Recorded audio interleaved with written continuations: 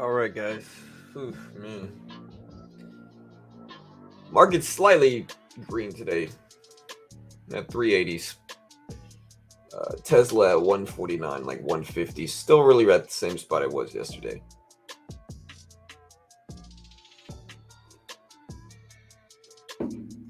Ugh.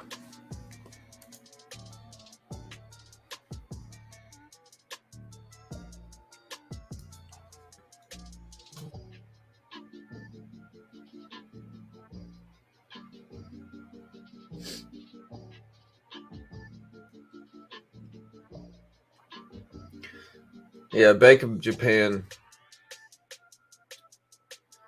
did a minus 0.1% for their interest rate decision. The China loan prime rate came in at 3.65%. So that's not bad. And then today we have retail sales, building permits, housing starts. So we got Canadian retail sales, building permits, housing starts. Tomorrow we have Canadian CPI, home sales,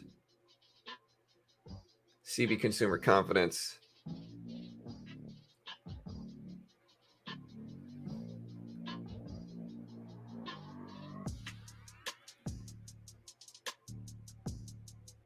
So yeah, Thursday and Friday this week are really the big week, the big stuff. Everything else is pretty slow, actually. We'll see how wild it is. I don't know. It might be slow today. Yesterday was, a pretty big red day, but today might be slow.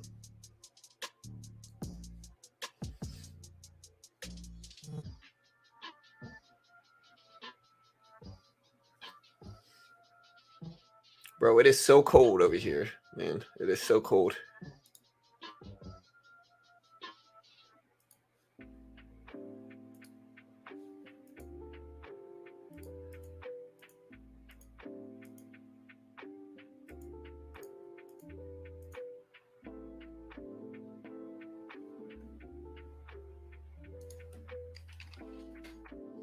But yeah, Tesla's kind of green. We're at 150, same area we were at yesterday, really.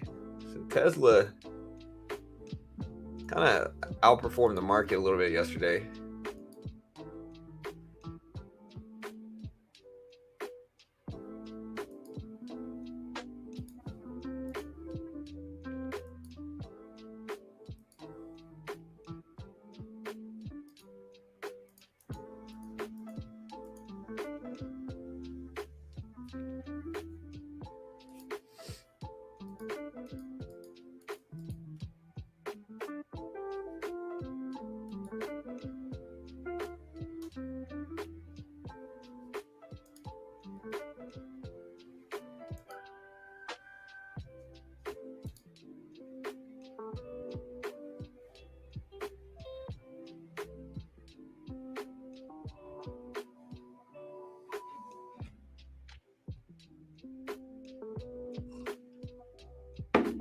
All right, guys. So yeah, SPY up to 380s.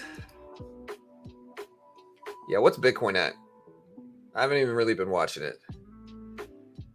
Bro, it is so cold over here. What's up, Beach Bum? I gotta turn these noise cancellations off, man. It's just it's too distracting.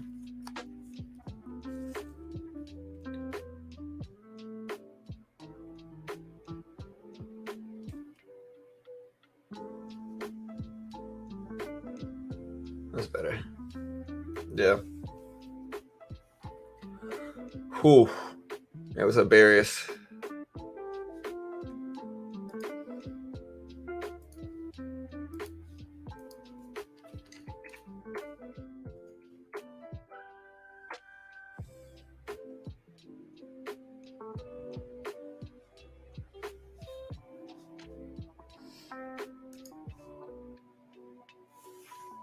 All right, guys. So yeah, so Google, Disney down some. We're still sitting in these. I mean, like I said, I'll hold these as long as I really need to.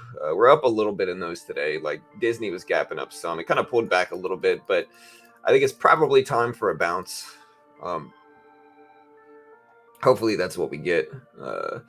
today. Today's not going to be the most influential day. I think today and tomorrow might be a little bit slow, but starting on Thursday and Friday, that's when the real stuff starts happening. So if you look at Thursday we got some stuff coming out. Friday we have some stuff dropping too. So Thursday we have the GDP data. Expectations for GDP data are coming in at 2.9%. We actually want less than that. We don't want to see a lot of GDP growth, to be honest here. That's not really what we want.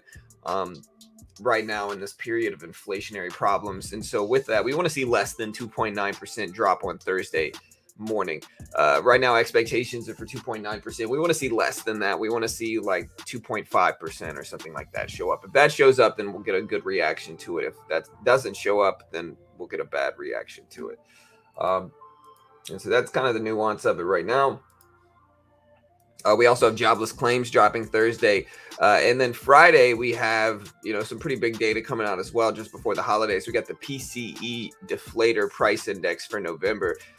Expectations for that are the core one is always the one you want to watch over anything else. You want to watch core PCE. We also have durable good orders on Wednesday.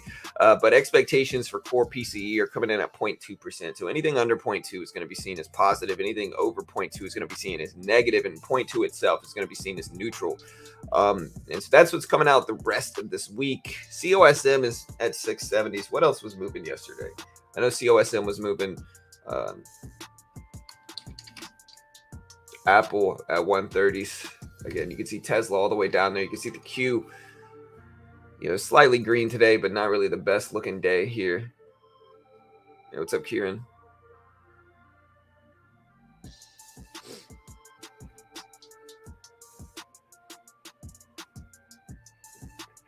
Yeah, like I told people, I stopped adding to my Disney trade.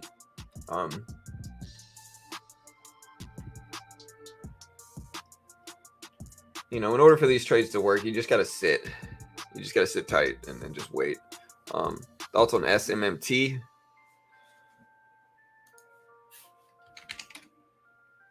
SMMT. I mean, penny stock gapped up, ran yesterday. Be careful,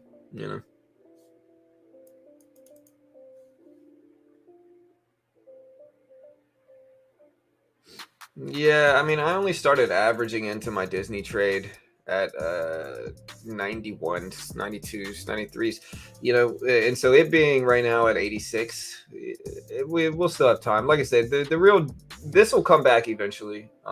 The problem is, like, most people just don't have the patience to wait, or they spend too much money on the trade, and so they end up having to cut it. I'm just gonna sit in this. I think that Disney will certainly be back over where we are now. Just depending on how long that takes is a completely different story.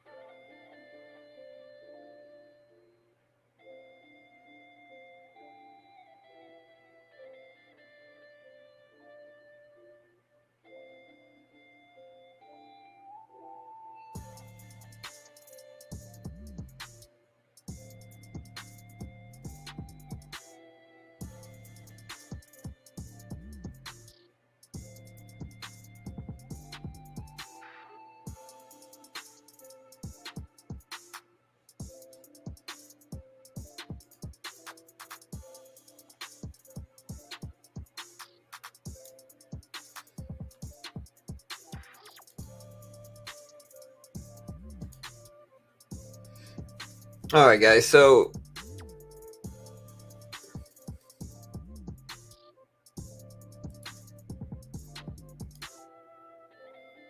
at least we're green a little bit in our Disney trade today.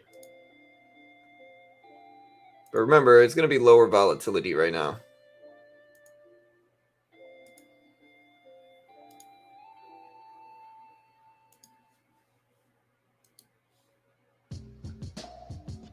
Eight-year low? Yeah, I mean, and again, it's time to kind of dip buy into this,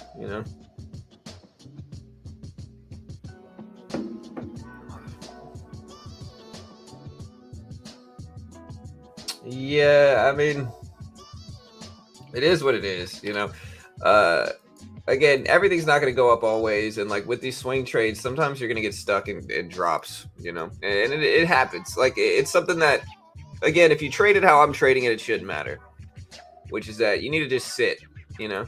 Again, you got to be okay with sitting in it with stuff like this, you know, and a lot of traders make the most money whenever you get big emotional drops like this. So, like that's usually the time to make money. So yeah, we had the Bank of Japan interest rate decision. I think we had Hong Kong CPI, right? Yesterday.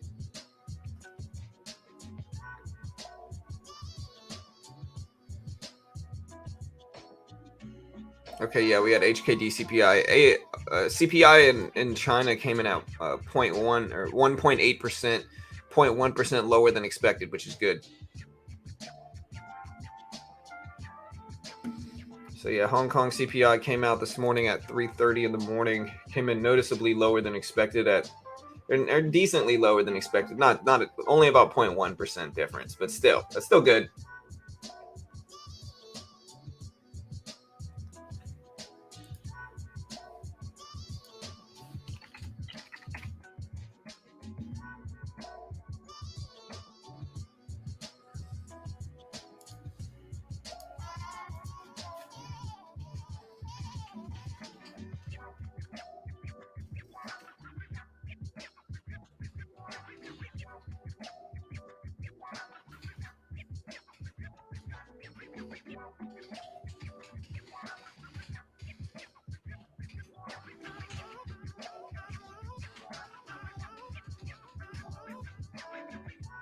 All right, so yeah, HKD CPI came in at 1.8 versus 1.9% expected is what it looks like. So lower than expected. So that's good. Yeah, let's see if the market goes up some.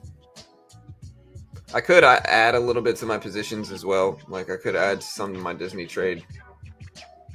I've effectively got an average of about $90 right now. So we're only about $4 away from Disney. On Google, our average is about $92. Um, so we can work a little bit better average maybe today. Hey, what's up, Layla? Good morning.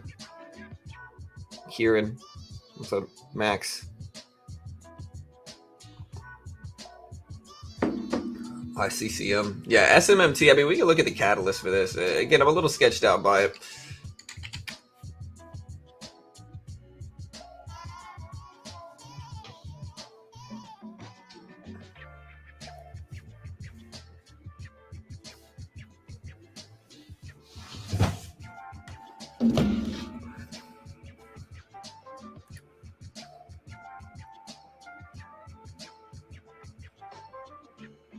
I was all in on puts yesterday. Yeah, I mean, puts looked like the right move yesterday because the market dropped heavily.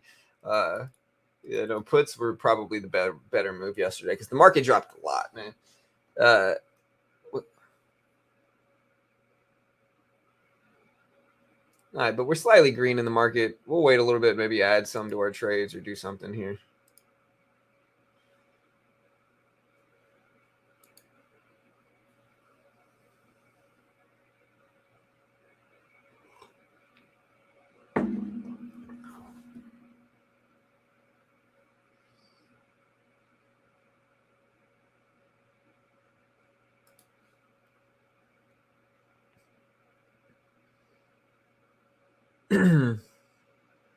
Yeah, Google's down. I mean, Google's one of the ones we're in.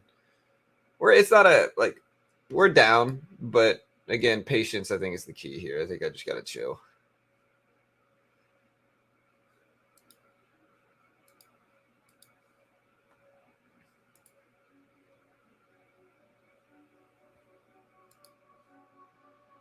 John, are you still bullish here on Disney at 86 cents? I mean, I think I have to be, but I'm certainly not guaranteeing that it's going to go up. I have no idea. You know, like I might add a little bit to my position down here. But as for, like I said, I think it's one of those ones where it's a longer term trade. And so I really do have to just kind of sit tight, regardless of where it is now. I could add some more to it. That's the thing I'll be kind of questioning ahead of the open, or ahead of 7 a.m. I'll be thinking about whether I want to add to it or whether I just want to sit in it or not. I think I think there's definite value here for sure. I think the extension's certainly on the downside now, and it probably will bounce. But if and when, and nobody knows. We can only hope.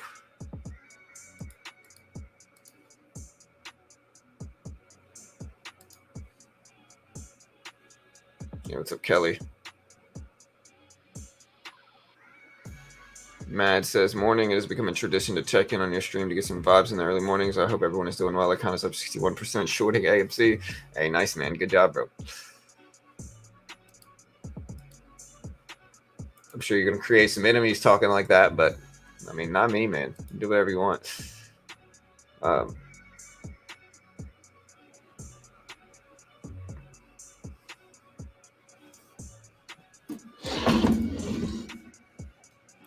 That's better.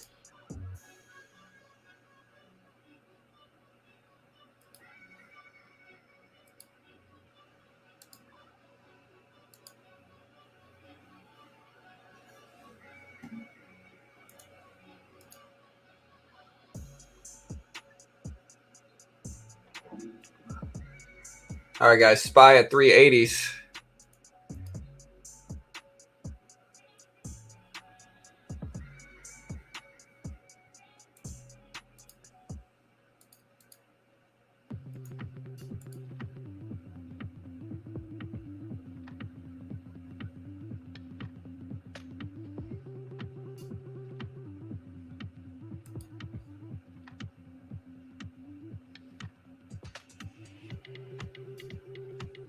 Yeah, I was waiting on the Avatar rally too, man, and I don't think that's a bad trade idea. I mean, I'm not going to be right about everything, to be honest, but like I've always said, the beautiful thing about my swing trading strategy is like you just sit on it, like the long-term view of Disney is like it's going to go up, like long-term this is going to go up. Like we've had a year of dropping.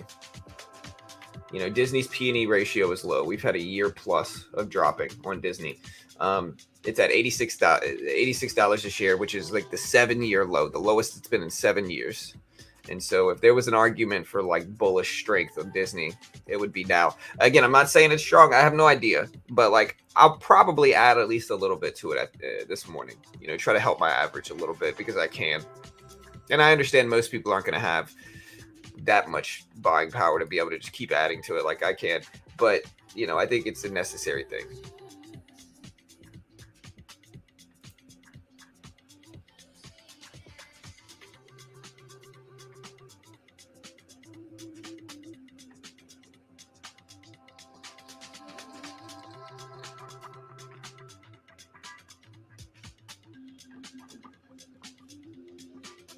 $86 now.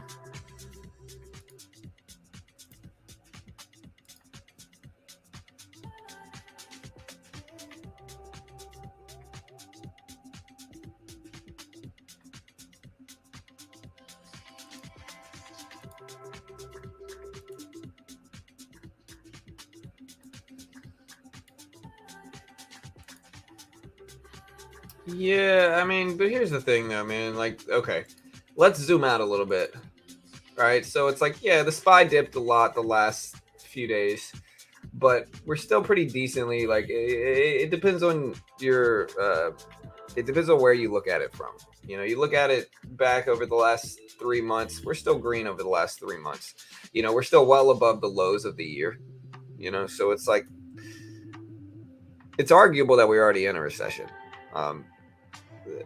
Eventually the market can and could rebound. It might not. It might just keep dropping. And if that's the case, we'll probably just, turn these into longer term trades. We're going to get clipped with our timing every now and then, and that's okay. What you really got to understand is like long term market does on average 8 to 12% a year, regardless of crashes. Crashes are going to happen. The people who lose the most during crashes are people who sell. And I know that's not really the most comforting thing, but like that's the truth. The people who lose the most are people who sell. So like unless you're in a situation where like retiring is imminent, is imminent. Unless you're in a situation where you're about to retire and like you really need your money now, and you can't handle like a year or two of swings, then I think the right move is just to sit. But maybe not, and maybe the market just keeps on dropping. Like I always say, I have no idea. Might be wildly wrong about everything.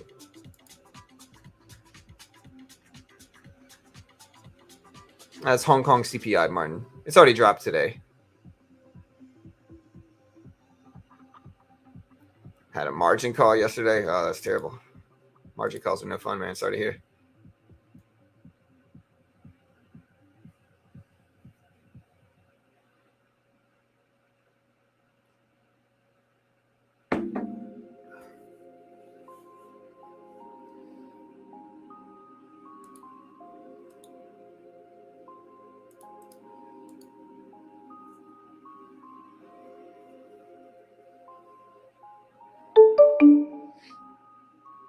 Disney's at 86 cents. Google's at 89.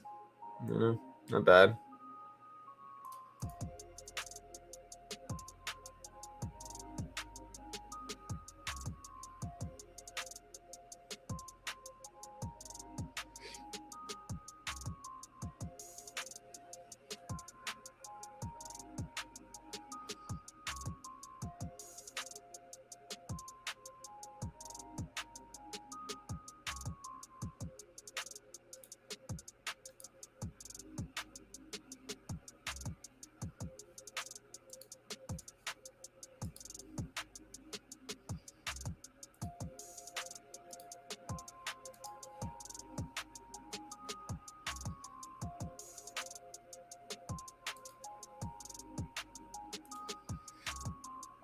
I mean, it's not about hoping for a trend. It's more so that like it's not about hoping for a trend. It's more so that people just analyze extension, and like when you drop really big over a few day period, generally speaking, like you're gonna get a rebound over the next couple days. It's just the way the market behaves. Now we might continue dropping after that. But generally speaking, with extension, usually you're going to have a little bounce after this at least. And so I think that's what people are referencing. I'm not sure if we're going to continue bouncing, though. I mean, that's a different story. But to be fair, bears have been saying since the lows at 348 on the SPY in October that the market was going to crash. And since then, we bounced back pretty big. Yeah, we dropped over the last few months, but again, it's kind of one of those things where I kind of have to tune out the long-term bears and bulls. Nobody knows which way the market's going to head, and so it's like I get a lot of people that claim to, and it's just you got to just kind of patiently wait.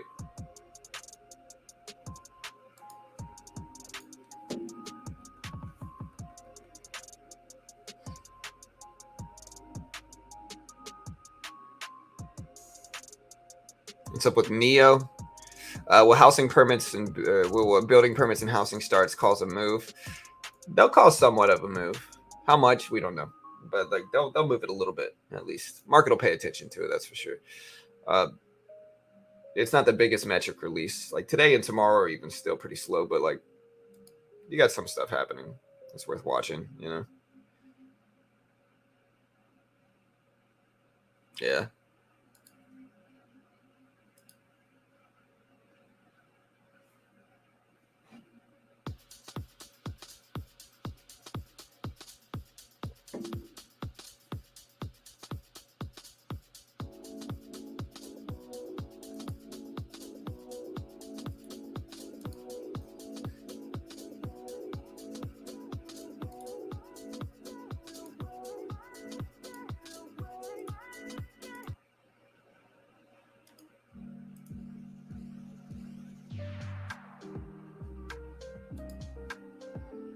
Gold is flying up. Yeah, I think people are rushing precious metals. All right, so let's actually do a poll here. Here's a good poll. I think it's a good poll to have.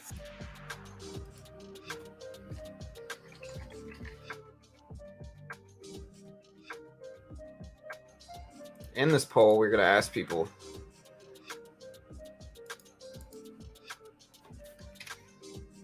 market crash before New Year's? Yes or no?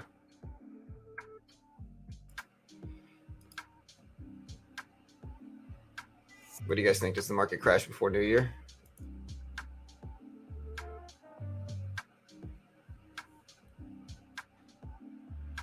I think it could.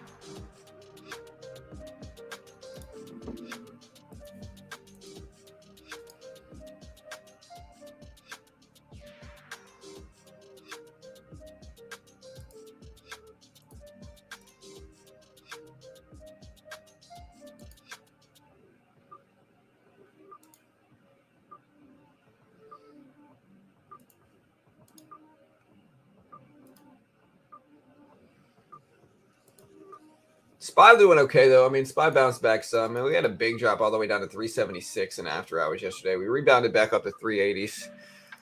Um,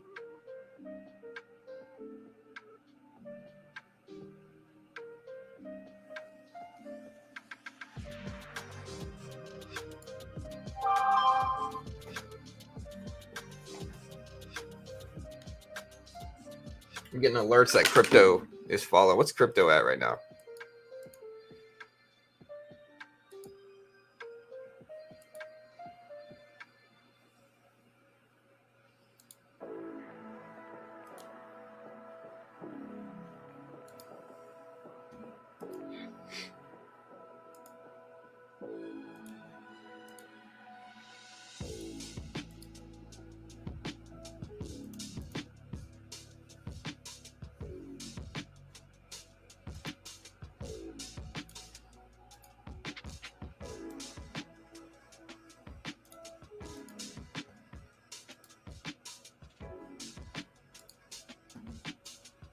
%10 or more. Let's look at the poll. So 61% of people said the market does not crash before New Year's. 40% says yes. I'm waiting for the Santa rally. I hope so, bro. Nice move for crypto late last night. Did it move nicely? I didn't watch it. I gotta go to bed, bro. Last night, Bruce. If you guys know Bruce, he's our German Shepherd, man. Bruce pooped in his crate last night, bro. He was doing so good, man. He woke us up and somehow Carol was up and found out and woke me up to deal with it. So I didn't get a full night's sleep because Bruce pooped in his crate.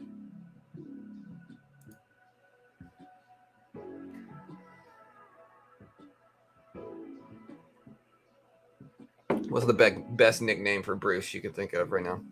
Let me know. I've been calling him Bro Bruce. Or Bruce Bro. I've also been calling him Brewski and a few other names.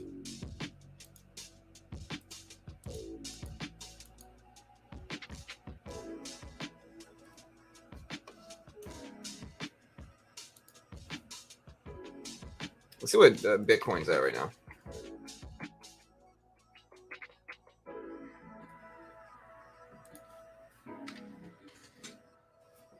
I looked at Bitcoin, I was at like 16. Yeah, so we bounced back a little bit on crypto. That's kind of necessary. I mean, we kind of need that.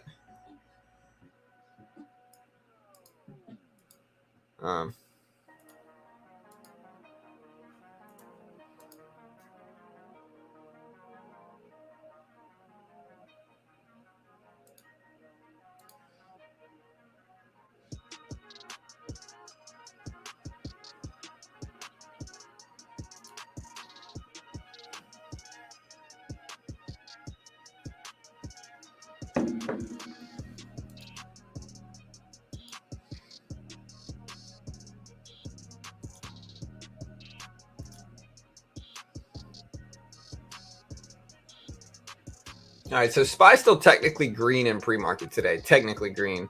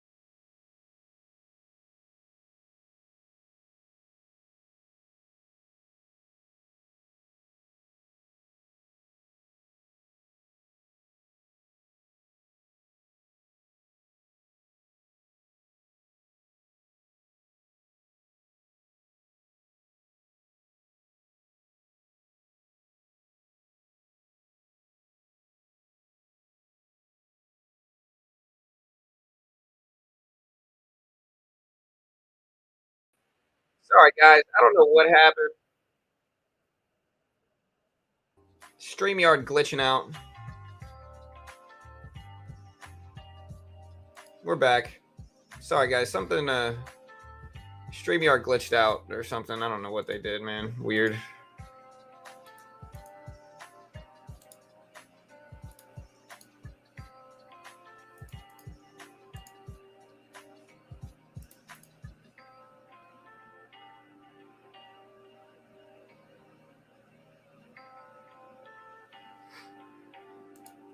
My bad, guys. But we're back. Yeah, I don't know what happened, man. Yeah, Bruce, the dog, could have done something.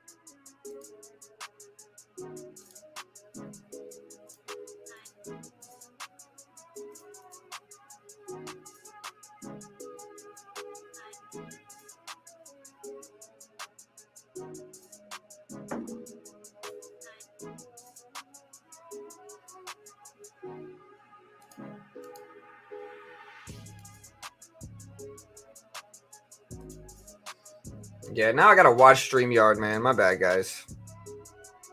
How long was I out for?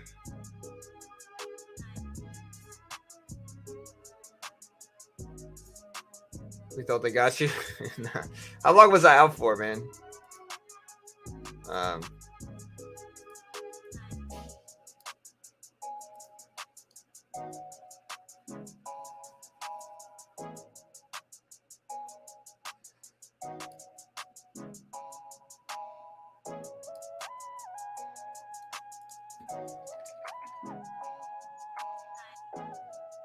2 minutes?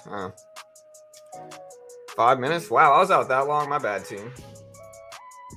Yeah, I don't know what was up with that. Sorry, guys.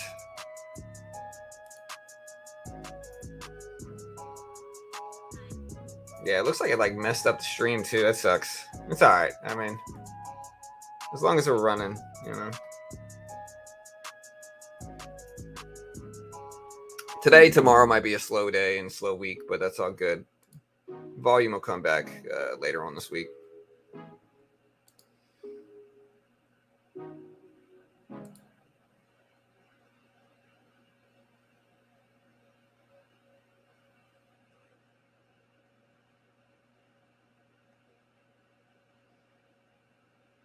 Yeah, I have to check StreamYard. StreamYard glitched out is really what it was. It doesn't usually do that though. Like usually StreamYard's pretty solid. But like for whatever reason, StreamYard just kind of glitched out and made me refresh the screen, or I don't know what really caused it. But something happened.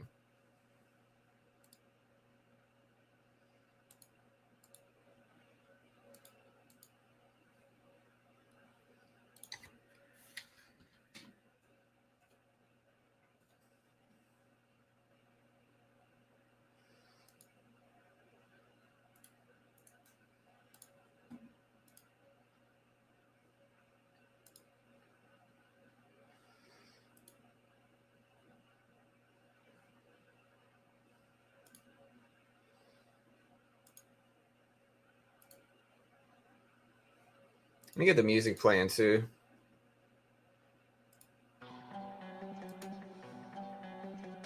All right. Let me see if we can get everybody back in here. Y'all do me a favor, hit that like button. Run those like counts up.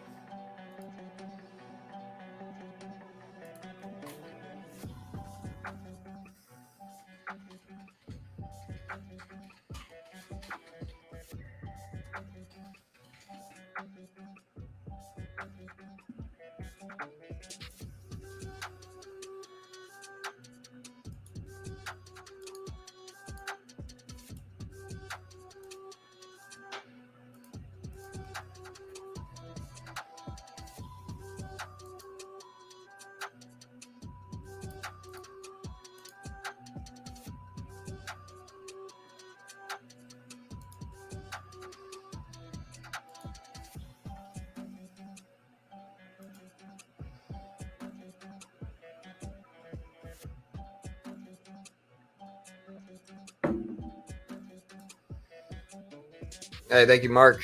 You guys think of cost? Want to get a little dip before open so I can close my short? Yeah, I mean, starting at about a minute, we'll add a little bit more to our Disney trade. We got to wait and be patient with it, but starting in about a minute, we'll start adding a little bit more to our Disney trade. Not a ton, though. Like, I don't feel like getting stuck too deep, in it that I'm not going to be able to bounce back from. Maybe get like 250 shares at Disney is what I'm thinking right now. Like 250. See if we get something good from that.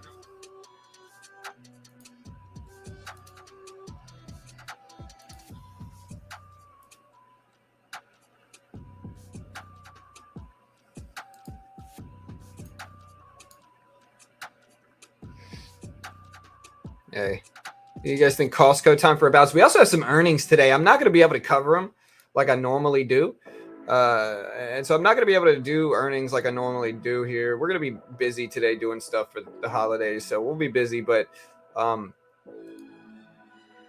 yeah, we do have some earnings today. We got FedEx earnings this evening. We got FedEx, and I believe it's, let me check to see exactly what we got. But crypto bounced back. That's good to see.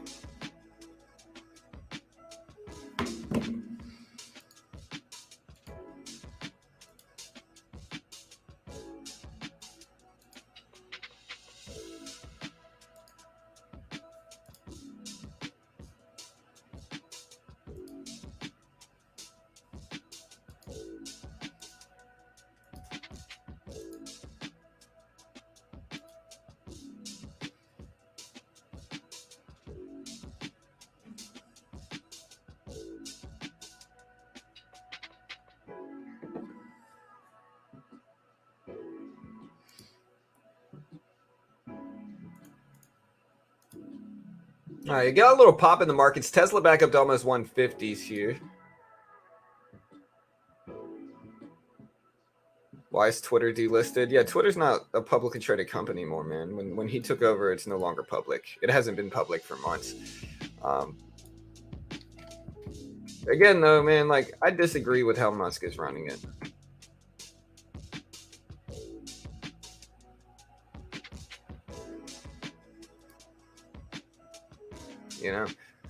Like, I disagree on how he's been running it. I mean, he doesn't care what I'm doing, of course, but like, I just think the way he's been running it has been a little bit, it's been too aggressive. Like, it really has been a little bit too aggressive,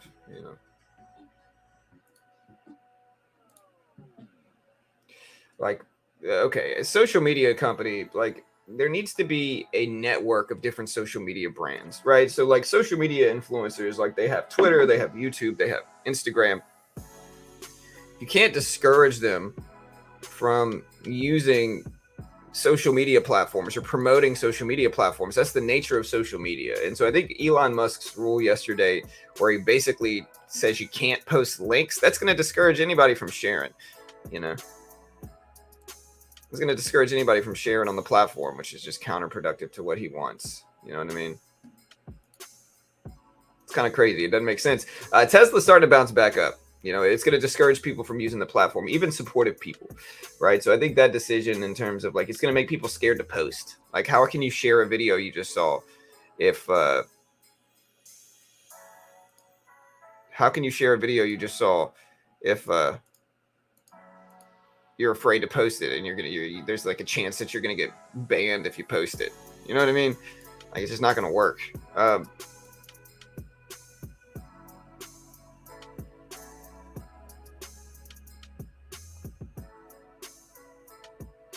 Yeah, if Musk would not tweet, yeah, that's probably true. But like, still, I mean,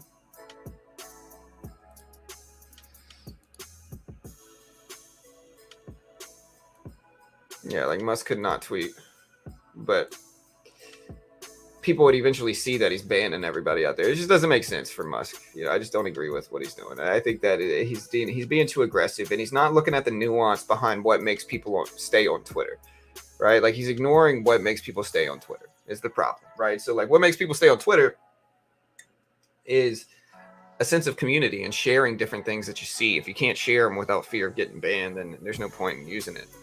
Like that's the real problem that he's just missing out. Same thing with the blue check mark. Like everybody's got the blue check mark. It means nothing now. And I understand he's in a hurry to monetize what he just paid. He's probably got somebody said it the other day, and they're probably right, which is that Elon probably has to pay back some loans because he got loaned some money to buy Twitter.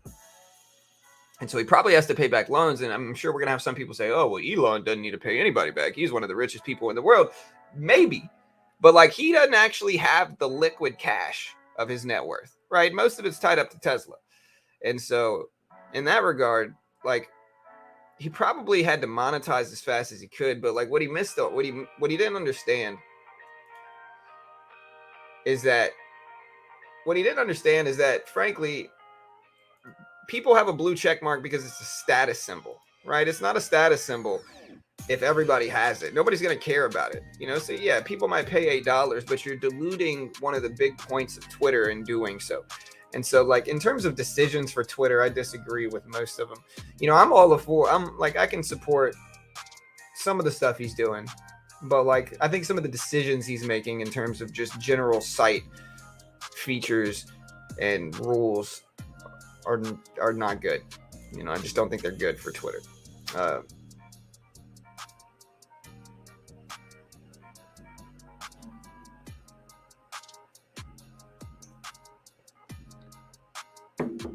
100%. No, I mean, I agree, but I listen, and you guys can support Elon, and I'm not against you if you do, right?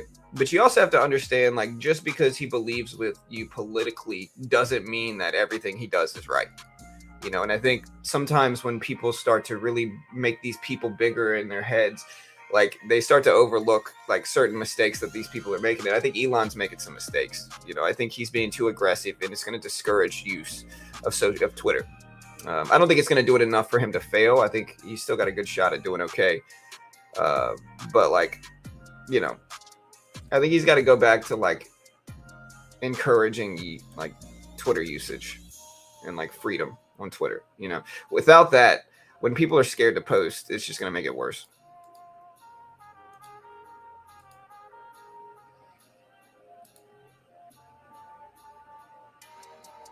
Yeah, 100%.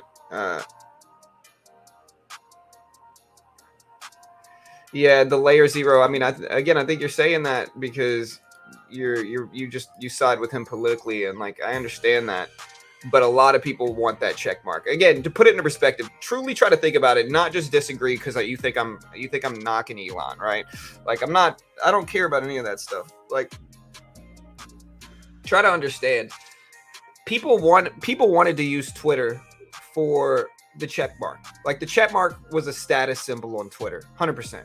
If they didn't, people wouldn't be paying $8 to get it right now, right? But that over time, that's going to dilute the company. That's going to dilute the whole feature itself, right? Like people 100% wanted that check mark because that check mark set them apart, right? Like if you're a person of note and you've built up a following over years, that blue check mark is kind of like a status symbol. People see that check mark and they're like, "Oh, damn, this is somebody of note."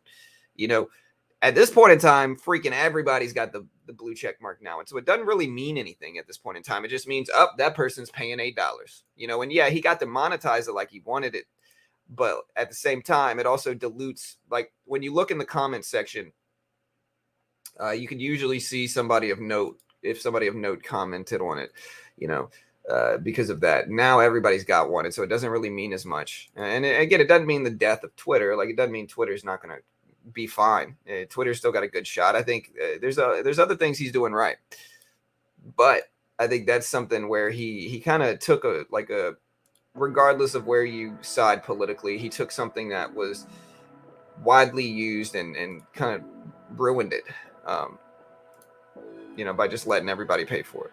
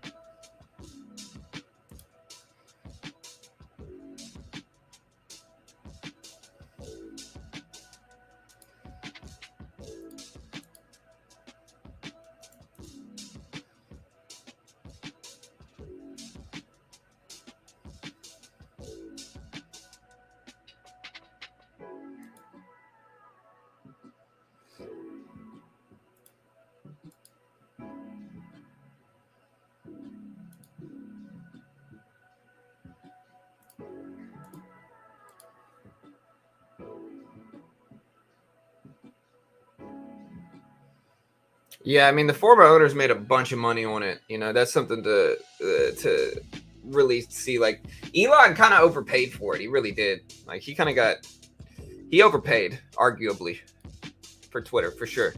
Like paying $54 a share, that's a lot, man. That's high relative to Twitter's earnings. Is really what you got to look at. Like that's high. You know.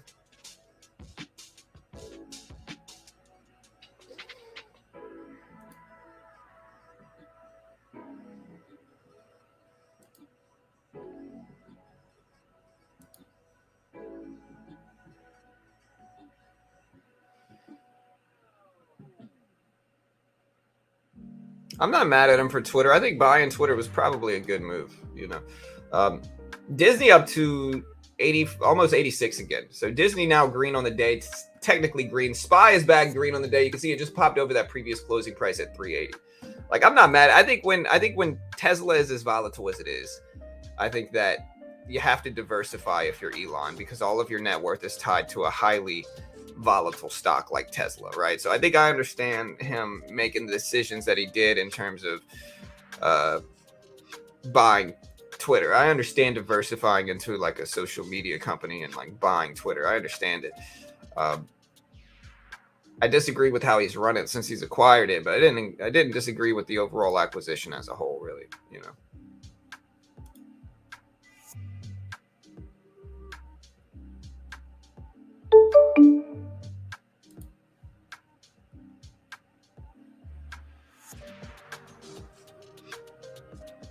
What about S&P 500 today? Will it go up or down? Well, I think the extension's on the downside at this point in time.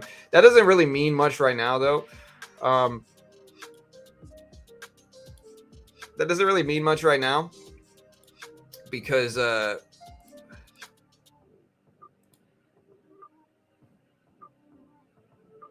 doesn't really mean much right now because we could go either way. But I think a lot of us are extended. A lot of people think we're going to bounce a little bit, maybe.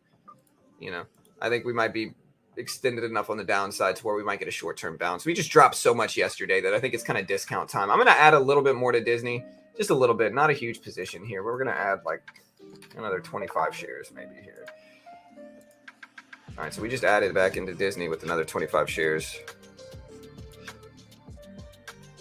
Our new average on Disney is about 89.80s. So, I mean, not the worst average. I mean, we're about $3 away, which, is reasonable. Tesla's still holding over 50, though. So Tesla's still trying up there. I'm in Google right now. I've been holding Google. My average on Google is about $92. So we're about $3 away from my average here. So, like, I'm in Google right now, you know.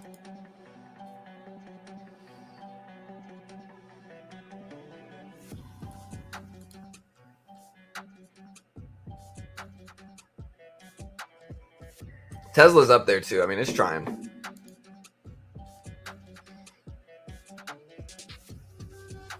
Yeah, Google P&E ratio is very low right now. Very low.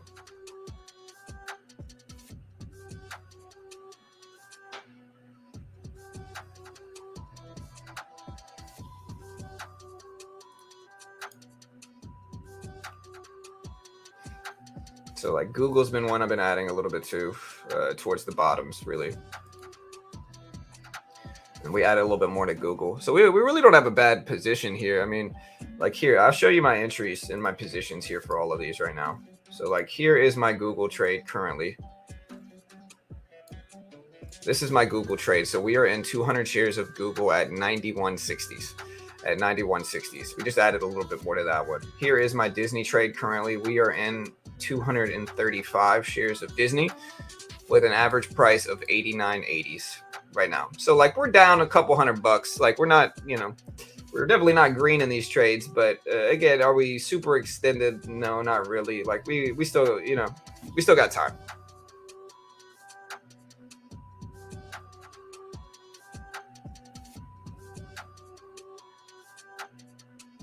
Why would Elon want to buy GM though? Like, what is the value he's going to get in GM acquisition? Except for diversification into gas-powered vehicles. That's the one thing he would get is diversification into gas.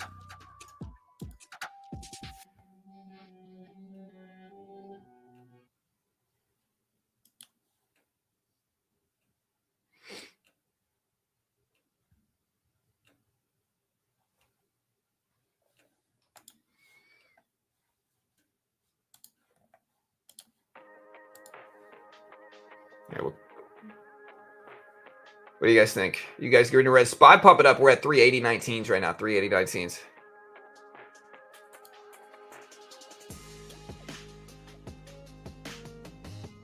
All right, look at Tesla pop though. Tesla at 150s, man. So Tesla's going a little bit.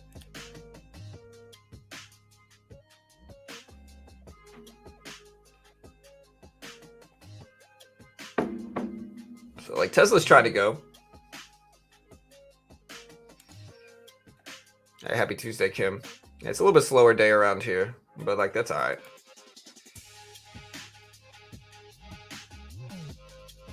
$8:30. Y'all do me a favor, hit that like button, hit the subscribe button. But we do have data dropping at 8:30. It's 7:15 right now, so in about an hour and 15 minutes, we have some stuff coming out.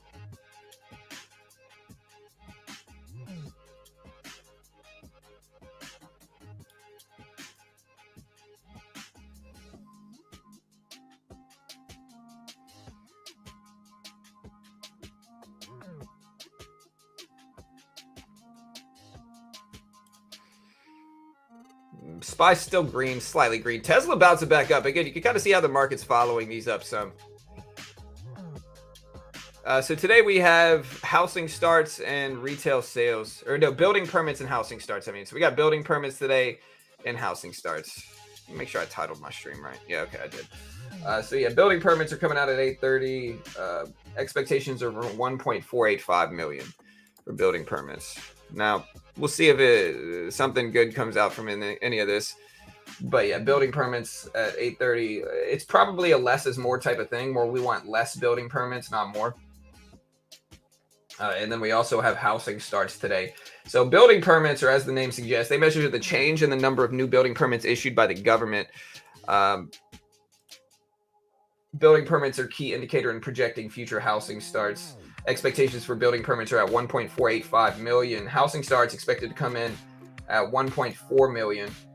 Housing starts measures the annualized change in the number of new residential buildings that began construction during the reported month. So that's kind of what we got going on.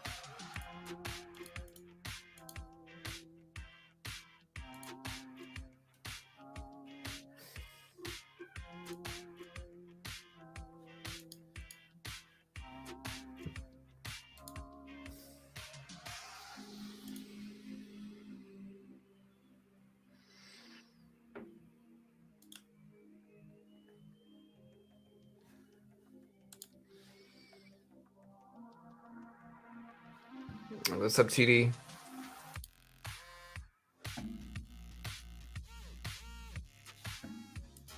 But yeah, we get that data dropping at 8:30. We also have Canadian retail sales numbers dropping.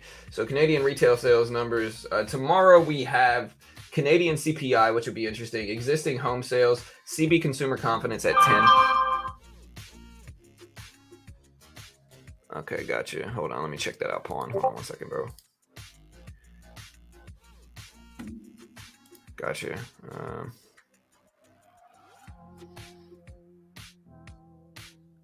Oh, that's because it's under. Hold on. Where'd it go? That's because it's under one of those. It's under one of the news feeds. Yeah, we're gonna sync it to the chatting section. There we go. Are you buying during recession or cashing up? I'm mostly buying right now. Like, I'm adding to the positions that I have and kind of buying right now.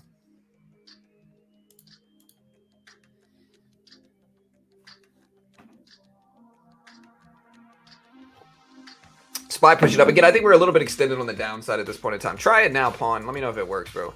Hey, what's up, Ricky?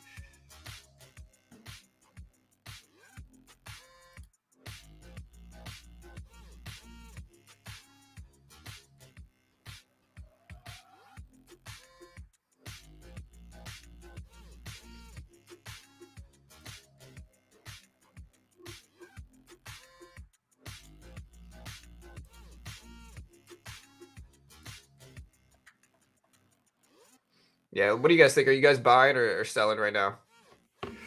Do me a favor. Help me hit 100 likes real quick if we can. Help me hit 100 likes.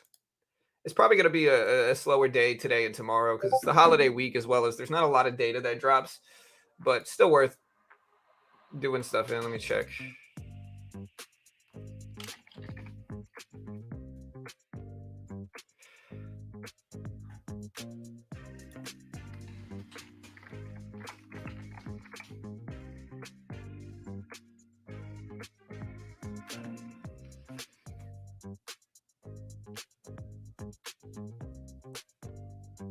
All right, Disney's still at $86 a share. Spy tried to head up.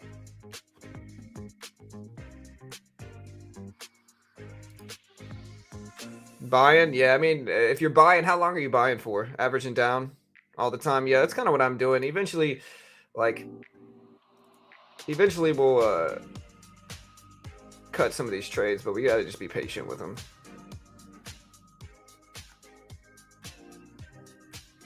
Oh man, I was up all last night, man.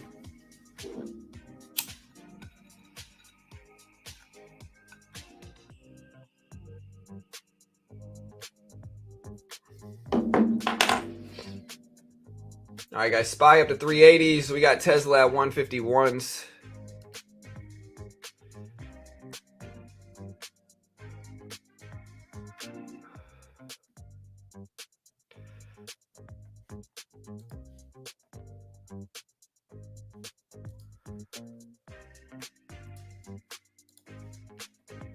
Yeah, Dylan. I mean, we banned Wayne, man. Honestly, Wayne, you might be friends with him, but he just kind of started a bunch of stuff, man. Like I had a few different like weird things with him, man. And so, and again, to be honest, um, I gotta just ban anybody that causes drama. And he just started drama. I'm also pretty sure that he was somebody that I had banned previously and just a alt account. Uh, you know what I mean? And so, we just had to ban him. Just not worth dealing with. And again, we have to ban people sometimes. Certain people are just more dramatic. Um, like he would critique my trades right after I got into them, and then when I would ask him to stop, he would be dramatic and say, "Hey guys, I'm leaving," and then he would show back up the next day, like just trying to start more weirdness. My guess he was just trying to make the stream weird, or he had some weirdness from me banning him prior to that. But yeah, bans are good for the soul. That's right. Like I said, we're the gauntlet over here, man. Tesla started to bounce back up, though. We're at 151.20s, 151.20. Spy up to 380s.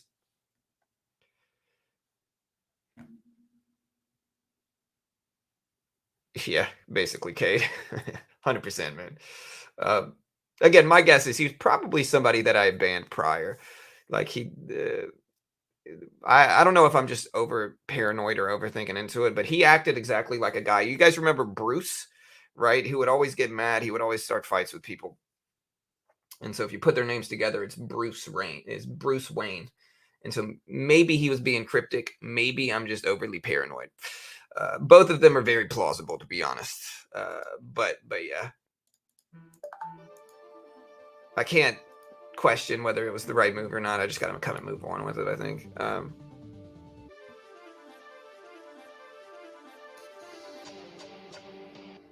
He's hanging with Garth in Mom's basement. Hey, yeah, tinfoil hat, man. Like I said, maybe. Like I said, I'm like Zach Galifianakis in The Hangover at the blackjack table. That's me right now.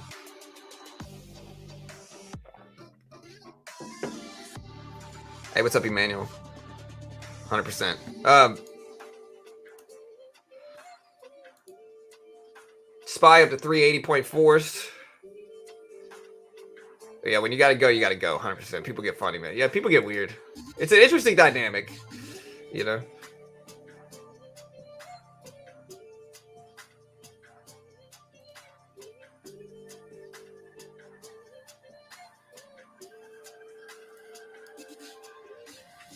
Spy up to 380.4s. So, I mean, the market's bouncing back some. Let's see if it drags everything else up. Again, I added a little bit to my Disney trade. My average on Disney is about 89.80s. My average on Google was about 91.60s. So we got decent little averages here. We got some time to let them bounce back too. Yeah.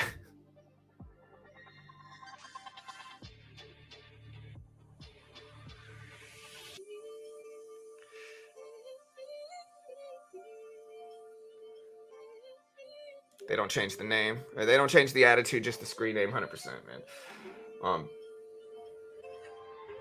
Xmas pop today, bro. I don't know, bro. People have been saying we're gonna get a Christmas rally for like weeks now.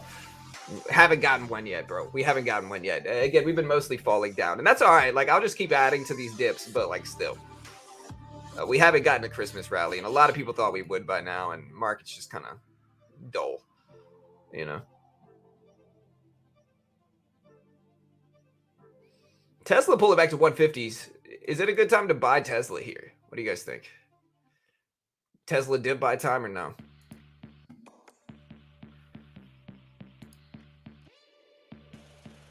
Today's the day. Disney to 91. If Disney goes to 91, I'll make money. But I don't think so. Disney, that's a big move up. And so as much as I want to say that's gonna happen, I'm skeptical of that happening, you know. What do you guys think Disney hits today? Where does Disney close today, guys? Let me know.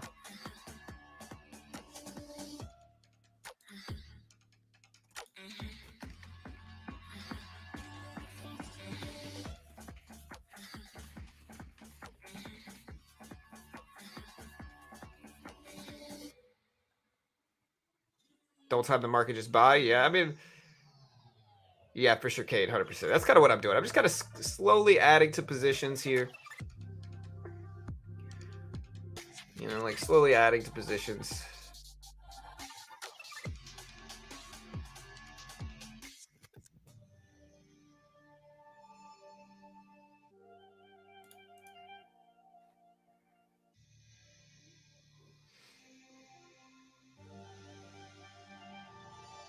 Yeah, I think it's probably the right move. I mean, again, when you can find objective value somewhere, I think you got to take it.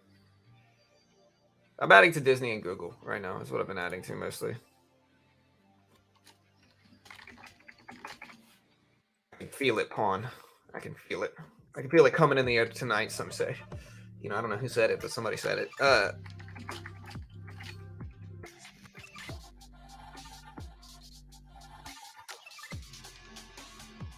All right, guys, we're pulling back a little bit on Tesla. Yeah, for sure, man. Bro, when I told my son Santa wasn't real, bro, it sucked though, because like, here's the thing. This is what happened, right? I'll tell you the story of when both my kids found out Santa wasn't real. All right. So it's like somebody had a famous quote. They were like, you don't want your kid to be the first one to find out Santa's not real and ruin it for everybody else, but you definitely don't want them to be the last one, right? We told my daughter Santa wasn't real, and she was like 11, and she was like hurt by it. She was like, oh no, you know, like, I can't believe it. She was so sad, bro. We felt so bad. But it's like, are we going to let her continuing to believe in it up until 12 or 13? People are going to start making fun of her. My son found out by some jerk at school ruining it for him. My son found out at like 7, you know, because some kid at school was like, yeah, Santa's not real. I want to, you know, absolutely ridiculous, bro. Whoever's that kid's parents are just, you know, they need to, you know, straighten that kid out. That kid's a jerk. I'm still mad at that kid for ruining Santa for my 7-year-old son. But Jack was just kind of, you know, logic based. He was like, when we told him that, he kind of already knew. He was like, yeah, you know, I figured. I can remember when I was young. I pretended that Santa was real. I pretended I thought Santa was real because I was afraid if I told my parents, like, yo, Santa's not real, Mom and Dad, they would stop giving me as much stuff, you know? So, like, I had selfish motives of pretending Santa was real. What's your story of finding out Santa wasn't real in chat? Let me know.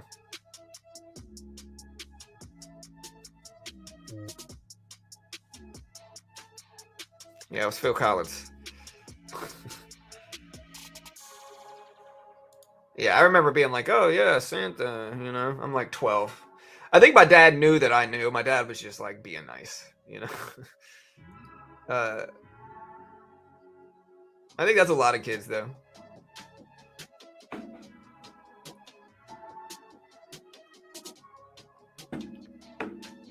You know, one year we got my son like one lump of coal. We got him like one lump of coal. It was actually like coal soap. And we put it by the stairs. And when my son came out, he found that one lump of coal. and he just thought that he wasn't getting anything. He ran back in the room and was like, "I got coal," and he just ran in the room and like didn't want to come out. After we felt so bad afterwards, we never gave him coal again. He was like upset. We filmed it too. We got the video somewhere. But he thought he wasn't getting anything and like went and ran in his room. It was always sus to me too, yeah. Yeah, I worked the system, bro, when I was a child. My dad wasn't ever the best gift giver, you know? Like, my dad was never the best gift giver. He did really, it wasn't like money related. Like, it wasn't like they didn't have the money to do it. My dad's just not the best at giving gifts. I'm personally not the best gift giver either.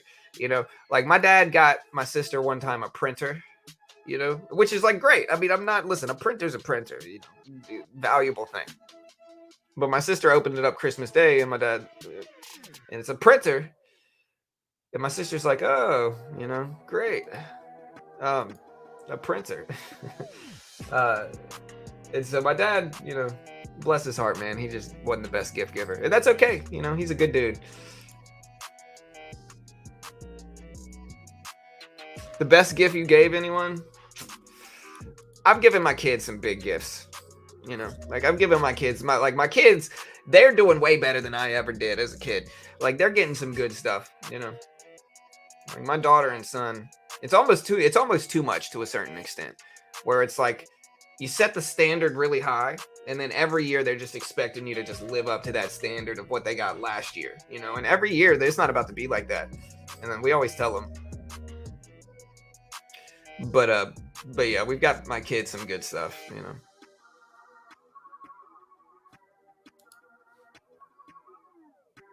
Workhorse, man, it's been a while since I've even seen Workhorse. Oh, dude, I'd be super mad if a teacher did it, Ricky. You know.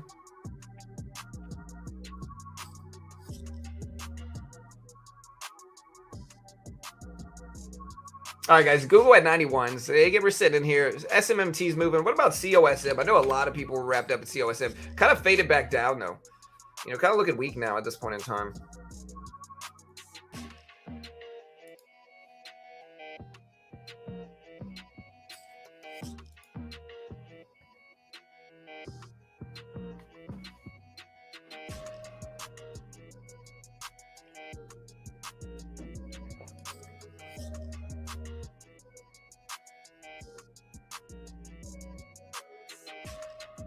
Again, we have some good optimistic signs today. We had Hong Kong come out with lower than expected CPI report, like a lower than expected CPI. It came in at 1.8% versus 1.9% expected for HKD CPI.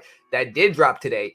Again, we'll see if that means, you know, we'll see if that's some foresight into what we get for our next stuff going on. We don't have anything dropping for a while now. I think the next big thing, earnings season starts next month, right? So the next big stuff to come out outside of this week. So this week we have some stuff. So like Thursday we have jobless claims, and then we have what's Thursday? We have GDP. 2.9% growth is what's expected on Thursday. And again, a lot of people want to see less than that. Like less is more right now. So if we put in less GDP growth than initially anticipated, again, expectations are for 2.9%. That's probably going to cause an upward move in markets. You know, over 2.9%, which, you know, conventionally is good. You know, conventionally you want to see GDP growth.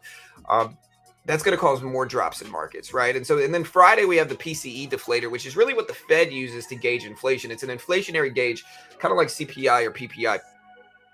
But PCE stands for personal consumption expenditure. So it's like how much we are consuming and how much prices are going up for consumers in that way. And again, really important gauge on inflation. Again, a lot of the time the Fed uses the PCE numbers. And so Thursday and Friday of this week are big days, to be honest, even though they're holiday days. You know, Thursday's the 22nd, Friday's the 23rd. They are important, you know, things. They're kind of big things to watch, and they will influence markets. SPY just went down today. SPY's at 380s right now. So SPY is dropping down. We got about an hour before we have this other economic data come out. So we got about an hour before this rest of this data comes out.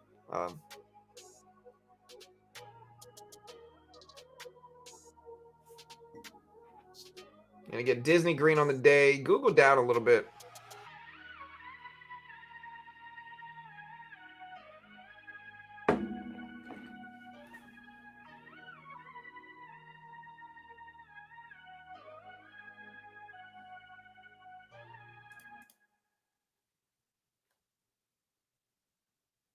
All right, we're at 380s on the SPY right now, 380s. Trying to bounce at the volume weighted average price. You can see it's right there. Tesla actually pulling back a little bit now too.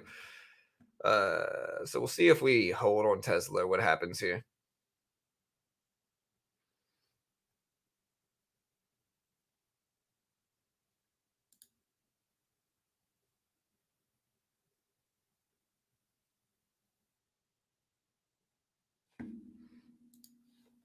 PCE should be low with retail sales being down. Yeah, I mean, that would be good if PCE is low. I mean, that's kind of what we want.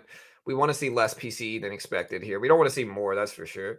Um, Again, personal consumption, a relevant metric that we got to pay attention to. Again, yeah, I see the SPY falling pretty hard right now. We can look at the Q here. What tech stock is dropping it right now? It's not Disney, it's not Google, Amazon. Amazon is pulling back kind of heavy. Apple dipping down. It's not Tesla really. Tesla's not dropping a ton right now. If you guys know what's dropping, let me know.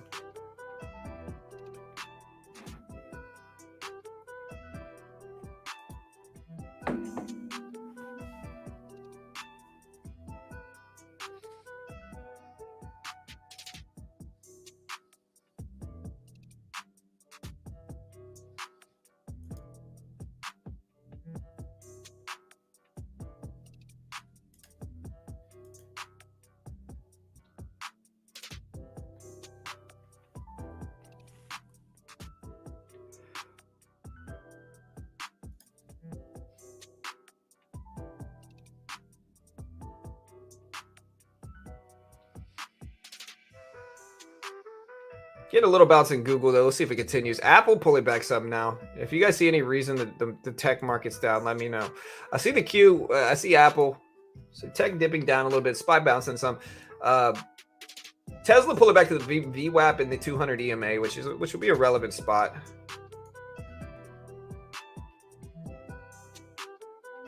Am I listening to what? Are you saying something?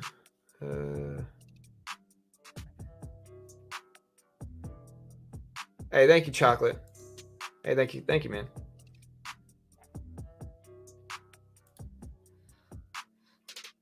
Yeah, 2022, great year for growth. Great year for growth. You know, we got better views this year than we've got all the last few years, really. So great year for growth this year. Hopefully it keeps up, you know.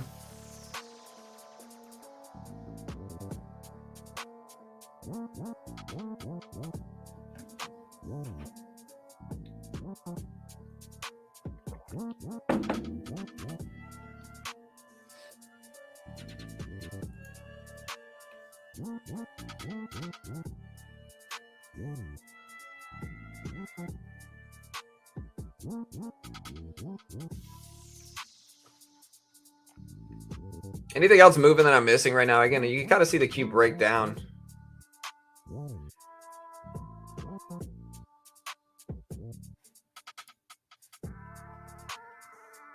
Hey, you're the bestest. I know. Hey, thank you, man.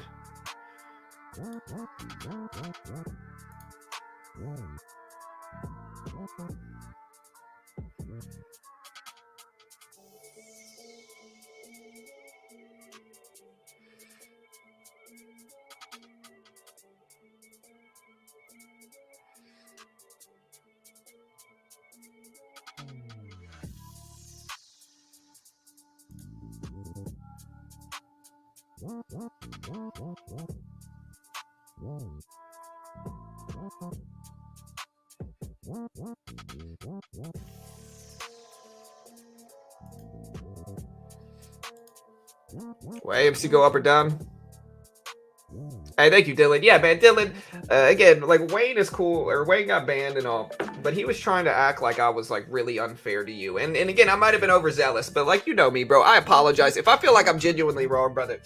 I immediately apologize, and so I hope you're not. You know, it's all good, bro. Like I appreciate you guys being here. You've been here for a while, Dylan, and so I accidentally banned you one day, but you know, I appreciate you. You know, for the high pawn. Worst part of investing is when your gut was right, but you ignored your gut because you didn't trust it. Yeah, I mean, I don't know, man.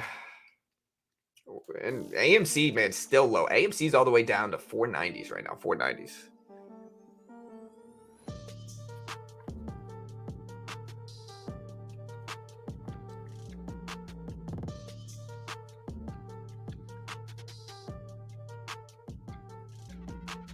Swag? Is that like swag, or is that like really bad seedy, stuff? Which swag are you referring to? I don't even know the cool terms nowadays. What are like the cool terms? I know Riz, like Riz is like a term. My daughter's 13, so like all the young terms these kids use nowadays. Honestly, it's cold over here, man. What's the weather like right now? I got a heater on.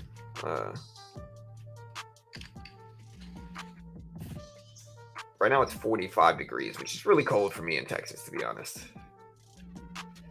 Yeah, I had to talk to my daughter about what Riz meant. Riz apparently means, just to give you guys a heads up here, John, the cool guy, is I'm gonna change my name to. Riz apparently means like pick up. Like pick up. Like Riz means that you can flirt well, basically is what it means. You're welcome. If you see all the young kids on TikTok doing that now, that's what they mean.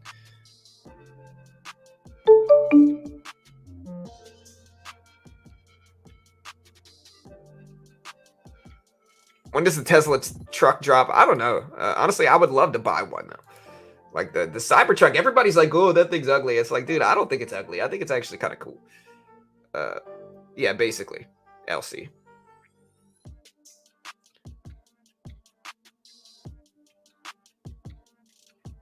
Yeah, but I'm in Texas, bro. I'm not used to it. I'm not used to the cold weather. All right, Q bounced it up a little bit. Is it time to buy Tesla dip here? When does the Cybertruck come out? I don't know.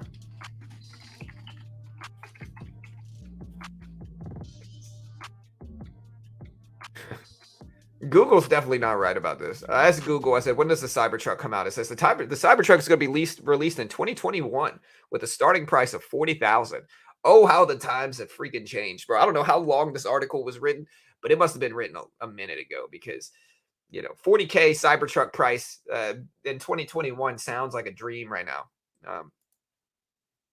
Now I guess they're expecting mid 23, so mid next year is when it's coming out. We'll see.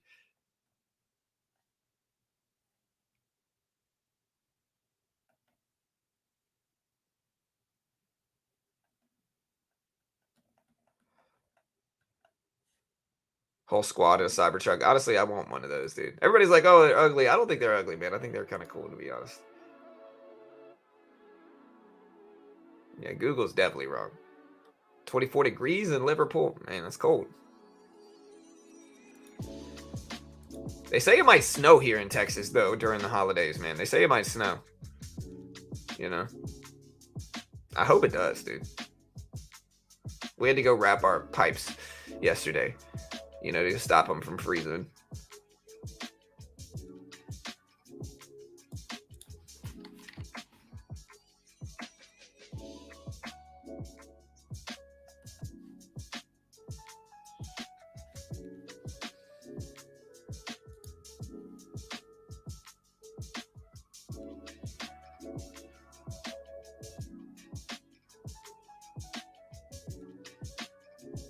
He discloses what? Yeah, that's what, honestly, it's supposed to get below freezing here, man. Yeah, I mean, we leave our wrapped pretty much the entire time, too. Yeah, honestly, it'll be fun if it is, dude. I hope it is, bro.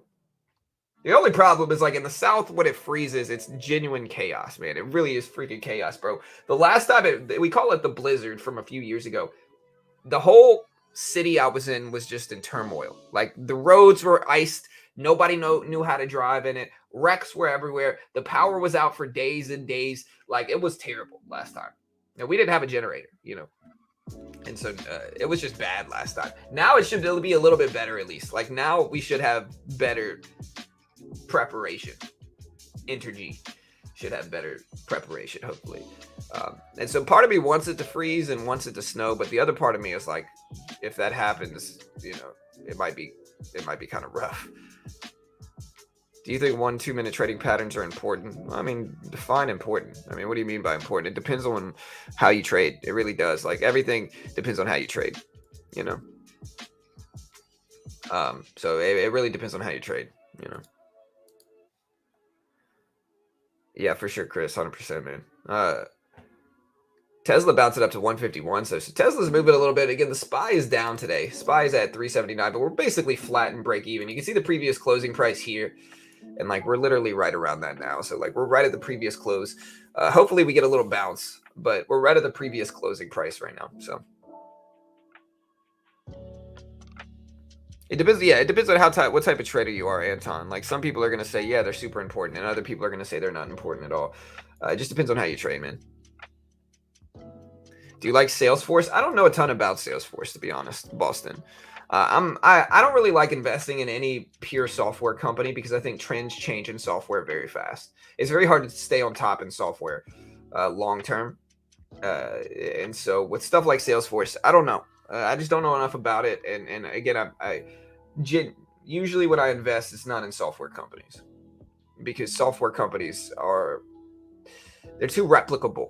If that makes sense, right? Like, it's too easy for competition to come out and produce the exact same thing for a cheaper price, and then that starts a battle, and then before you know it, you're Zoom. You know, if you look at ZM over the last few years, very similar thing, where it's like too many other people started offering video conferencing services for free, just caused Zoom to drop from 200 plus down, to 70. I use 1, 2, 2, and 5 minute, Mike.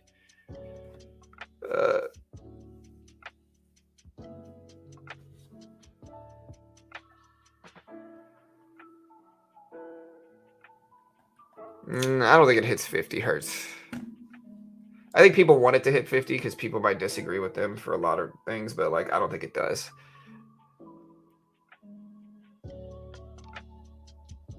Like, I think you got to look at it in terms of objective value, and there's a few different ways you can look at objective value. You can look at PE ratios, you can look at yearly range, you can look at a lot of different things. And for most of those signs, Disney is really extended on the downside. The PE ratio is low.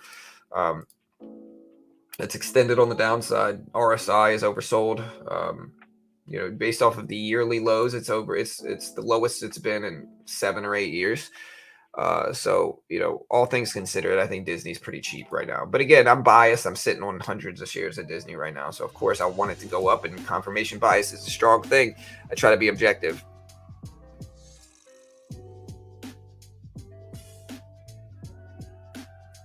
Hey, good luck, Max.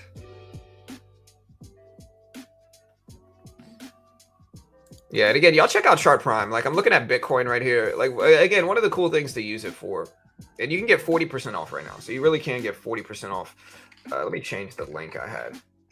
You can get 40% off right now. So like, Chart Prime right now, guys, is like, it really is truly cheap right now. Chart Prime is like $30-something a month. So if you ever wanted to try it out, now's the kind of time.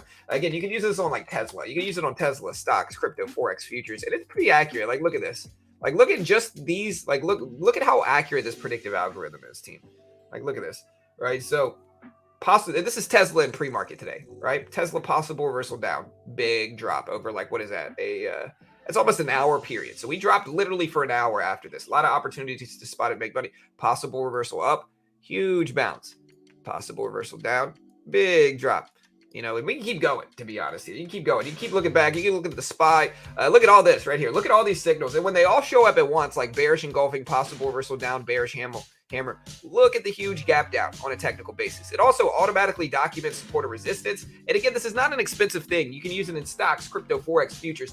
I'm biased in their favor because they're a sponsor of mine. And so I'm definitely biased in their favor. But again, you can find an edge with it. You can find an edge with it. I certainly do. Again, just look how accurate it is. Like, we keep scrolling back. Look, possible reversal down, huge drop. Possible reversal up, nice little bounce. Again, we can keep going.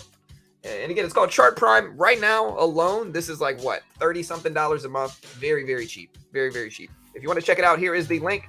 You get 40% off right now. It's like 30-something a month if you buy it on a monthly basis.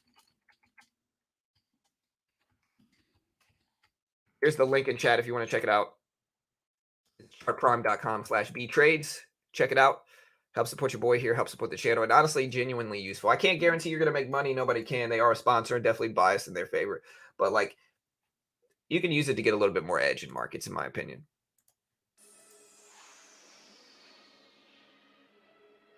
All right, Q pulling back a little bit here.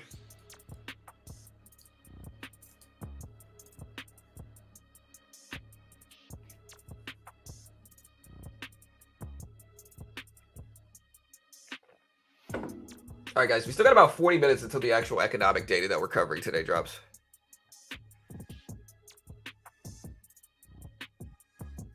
Yeah, I mean, there's a lot of stuff you can use on Chart Prime outside of what I showed you too. Like I'm just showing you guys literally a little sliver of it, right? Like, look at this. So here's Tesla, but they're also, if you go to their indicators, and here's where you find it, right? Once you sign up, you can find it here.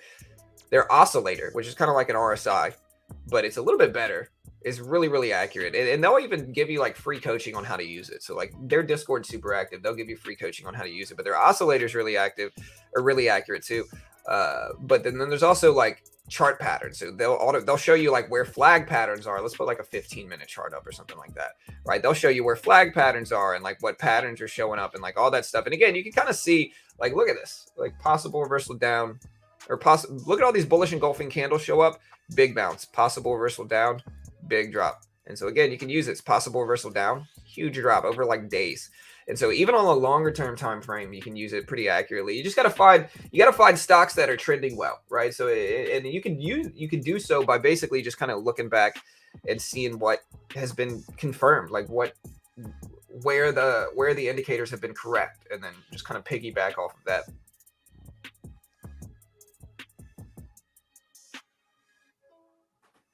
I'm not selling courses. Who's selling courses? Where's the course? Somebody show me where I'm selling a course.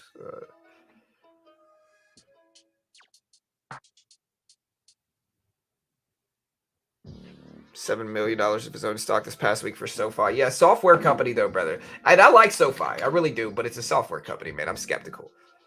You know?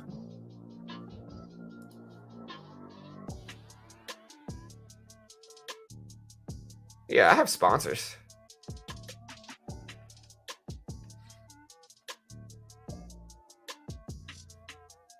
Yeah, dude. I mean, it's not if y'all are mad I have sponsors, y'all are just looking for reasons to get mad. You know? Again, put yourself in my shoes, right? Number one, I only get sponsored by companies I genuinely believe in, and like I can't fake what I just showed you. Like Chart Prime was legitimately accurate in what I just showed you, right? So I can't fake that. I think it has a genuine use for traders, and at the very least, it shows you candlestick momentum without you having to like super analyze a chart to see it, right? So it'll show you candlestick momentum, which is something I definitely use regularly, which is candlestick momentum on my trades. But yeah, I'm sitting here for 3 hours, 4 hours a day, you know. Like, of course we're gonna have sponsors. Anybody on YouTube's gonna do basically what I'm doing right now anyway.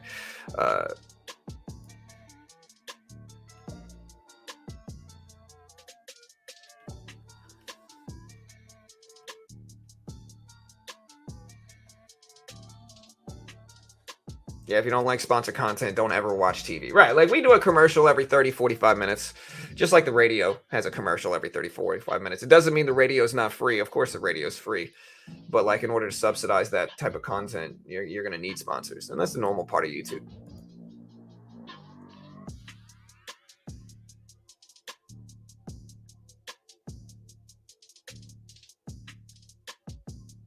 How's the NFT market doing, man? It's been so long since I've really checked on NFTs. Dude, Kevin O'Leary just getting absolutely hounded online, man.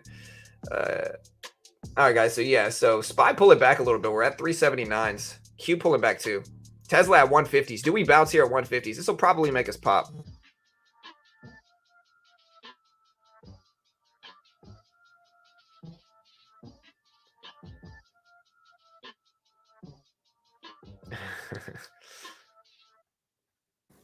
Yeah, I mean, like I said, I'm just gonna ban people that do that. You know, it's not worth arguing with them, and I'm not really arguing. I'm just kind of showing you guys, like, look, we're gonna have sponsors. Like, this is a normal part of the stream. You know, nobody's yelling or anything like that. I'm just kind of defending myself a little bit, which is you know, pretty normal, I think. But yeah, we gotta kind of have zero tolerance for trolls, because if not, it'll get too crowded in here with trolls. So, anyways, SPY at 379.50. So we broke under the 200 EMA. We broke under the volume weighted average price. And so that's a pretty weak sign. We're also under the previous closing price. So technically right now on the SPY is red on the day. It's under the volume weighted average price. It's under the 200 EMA as well, right? So right now,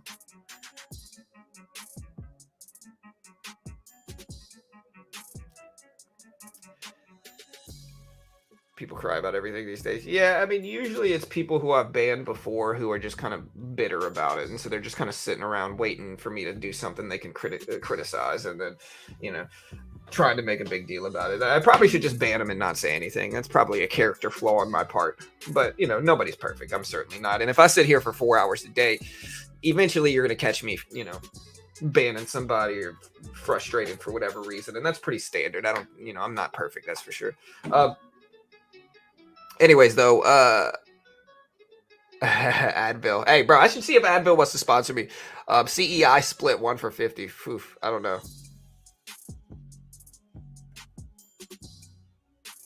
I'm a self-profitable crypto futures trader, but I don't use technical analysis. Can Chart Prime teach me patterns, indicators, and all that?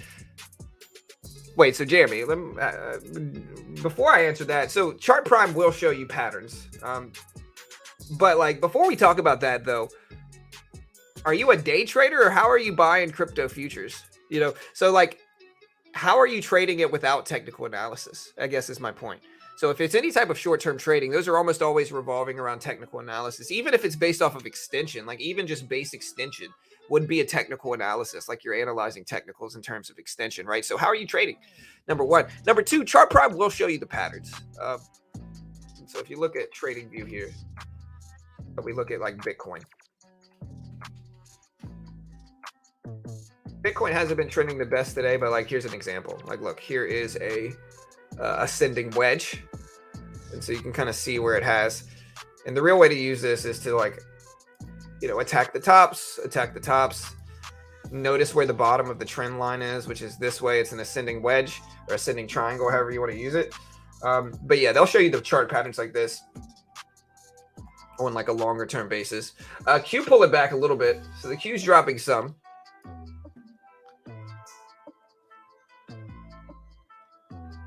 Knowledge of assets. Yeah, I don't think crypto's going to zero. I think if Binance goes out of business, there's a shot of it getting just destroyed short term though. And so I'm pretty flat on crypto because of that. Just because again, if Binance pulls an FTX, then crypto's in trouble, like 100%. And I hope it doesn't happen. Of course, I don't want to see the crypto market get hurt, but you know, yeah, if Binance pulls a FTX, crypto market's in trouble.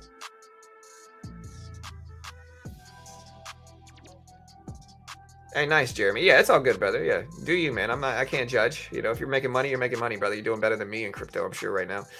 I'm pretty flat.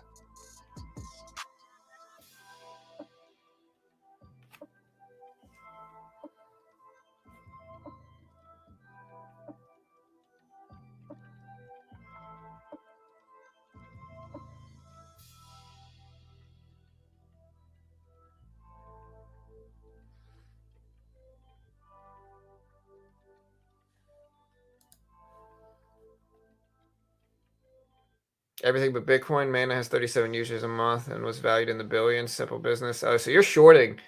I guess you could make money. I guess what honestly makes a lot of sense, though, is something Jeremy is saying right now makes a lot of sense, right? And what he's saying is like it's probably easier in crypto right now to find the cryptos that are not going to succeed, right? Like he said, Mana has 37 users, but it was valued at billions, you know? And so just kind of shorting stuff like that and writing them down until they're done makes some sense right now, man, in crypto. Again, it's never been a game that I've been super involved in, but like it does kind of make sense in that perspective, I think.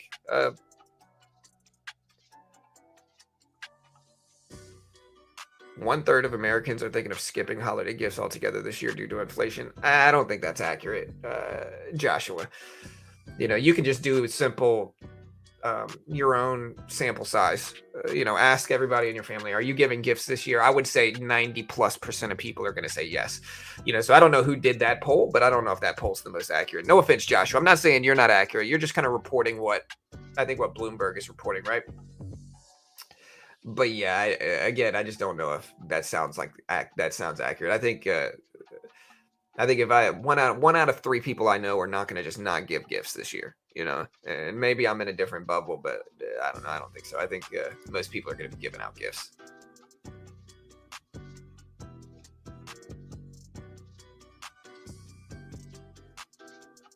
No way Binance is going down. See, I don't know if I believe that though, Clifton. I think people thought the same thing about FTX, bro. And we saw what happened. Again, I'm not saying it's going to happen, but I think there's a chance it does. I think I would give it about 20%. Depending on how heavy, the US goes into Binance and that type of stuff. And as well as depending on what the next congressional moves happen. There's the queue. It looks like it's just a wick. So there's the 8 a.m. scrum. We got 30 minutes before the rest of this data comes. So 30 minutes before the rest of this data drops. Hey, what's up, Tilly? Hug is a gift. John, what percent do you think? Like I said, I'd give it maybe 10% or less of people who are just going to... If we're talking about people who normally give gifts, not giving gifts this year, I think it's less than 10%. That would be my take. I think it's less than 10%. Again, when they do these polls, they're not the most accurate sometimes because you don't know who's voting on those polls. You don't know what group is voting. You don't know the sample size they're using. You don't know anything like that. And not you. Again, I'm not attacking you, Joshua. I'm just kind of putting out the obvious, which I don't think 30% of people are not giving gifts this year. I don't think that sounds right at all. I think it's probably closer to like 5%, maybe, give or take. But again, I could be wrong. Maybe it is 30%, but just general people I know, like if I look at it in my sample size, if I ask, I don't know anybody that gave gifts last year that's not giving gifts this year. I don't know anybody that's just not giving gifts. So that's my point. So maybe it's right. But Chad, what do you guys think? Do you guys think 30% of people aren't going to be giving gifts this year when they normally would? I think that's high.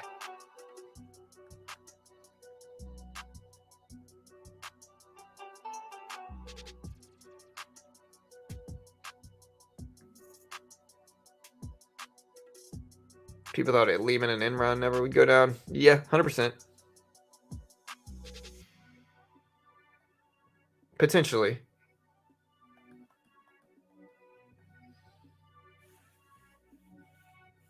Yeah, I mean, couples giving gifts are different, I think.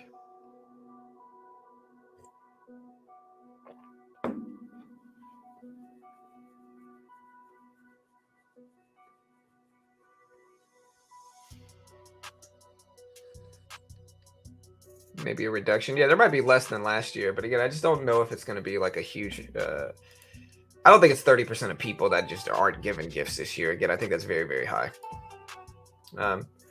General Mills says inventory reductions to some key retailers was an unexpected headwind in Q2.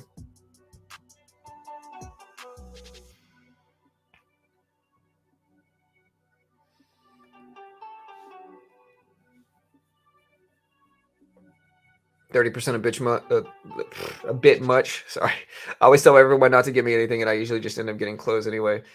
Yeah, I like clothes. I used to hate clothes. I like clothes now. Give me a hoodie, What data comes out today? Nothing big. I mean, we got some stuff dropping today. We have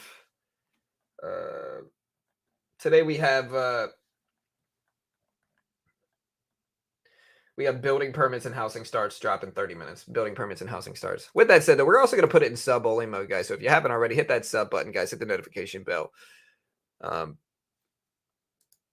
We're trending right now. Like we will probably get pretty close to 100K in January, is my guess. I think by the end of the year, we'll probably be at about 96K. 96K. So if we can get 4,000 subs in January, which is plausible, which is possible, I mean, then we'll hit it.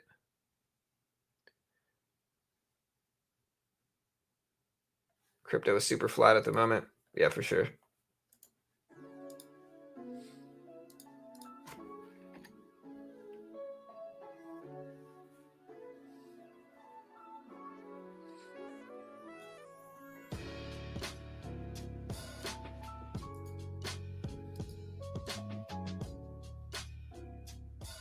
Yeah, I don't see any other big news that's causing some drops in the market. I see the Q, so tech is really kind of what's dragging today.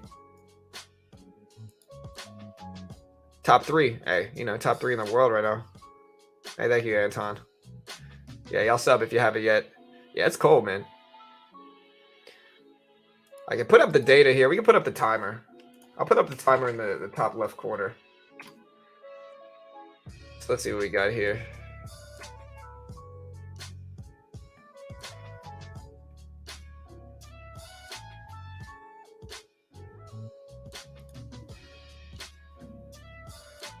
All right, so let's put a timer up. We got about 24 minutes.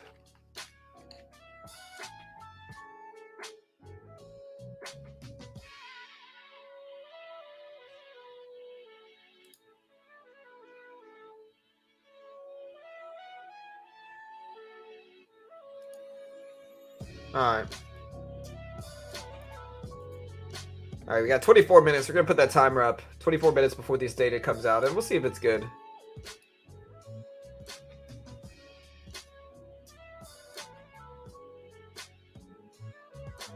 I look forward to the top 3 comments each morning. Hey, listen. When you're top 3 funniest YouTubers in the world right now, people appreciate it. People enjoy it. Bank of Japan had an announcement last night. Yeah, so yeah, they both did. They both announced their rate hikes. So we did. Let me see what we did. We did. The Bank of China loan rate came in as expected. The Bank of Japan interest rate decision came in at minus 0.1 versus minus 0.1% expected.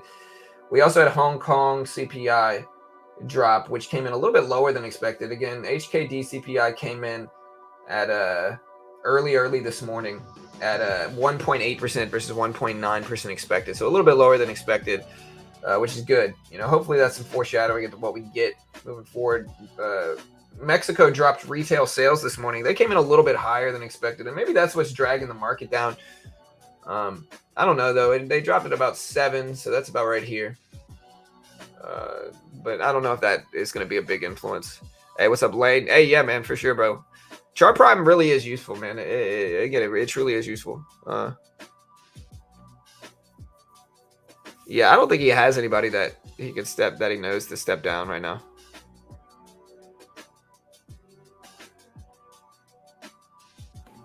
So yeah, I don't think he actually has anybody that he didn't have a successor right now. What would be considered good news for the market? I mean, what do you mean? Oh, in terms of building permits and housing starts, less is more right now. So less building permits is probably better.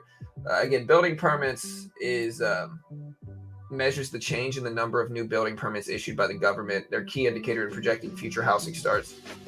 But less is more, I think. So building permits for November, they're expected to come in at 1.485 million. 1.485 million. So we get less than that. That'll probably cause better response. We also have housing starts, expectations of 1.4 million.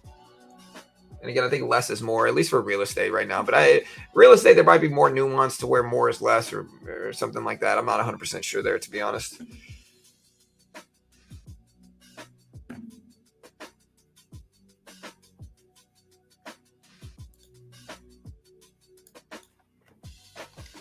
Again, guys, we are going to be trading on Top Step today. If you don't know what Top Step is, again, prepare yourselves for a commercial, guys. This is only the second commercial we've done, and we've been streaming for how long have we been streaming? We've been streaming. We've been streaming for 2 hours now. This is the second commercial in 2 hours. Okay, so don't get mad. Commercials coming. Check out Top Step. If you want to trade the markets, guys, like look at the SPY here, and this is what moves during a lot of these big economic releases. Here's the E-mini and here's the SPY, right? If you zoom out, you'll notice it's the same price action, like this on the left, which is the SPY or the S&P 500. It's the same thing as this middle chart here. And you can trade the middle chart, which is the futures contract of the S&P 500 with no PDT restrictions. You can day trade, you can short futures without being restricted by the PDT rule. So you can play these big economic releases without PDT restriction in futures. And Top Step is the best way to start out. It's the easiest way to try it without risking a ton. Futures can go against you very, very fast. And on Top Step, it's a funded account program. So they give you a demo. If you can hit the target on their demo while following their rules, then they fund you between $50,000 to $150,000 with a 90% split. So it's the most legit futures funded program in the world. Again, they paid out millions every year. They pay out millions every year. Since 2020, they paid out over $7 million, probably more than this now, to be honest. They fund thousands of traders a year. They've been around for over a decade. And so they're kind of who everybody else copies off of. You see a lot of these funded account programs sprout up. Top Step's kind of the OG futures one. It's kind of the one that's been around the longest. It's been around for over a decade. And so again, you can get 20% off. Great way to help support the channel. And I think it's just a good way to try out the futures market without taking on a lot of risk. I think it's hard to get funded. It's not an easy thing. But it's a lot cheaper to try the futures market out through Top Step than it is to put up the money yourself, because a lot of traders are going to lose in the beginning, right? So the base package on Top Step is like 130 something a month. If you lose and you get eliminated, you're down 100 something bucks. It's a lot cheaper to do that than put up 10K and swing in futures and risk losing thousands. And there's also the possibility that you get funded and it builds you into a better trader, to be honest. And so if you want to check out Top Step, great way to help support the channel. You can find the link in the description. You can also find the link in chat here.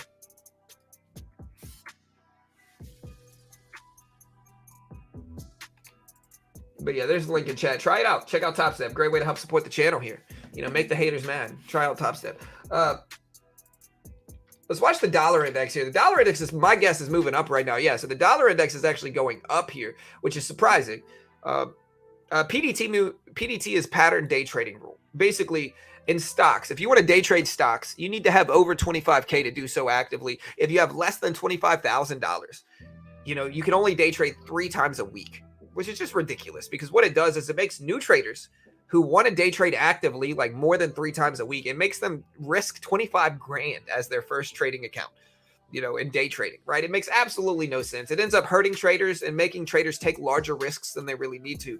And so again, it's one of the reasons Top Step makes so much sense, is because it's a middle ground. It gives you some pressure. You could get funded and make money with a 90% split once you're funded. But if you lose, it's not the end of the world either, like it would be if you put up 25K and you wanted to actively day trade that way. You know, the pattern day trading rule, you'll notice, does not help traders. It ends up hurting traders more. It makes them trade larger. If they want to actively day trade over 3 times a week, it makes them risk tens of thousands of dollars to do so. And no new trader has any type of risk management for the most part. And so it just hurts traders more than it helps them. Yeah, y'all go check out Beach Bum's channel. If you want to learn about some swing trades, Beach Bum's got a great channel, guys. Check out Beach Bum. I'll post his link. Again, great way to help support the channel here. Here is Beach Bum's link. You know, talking about, here's the wash sale rule. Wash sale rule for taxes as well is interesting. Here's Beach Bum's last video on the wash sale rule. Check it out. Yeah, well, a majority of people are in the U.S. here. So it's not crypto futures, though, Jeremy, is the only thing, brother. So it's not crypto futures. It's commodity futures.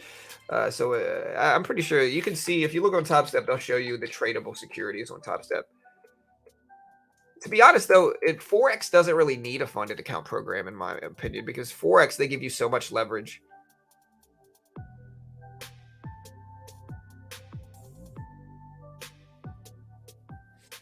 Yeah, so Forex, they give you so much leverage, it doesn't matter.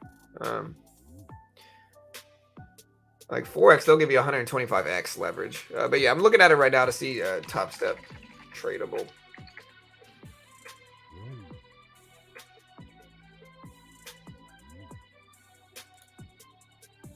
All right, so yeah, you can trade the E-mini, the E-mini NASDAQ, the E-mini S&P, the E-mini Russell, the British pound, the Australian dollar, the NKD, the Canadian dollar, the Euro FX, the E-mini Euro FX, the Swiss franc, the Euro dollar, cattle, hogs, yen, the Japanese yen, crude oil, natty gas, silver, gold, copper, mini Dow, wheat, soybeans, 30-year bonds, 2-year notes, ultra bonds, corn. And that's basically it.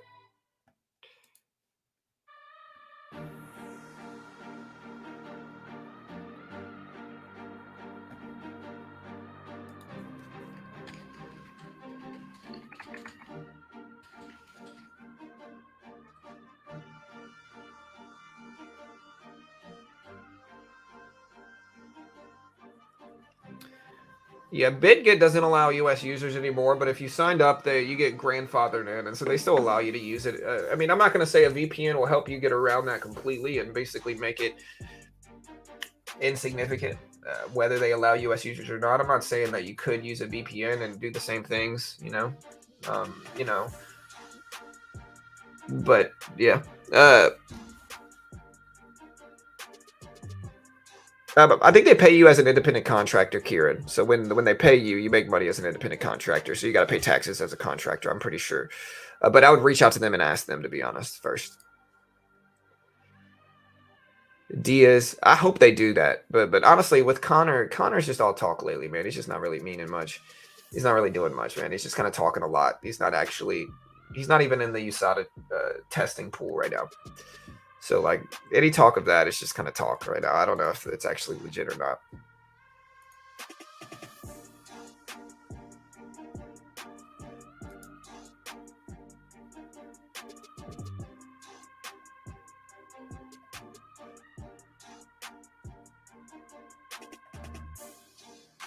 AUVI. It's an obscure penny stock. It's up like 40% or something like that right now. But again, I stay away from stuff like this. There's too much risk. $20 million deal for LEDs for AUVI. But again, it's just a company that I don't know enough about. It's a penny stock. I'm just skeptical of it. What's my IG? I don't even know. My IG doesn't have anybody on. You can follow me on Twitter. It's @BeginnerTrades. And yeah, you guys give me a follow on Twitter. Here's my Twitter handle. It's @BeginnerTrades.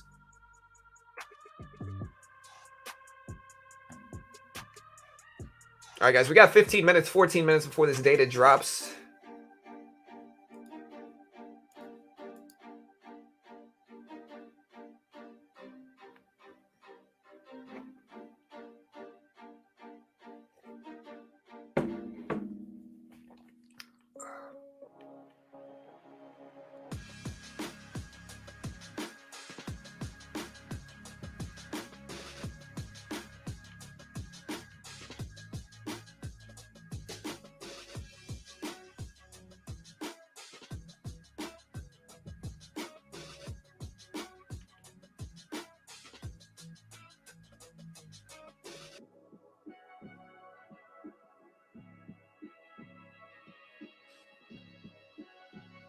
Who do you guys think is going to win the Super Bowl this year? All right, guys, 13 minutes before this data comes out. Hey, what's up, Jay? What's the consensus today? I have no idea, brother. I hope we do well. Hey, yeah, y'all give me a follow.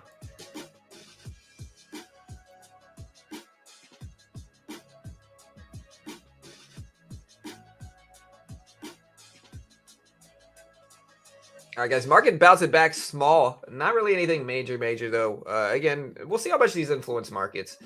I don't know how big they're going to be honest, but like, we'll see.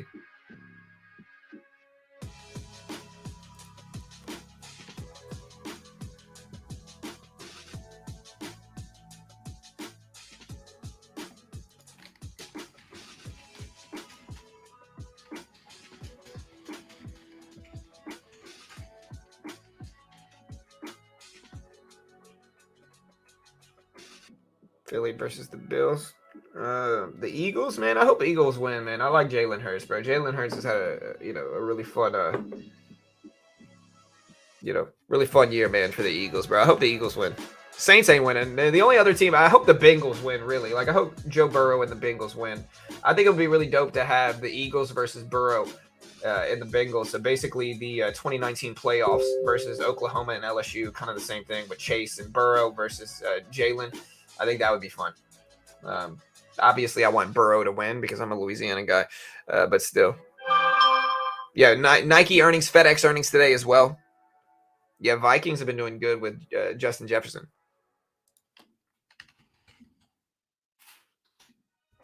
All right, guys, SPY started to move up. We're right under 380s. We're at 379.50 right now. 379.50. We got about 11 and a half minutes, 12 minutes. Housing starts and building permit data. But yeah, this evening for earnings, we got Nike and FedEx. I'm not going to be streaming it. I'm going to be busy. It's holidays, man, so we're going to be traveling. But yeah, we got Nike and FedEx earnings coming out today too.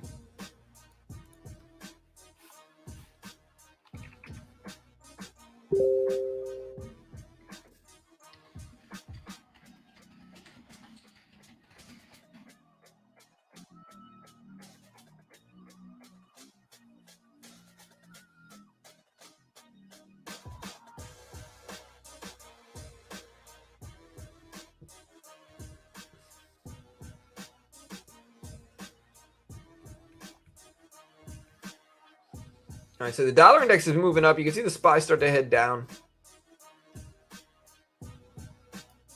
Here's a real question, though. What kind of data is going to evoke a positive response? So, like, if we get a little higher or lower,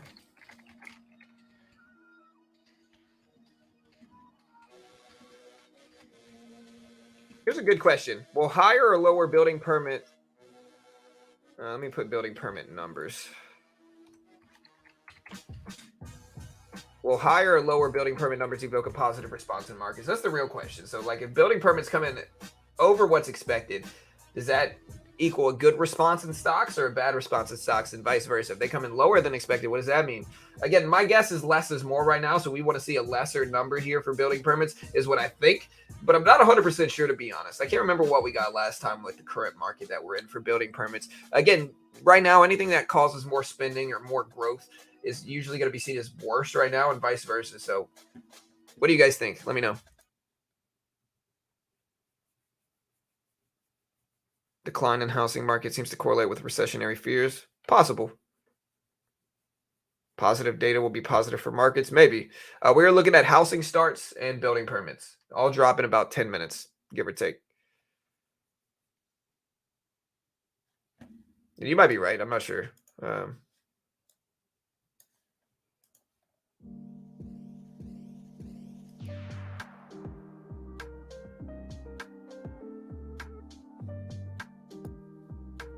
Dixie just opened up. It's fallen down a little bit short term.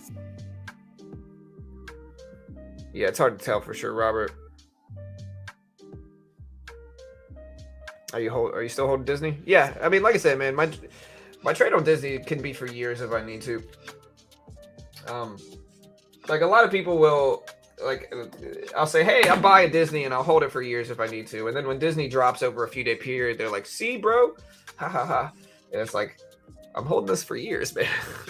Like I'll hold this for 2-3 years if I really need to for Disney. And we even added a little bit more today, this morning. So like my average for Disney is currently $89, 89.80s. You know, Google, my average is 91.60s. And so it's like, we don't have that bad of entries, you know, like we could pop up and hit those numbers today or tomorrow if we do well. And if not, again, I'll just sit on these. Again, the real edge with the system is like sitting on stuff as long as I need to. And that's what we'll do. You know, we're not going to get emotional on 2 red days and sell. We're just going to sit. I predict they're going to go down, but only in certain states. More permits means lower home prices. I don't know. Yeah, that's what I'm saying. I don't know. I predict they're going to go down, but only. Yeah, we'll see. I'm not sure. We got 7 minutes, 7.5 minutes. Interest rate hits housing first. All right, so the market bounced up a little bit short term. Again, we'll see if they actually hold or not.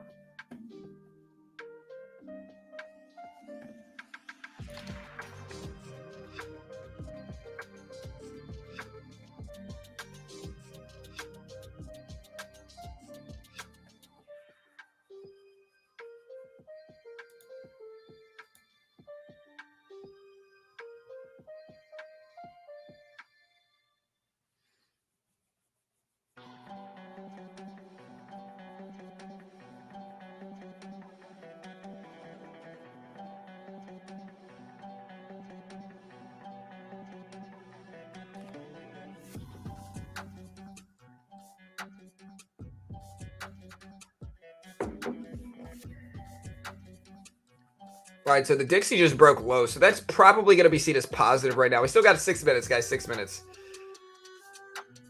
Less is more? I'm not sure, man. I hope so. But what are we looking for as a positive and negative in the housing start data? I'm not familiar with the implications of the data. Well, it's more nuanced than that. I'm not sure what kind of reaction. I think less is more right now. So I think lesser numbers will equal better response and vice versa. More numbers will equal a negative response. But I'm not 100% sure. With these numbers, I can't remember what we did last time. And so to be honest, I'm not 100% sure. And this data drops in 7 minutes, guys, or 5.5 minutes, 6 minutes actually. And so, yeah, this data drops soon, but yeah, I can't remember what they did last time is the real question, like what they did last time. And again, I'm not 100%. Yeah, if we drop more in Disney or Google, I'll just add more to it. Again, I have the account size that I can do that. Yeah, for sure, Charlie. That's kind of how I feel. Like Disney will almost certainly be higher than where it is now.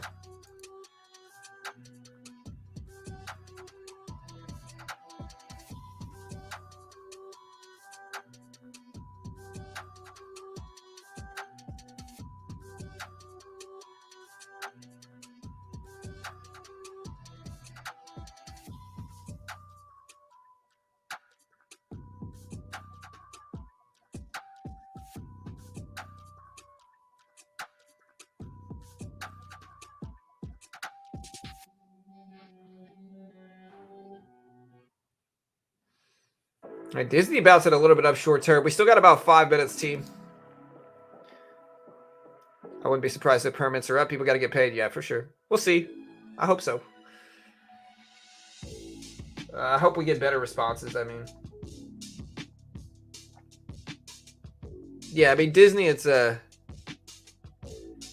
right, Robert. It's pretty nuanced today, man, where, like, we can all argue good or bad data because we really just don't know what we're going to get, right? So we could argue good or bad data here. But I don't, we'll have to wait and see. I'm just going to wait. Yeah, that's kind of how I am. If we drop more, I'll add more to it. It's okay.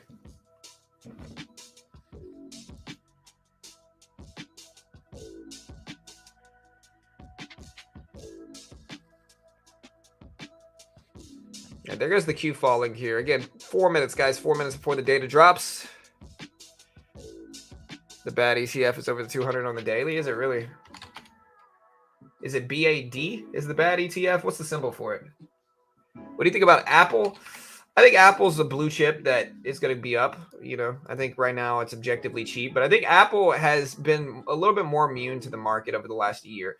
And so where you look at some charts that are just like really steep declines, Apple has been kind of choppy this year. And so like, I think Apple's cheap right now. What's the P&E ratio of Apple? We'll have to check this real quick. Well, I think Apple's cheap right now. I think there's other more preferable companies that I'd prefer to be into aside from Apple. But I think Apple's going to be fine, and I think Apple will almost certainly go up long term as well. All right, so the PE ratio for Apple is about 21. So the PE ratio is not that bad. Like it's objectively cheaper. It's less than 30, which is kind of the metric you want to see. Less than 30. 3 minutes, guys. 3 minutes. Yeah, BAD.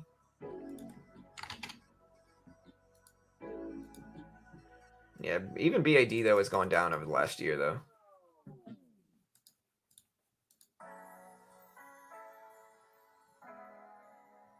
People say it will go down bad. Well, people say every blue chip. Like, something I've noticed is, like, short traders are involved in every large cap company, right? So it's like you're unable to like, it's very hard to say, hey, I like this stock without somebody saying, oh, this stock's terrible. You guys don't know what you're talking about. These stocks are just going to crash.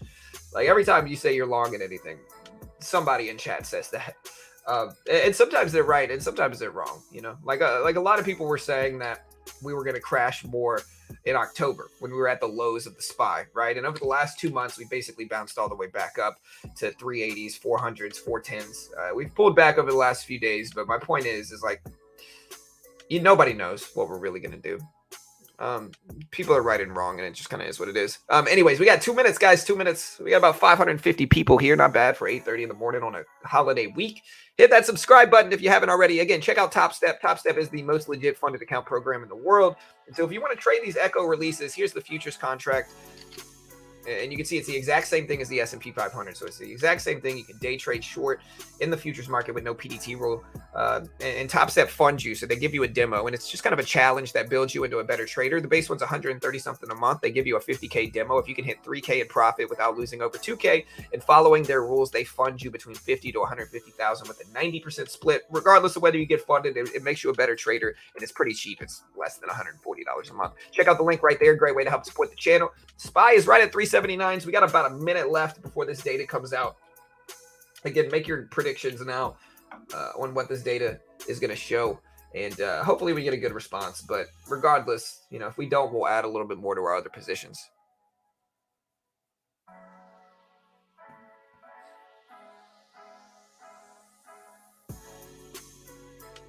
All right, so less than a minute, guys, 45 seconds. Yeah, it's my third commercial today, and we're about 2.5 hours into the stream. So, I mean, not bad. Like I said, 45 minutes to an hour, we do a plug. Not unreasonable, I think. When you think about the radio, you probably get way more than that on the radio. And hey, we got to keep the lights on, Anyways, building permits, 1.485 expectations, 1.485. Again, 15 seconds. Let's do this, guys. Good luck.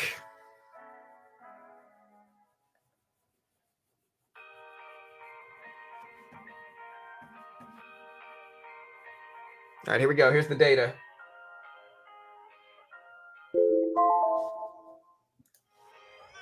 All right, I'm not seeing the data reflect yet. We're a little bit slow. No, no. Okay, so there is building permits came in at 1.342, so way lower building permits than expected.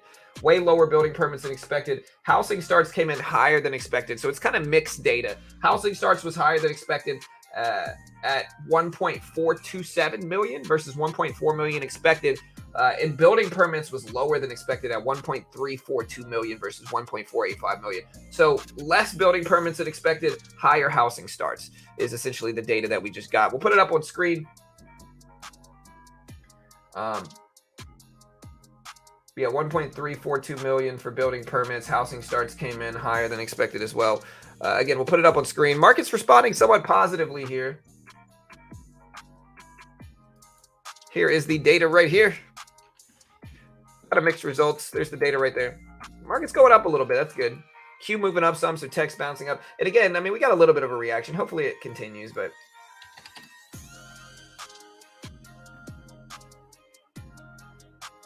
yeah, I mean, one was good, one was higher than expected, one was lower than expected, and they're very similar metrics in terms of building permits and housing starts, and they're correlated as well. So it's like it's mixed results. They're both pretty similar in terms of like economic impact and movement. So kind of mixed results. One good, one higher, one lower. I'm not going to say good or bad because I don't know what the market's interpreting as good or bad right now, but one's higher than expected and one's lower.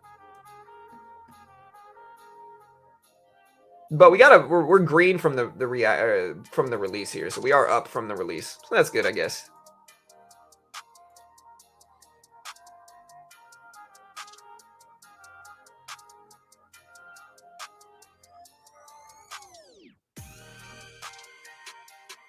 Kind of choppy though. There's the E-mini pulling back a little bit. All right, so now we're red from the release, but again, kind of like we said, kind of a neutral response. We'll give it time, let it play out. We don't really have any other big market activity today except for earnings this evening. So earnings this evening. Oh, wait, what is MU? Oh, we had F-Cell earnings this morning too. General Mills dropped earnings this morning as well, man. I didn't know. So F-Cell had earnings. So did General Mills this morning. So here's GIS, General Mills. They're down. F-Cell, so Fuel Cell Energy, they are down as well. We had FDS, which is FactSet Research. And so they are pretty flat. They beat on EPS, missed on sales revenue. And then this evening, we've got Nike, FedEx, BB, a few other ones here. Again, I don't know if I'm going to be able to stream these, but we'll try.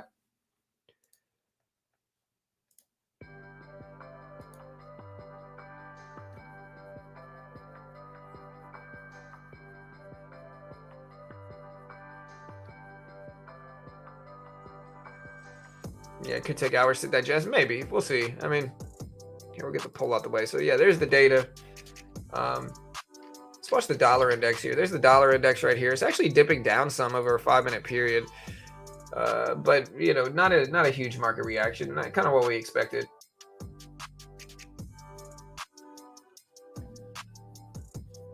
Yeah, BB's interesting. I don't know. I think BB, I just don't understand the company anymore for BlackBerry. Like, I don't know what BlackBerry is doing anymore, you know? Like, that's the only problem with it is, like, I just don't know what they're doing. All right, so back up here for the market here. We dipped down. We're back up. We had the Philly Fed non-manufacturing regional business activity. It's minus 17.1. Previous was minus 13.6. We'll put this data up on chat, too. I don't know if this is going to cause a good response in markets or not or what's going on, but... Antivirus software. When you trade futures, what data feed do you use? Are you talking about with Quant Tower? Rhythmic is what I'm using, I think. Yeah, so I think I'm using RTrader Pro on Quant Tower is what I'm using for futures.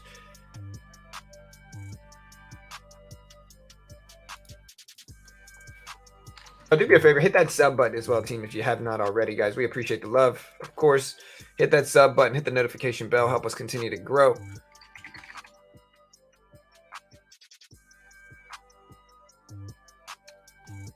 All right, so markets rip it up. Hey, you love to see it. Hopefully it continues. Yeah, I'm not sure, Raphael. You're good, bro. Cybersecurity and patent selling. All right, market's starting to bounce back up. That's good. Hopefully we continue to climb here. Yeah, Disney did rough because of Avatar underperforming, which was surprising that Avatar didn't do that great. You think that would be like a sure thing, but it kind of shows you never really know, I guess.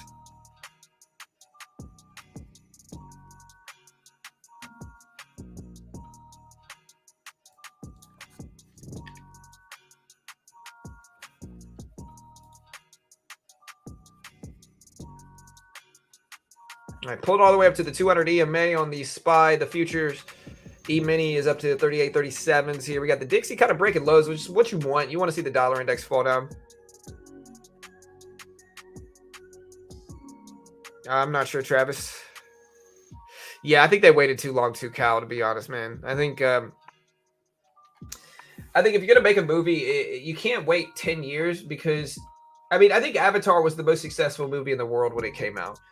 And I think, honestly, one of the habits movie studios are doing right now, and not just movies, but even TV shows like Stranger Things, Game of Thrones, like putting 2 years in between seasons is terrible, man. Like nobody wants to wait that long. Like I get it, they're high quality productions now, but by waiting so long, you make people lose interest, man. Like I don't want to be freaking 50 by the time I figure out how that story's going to unfold, man.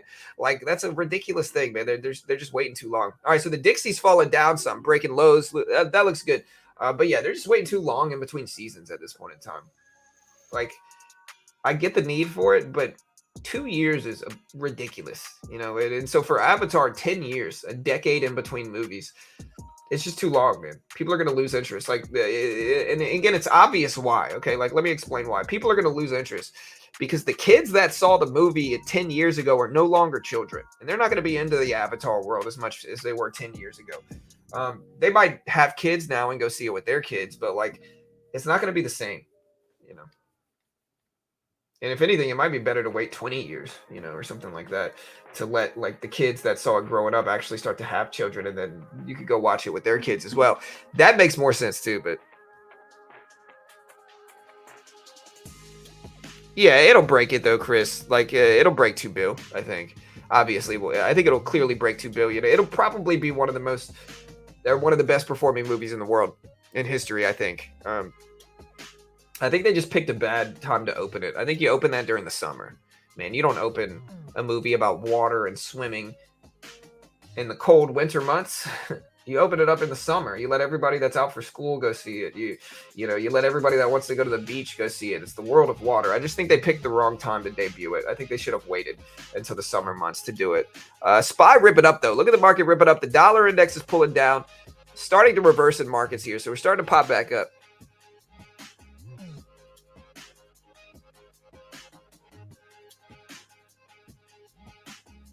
Hey, what's up, Tiny? Yeah, for sure. It takes a long time to make those movies, for sure. But still, it's still a little bit too long.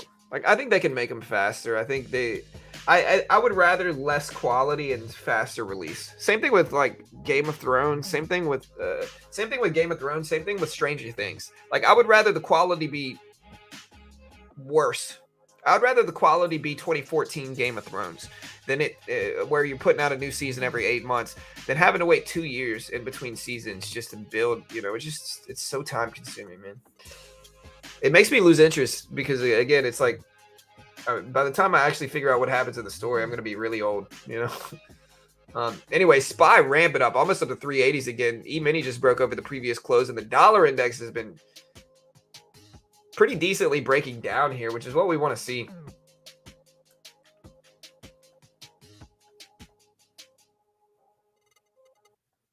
Will there be any Fed minutes or meeting in this month? Yeah, man, there always is.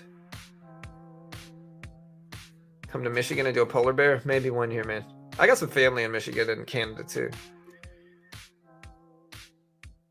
Yeah, 100% Mario. The sales would do better for sure. But no, yeah, 6 episodes a season, 100%. Hey, what's up, Joey?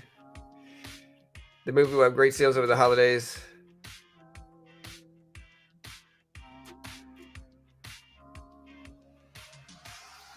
Yeah. Will there be any Fed minutes or meeting this month? Yeah, it's not going to be this month. It's not going to be December. But next month, there's a lot of stuff going on. You're going to have another CPI report early next month in January. No. You're not going to have that early next month in January. You're going to have it you're going to have it roughly at the same time next month. So you're going to have CPI next month. The Fed report, I think, is probably going to come out. The last one was a week ago. So right at the end of January is when the next Fed meeting is going to be.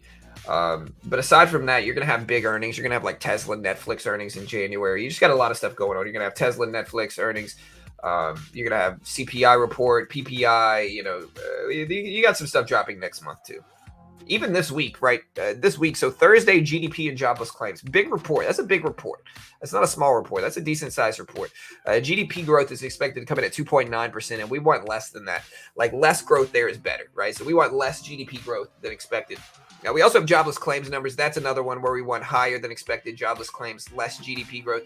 And then Friday, we got the PCE deflator, which is a very important metric to pay attention to. It's something that you should certainly be watching because the Fed uses PCE to gauge inflation as well. So like there's some stuff coming out this week. It's money sign DXY. Hey, what's up, Future? Kevin? Yeah, man. Pal talks next month. I don't know if it's going to be. Let me see when the next Fed meeting is scheduled. The Fed minutes is going to be next month, though, for sure. Like, the Fed minutes report is going to be early next month, I think. So like I said, the next Fed meeting is going to be January 31st and February 1st. So right at the end of January, like I said. I was actually right about it. You just got to think 6 weeks, right? So if the last report came out Wednesday, so essentially on the if the last report came out like on the 13th and 14th, then it's going to be 6 weeks from then. It's going to be 6 weeks later, right? So 6 weeks later is at the end of January. That's when the next finish. So the Fed meets and does the FOMC meeting and rate hike decision every 6 weeks. CPI drops once a month. And so it's just every single month CPI drops, every single month PPI drops and all that stuff. So we're going to get those next month. Weeks after, every 6 weeks, the Fed meets. And then weeks after that, you get the Fed minutes report. And so at the end of January, we get another FOMC meeting. We're going to get CPI in January. But we're also going to get the Fed minutes report, which is a watched report that's going to drop mid-January, I guess. Let me look this up. I can see if I can find the if they even say when the Fed minutes report is going to be, which I'm not sure. Yeah, so they don't actually have the minutes date yet. Let me see.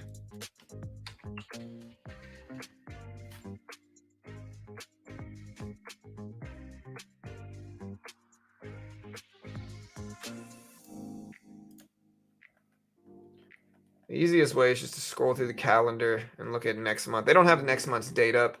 I might actually buy a little bit of this dip in the SPY here, guys. We're going to buy this little pullback. I don't like that dip. So we got him 50 shares. Not the best entry price, though. I'd like a little bit better fill, actually. Let me see if we can get it. Ooh. Okay, we got it. Oh. Here, we'll see if a pop happens. Let me see if it'll let me look at January. Yeah, they don't actually have the data, but the Fed minutes report will be sometime in January for sure. Dixie's still falling down pretty big here, which is good.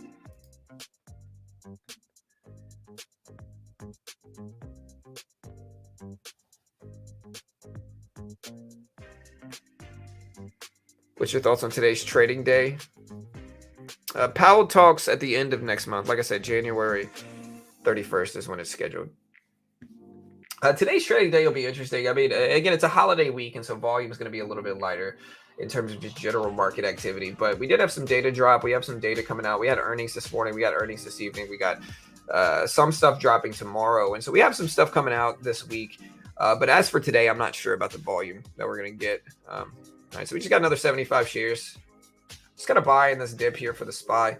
But yeah, I don't know what kind of volume we're going to get. Hopefully we get some good stuff.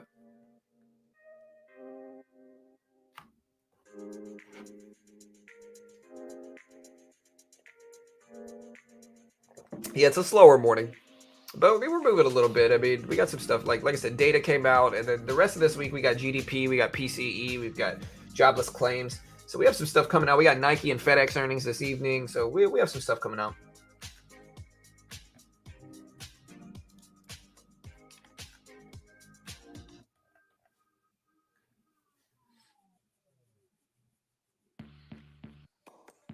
All right, Dixie at 104.17. So dollar index is pulling back a little bit.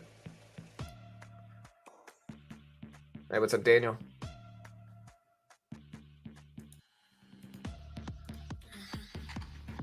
But it's this song, man. Sorry, I don't even know what songs are gonna play. This is a little bit too rave for me right now. You know, it's 7:45 in the morning for me. I don't know if I can. It's not that I'm against that. Listen, if that's your thing, that's your thing. I'm not. I'm not mad, but I don't know if I'm gonna listen to that this morning. It's a little bit too early for that. Hey, what's up, Tiny? Hope you're doing good. Hope you're gonna have a happy holiday.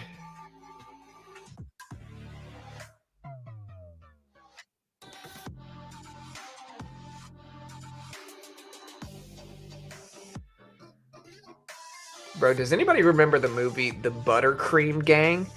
Dude, that movie is the cheesiest movie I've ever seen. I remember watching it as a kid, and like I remembered the movie, and it seemed so much more dramatic and good to me back when I was like 6. Uh, but then I watched the trailer for it, and it looks horrible. If you want to laugh, watch the Buttercream Gang trailer right now on YouTube. It's actually hilarious. It's arguably one of the worst movie trailers I've ever seen in my life, and everybody makes fun of it because it's hilarious. Go watch it. It's called the Buttercream Gang.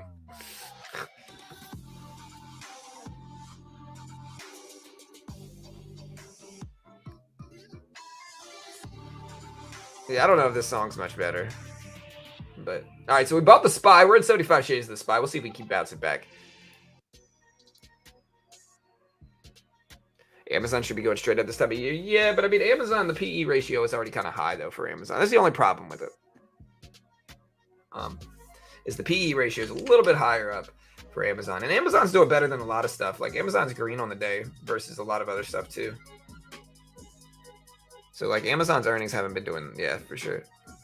Doing well. Hope you and the family have a wonderful. Thanks, Tiny. Yeah, it'll be fun. It's supposed to snow. It's supposed to ice, is what it is. Not snow necessarily, but it's supposed to ice. Yeah, so we got a little dip here. We got 75 shares. Again, I'll let it test the 200 EMA.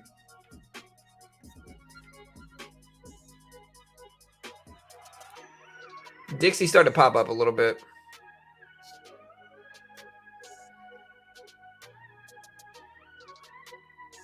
This song's a little bit better than the other ones just because it's not so hyped.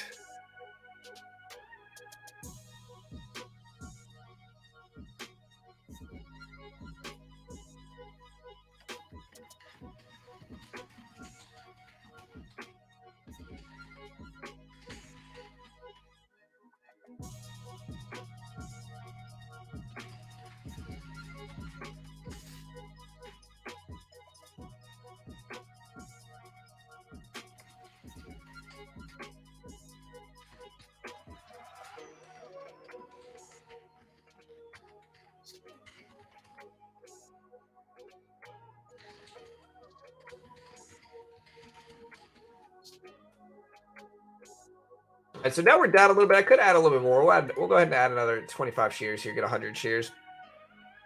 See if we bounce at the 200 EMA for the Spy here. Amazon's dipping down too. I kind of want to buy Amazon, but I think I'm going to wait. Yeah, it's a real movie, bro.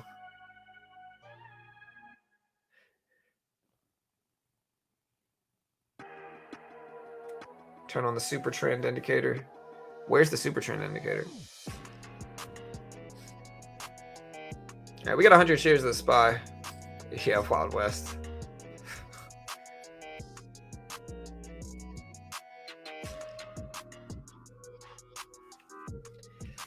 Yeah, I don't think Amazon would ever let them unionize, though.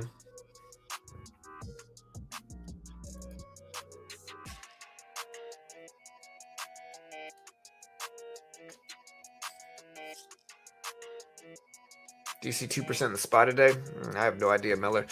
I hope we go up, but I don't know. Again, I don't know if we will. The dollar index is starting to test lows. Like, I hope we go up, but again, who knows if we're going to or not, man.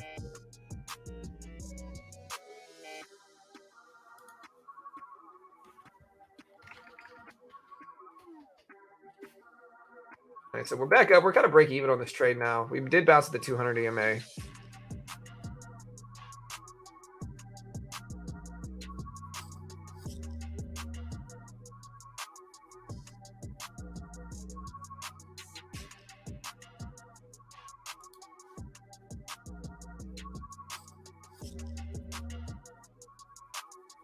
Yeah.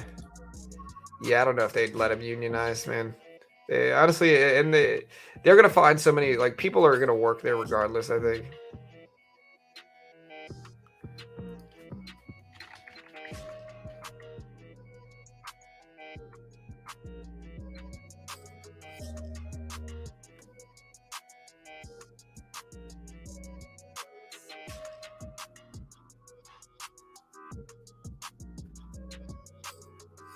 And bouncing again at the 200 EMA. Kind of look at the dollar index breakdown. That's kind of what we want.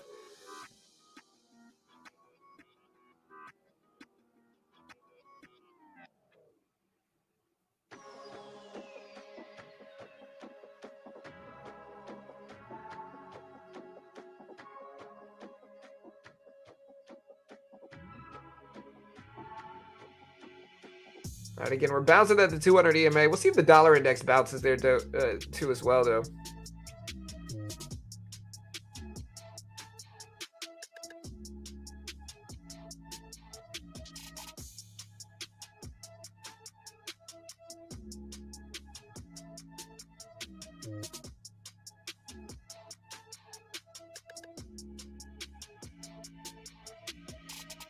Yeah, there's a lot of stuff going on about like weirdness about CIA right now.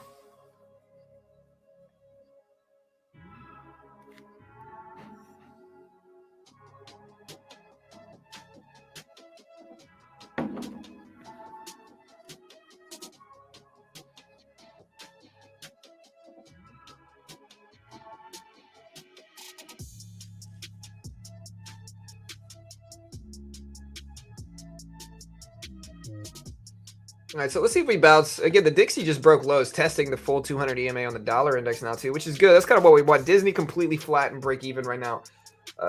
Amazon green. And Google's pushing up close to break even as well.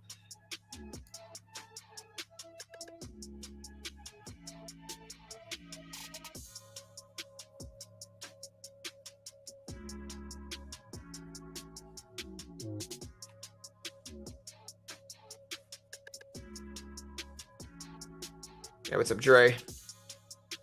Yeah, I look at the standard deviations a bunch. You know, like we look at a few different ones. So the Dixie just testing lows, and again, we're in 100 shares of the SPY short term. We'll see if we bounce at the 200 EMA. Your home starts due to interest rates. Most finance that contractors that build and sell them don't want to get rugged.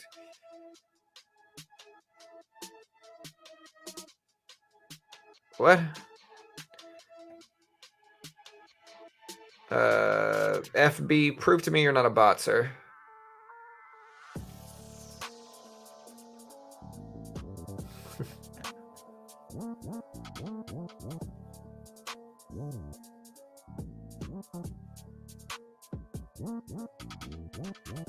Yeah, so we're in this. We're down like 30 bucks. We'll cut this if it breaks down too much more. Like we'll probably use this level as a risk here, and just cut it if it's not. Right, 100% scruffy. I mean, that's why I think it's not going to matter much. Yo, what's up, James? All right, so the Dixie bouncing at the 200 EMA too. So the 200 EMA really watch level. Google's still pumping up. Disney has been basically sideways, though. We still got about 37 minutes or so until the market opens up. It looks like we're going to have to cut this. We'll give it 1 second. Hands over the cover button, though.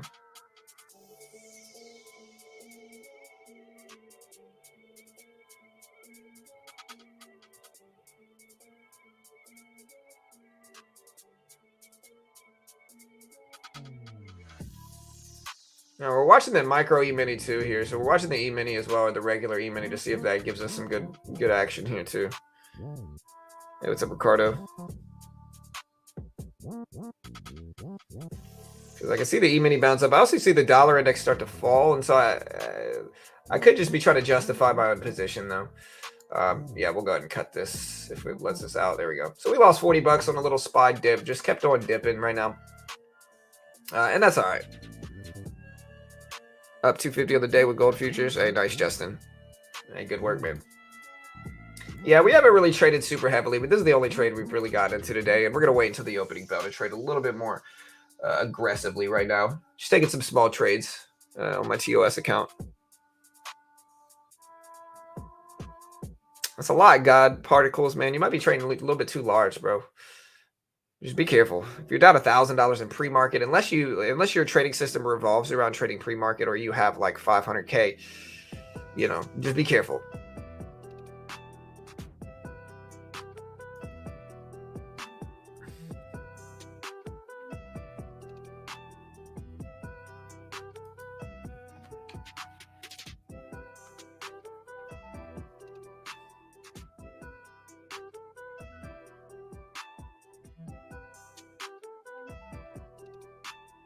All right, there's a little pop up.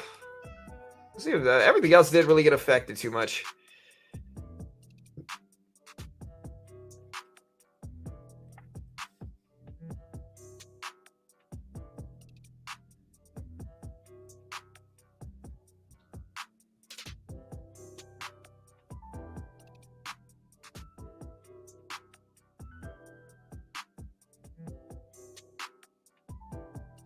All right, so Elon said the poll yesterday about him stepping down was a trick to catch bot accounts.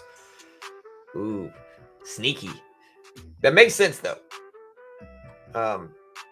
Or was it just because the poll voted for him to go? Now he doesn't want to go. That's plausible too.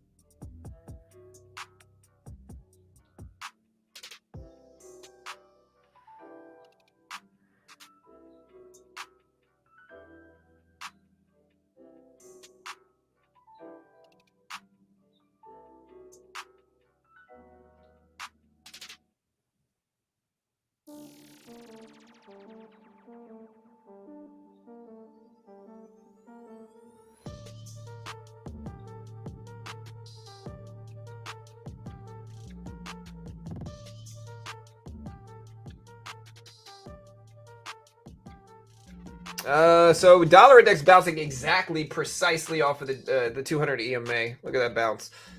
So not really what we want if you want to see the market go up, that is, but not necessarily unexpected either. I want to watch Buttercream Gang today. Hey, do you, crypto? Probably more selling of Tesla shares. Where's Tesla at right now? Tesla breaking lows here. So Tesla's kind of dragging the market too. Like, look at Tesla here. Tesla all the way. Tesla's one of the most read stocks in pre-market, down to 147. I'm telling you, bro, Elon, I told people it was a mistake, man. Like, the problem with being outspoken politically is this, okay? Is that you sell things to customers. A lot of them are not going to agree with you politically, right? So they're not going to buy your product because politics is divisive and polarizing. And so, again, I think people underestimate the consequences of doing that, and of course, people that agree with him politically are going to be like, oh, he doesn't care what you think, or oh, he could say what he wants, and that's fine. And he genuinely can. But the problem is that you're going to discourage purchases of your product. Like, to be honest, in order to have a successful automobile company, you need both sides to buy your stuff. You can't just have, the right buy your stuff. It needs to be both. And if you're super outspoken politically, the left ain't gonna buy it. And again, it's also going to create enemies. And so Tesla just falling down here, man. Elon's net worth is going down with it too. So again, it's one of those things where, again, I'm pretty neutral politically. I don't really care about politics like that. But I think in terms of making sales to consumers, it's a bad move. I've been saying it, and Tesla's leading the market on the downside today. So we'll see where it lands. What do you guys think?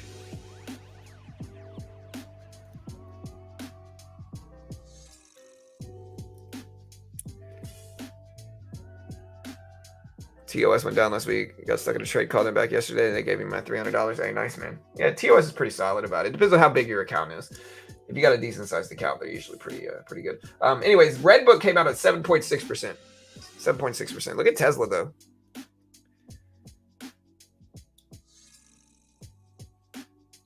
Tesla breaking down again, leading the market on the downside, kind of dragging the market down with it, man.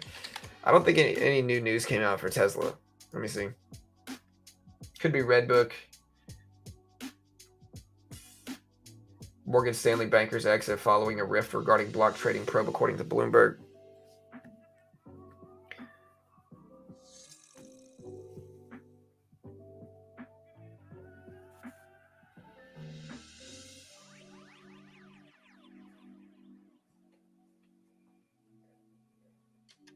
I don't know if it's Elon's fault, really. I mean, I'm also not on the side of like, let's blame Elon for everything bad because we disagree with him politically either. I'm not on that side either. I think that, again, usually when I talk about politics, I end up pissing both sides off. Like, both sides hate me after I talk about it, which is kind of how I'd like it, I guess. But still, you know, the whole market's red outside of Tesla being red. Tesla's just leading the market down a little bit. And again, because of that, I think diversifying by buying Twitter was the right move. Like, I think buying Twitter was the right move because I think if you're Elon right now, you know, selling things to consumers like that, it's going to be a struggle. But we'll see. Tesla at 147s.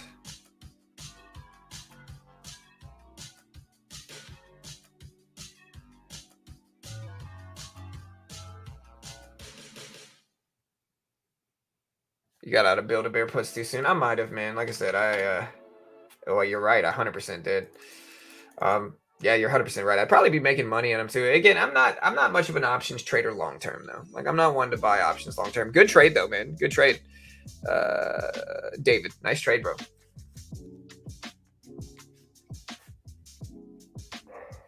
My music is too loud. I mean, you're the only person that said anything about it today. Is my music too loud, guys? Let me know. Chat.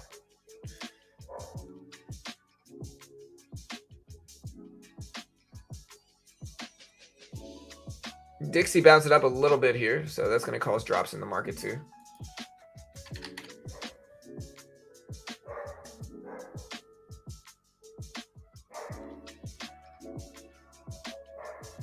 If you own an EV company, I'll bet overvalued when you sell and get into a safer recession-proof business. Yeah, 100%. I think him buying Twitter was the right move. Again, a lot of people didn't understand it. But I think when you consider how volatile Tesla is, diversifying into something like that makes a lot more sense. And so it's more of a diversification tactic, I think, to where it's like all his eggs aren't into that one Tesla basket with how volatile it is. And so regardless of whether Tesla succeeds or fails long term, he'll still be okay because he'll still own Twitter, you know, and Twitter's still highly used. Even the haters that dislike him use it a lot of the time. So it's like, I understand that. But it also kind of goes into the fact that I think Tesla would be doing a lot better if he didn't buy Twitter, you know, because now he's being even more outspoken politically on the platform he just bought. And so that's causing more people to not like Tesla, more investors in Tesla. Like, Tesla's probably got some investors in it that are going to sell because they don't like Elon, you know, now at this point in time. So it's just going to influence it in this really, you know, interesting way. And again, I'm not really saying good or bad. We'll see what happens with all of it. SPY breaking down. SPY's at 379. So the dollar index bounced a little bit over the 200 EMA. Still trying to hold.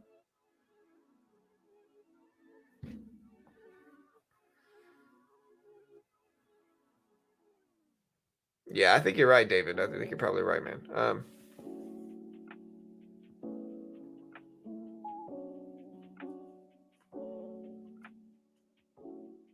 Audio levels top 3 in the world. Oh man. So you're telling me I got the greatest of all time audio levels in the world? It's impossible to get better audio sound levels than I have right now. Like, it's just, you know, it's impossible. I've got the angelic touch here. I can just make the volume sound the best ever in the world right now. Top 3 for sure. ByteDance is reportedly trying to expand into yet another business in the U.S. by selling enterprise software despite threats of banning TikTok, according to the information. What's ByteDance? I don't know what ByteDance is. Market's turning, though. The dollar index is still falling here, though, which is good. Like, dollar index is still dropping, which is good to see.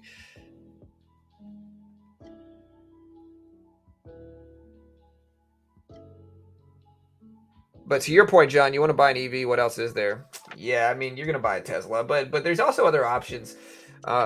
outside of that, like you could buy a Toyota, you could buy a Porsche, you could buy, you know, a Mercedes, you could buy a lot of different options outside of Tesla if you want like a established brand, you know. And so I think if you want to buy an EV, you don't necessarily have to buy a Tesla, but it's definitely not going to be a Mullen or a Rivian or something like that. Those just don't have the consumer base to succeed, using that same argument I've had for a long time. But if you don't want to buy a Tesla, there's a lot of options of established automobile companies outside of Tesla too. You know, Toyota. You know, you get any major brand's going to have an EV at this point. Uh, so I mean, it's not risk proof, I guess. I don't know, Scruffy. I don't know, man.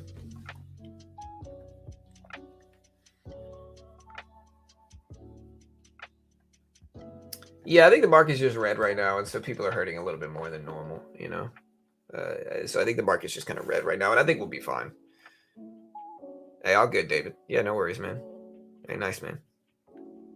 Yeah, I definitely should have held my Build-A-Bear puts, man. You know, looking at it, but again, it's one of those things where it's like, this account's about 40 grand, right? So it's like I've got a lot of different positions, and sometimes it's just easier for me to cut them and not pay attention to them. And Build-A-Bear was one of them, where it's like, okay, like I'm taking risks in other places of these accounts, and so it's like for me, it's just better to just cut it and just not stress about it, you know.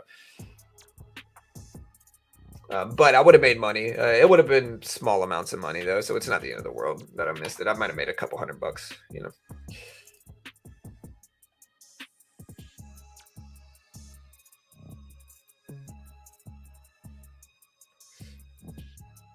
All right, Tesla at 147. So we're gonna get ready to trade the futures market today.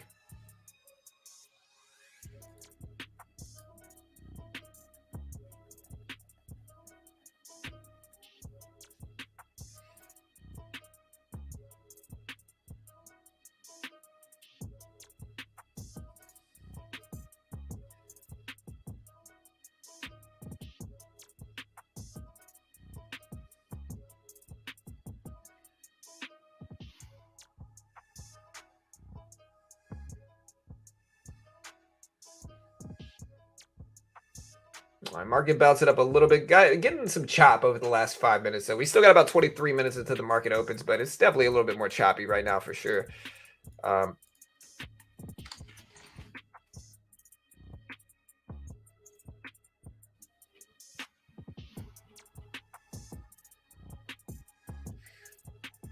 Hey, y'all hit that sub button, guys. Help me hit 100K. We're so close, man. We're so close. Everybody, take the time right now. I'm talking to you right there who watch the stream every day, but you're like, hey, I don't want to subscribe to John. Don't be bitter. Don't be hateful. Subscribe. It means a lot, you know. Show love. Hit the subscribe button. It might feel good. Everybody's doing it. Try it one time. See how it feels. It probably feels good to hit that subscribe button if you haven't yet. If you haven't yet, you know. So just try it one time. Subscribe now. I would never pressure you to, but I'll hate you if you don't. And subscribe, team. I appreciate it. Market started to bounce back up a little bit. Tesla is at 147s. The dollar index is still kind of consolidating pretty neutrally.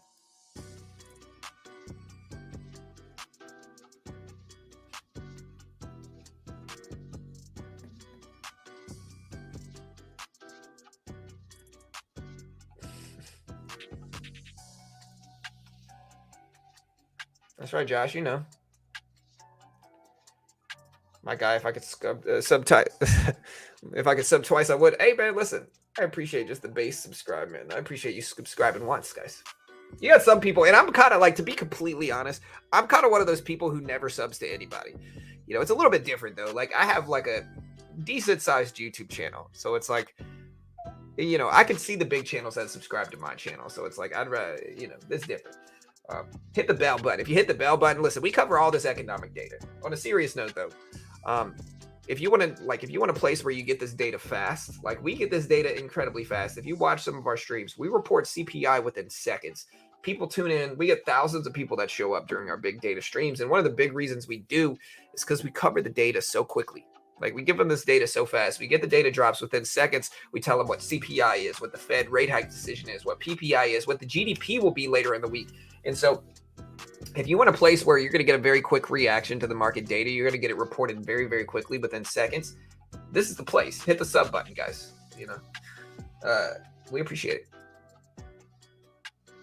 Hey, thank you, Billy.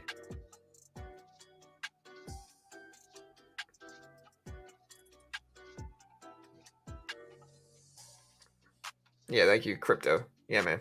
Yeah, we're up early. We got like kind of the early show. It works great too because I can get this done and I can, I'm done working by like 9 o'clock in the morning in Texas. So it's like 9:15, but nice. All right, guys, 20 minutes. 20 minutes.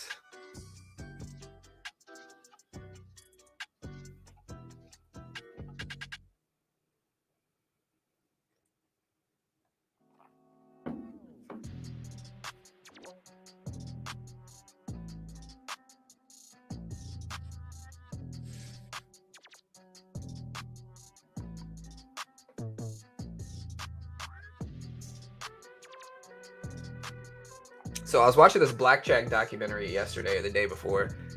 All right, market turning here. Dixie popping up a little bit. But I was watching this blackjack documentary. It was called Player Edge or something like that. It was called it had KC, this guy named KC in it. Man, look at that big drop in markets. The guys, dollar index popped up, big drop in markets. Friday we have PCE. We got the core PCE deflator data coming out Friday. So core PCE drops Friday. Do you have a trading plan today? No, not really. I mean, not defined trading plan. Like I'm going to trade how I always trade today. There's not really much difference. So it's not really something where I need to build like a super specific trading plan in today. I'm going to look for upward momentum because I think markets are really extended on the downside. And so I'm going to look for upward momentum and try to trade on the long side today, probably. But if we break down and we go short, I'll short the market too. We're also going to be a little bit more careful than we normally are just because right now, the extension's on the downside, but volume is probably going to be a little bit light relative to normal trading days too. So no, I cut Amazon on the. I made money on Amazon. But no. So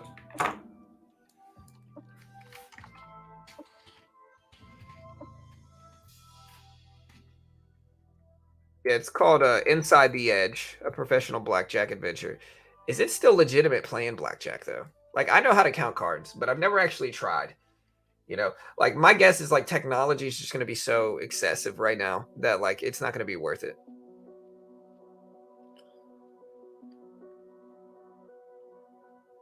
All right, guys. So we got a little bounce back. We're at 379s right now. Tesla dropping down. The dollar index is kind of completely rebounding though, and the dollar index has fallen pretty big over the last 20 days. Here's a 20-day chart. So the Dixie has fallen a lot here. What's really strange though is like generally there's a negative correlation. If you look at the last 20 days in stocks, like here's the SPY. Here's a 20-day chart.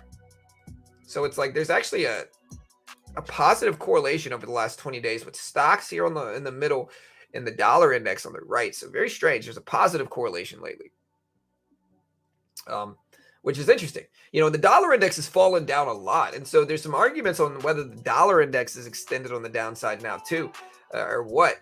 But yeah, very strange kind of positive correlation over the last 20 days with the Dixie and the actual broader stock market here. I mean, again, Tesla's kind of leading the market down. Tesla is much more steep angle than most of the other stuff right now. I mean, they're pretty similar to the SPY though, but like here's the SPY in pre-market today, and here's Tesla. So like Tesla is much more profound angle here, much more profound downward action in the market from Tesla today over like the S&P or anything like that. So Tesla's red today. We'll see what happens with this at the opening bell. And again, I don't really hold Tesla. I'm not really a long-term holder in Tesla, but I'm not against you. I understand if you're making money with it.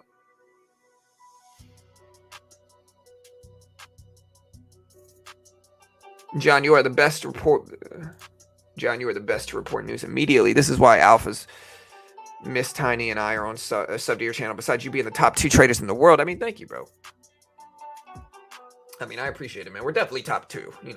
Some would say we're top 1.5, but like, I just try to stay humble during all of it. They say, John, you're the best trader in the world right now. John, you're so handsome. John, you were just great personality. John, you got the greatest risk management system in the world, they say. And I know, I mean, listen, it's hard to be humble, but I'm definitely top 3 most humble ever in the world too. So we try over here, we try to stay humble. We do what we do. But no, so market opens up in about 15 minutes.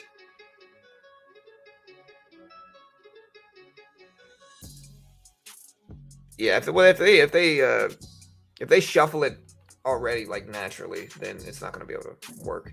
If they shuffle it in between hands, like that's the big thing is like eventually are they going to start shuffling every hand?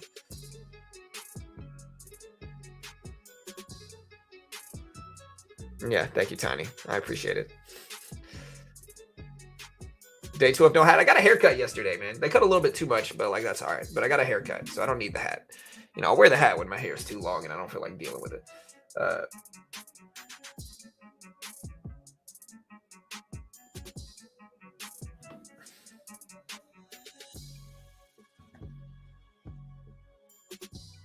yeah, you know, listen, it's hard to be humble, you know, when you're this good, but I try. Anyways, Tesla started to bounce up. The dollar index has like a U-shaped breakout type of pattern.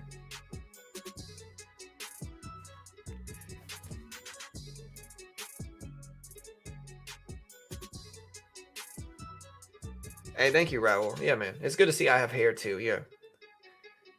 Top 3 hairs in the world right now. SPY at 379. Dollar index is starting to creep up though. Look, so here's the opening bell. Here's the opening range high of the dollar index. We don't really want to see this break this high right here. So we have that opening range high right there. We don't really want to see it fall underneath that. Yeah, top 3 haircuts in the world right now for sure. Definitely top 3. But General Mills is to lift prices again in 23. Yeah, General Mills. We had some earnings today too. We had like General Mills. We had FCEL. Today we have Nike, BlackBerry, Nike, and FedEx are this evening. So Nike, FedEx, and BB are this evening. That'll be influential over markets to a certain extent. I don't know how much, but it's the biggest earnings we've had in a while that drop. So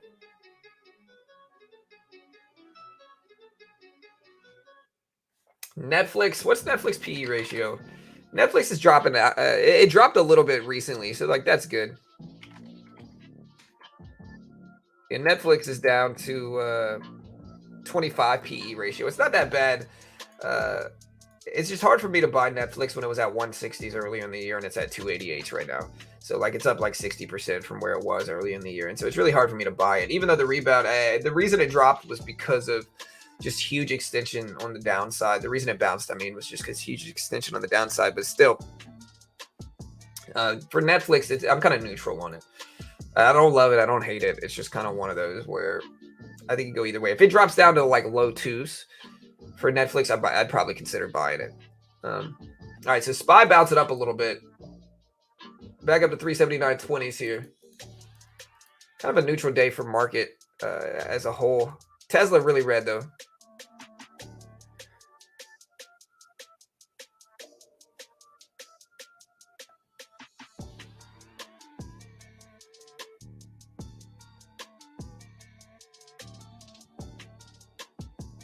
Did you go to Walmart for this haircut? Of course not. Dude, I'm never going to Walmart again, bro. After I had that guy that showed up, you know, never again.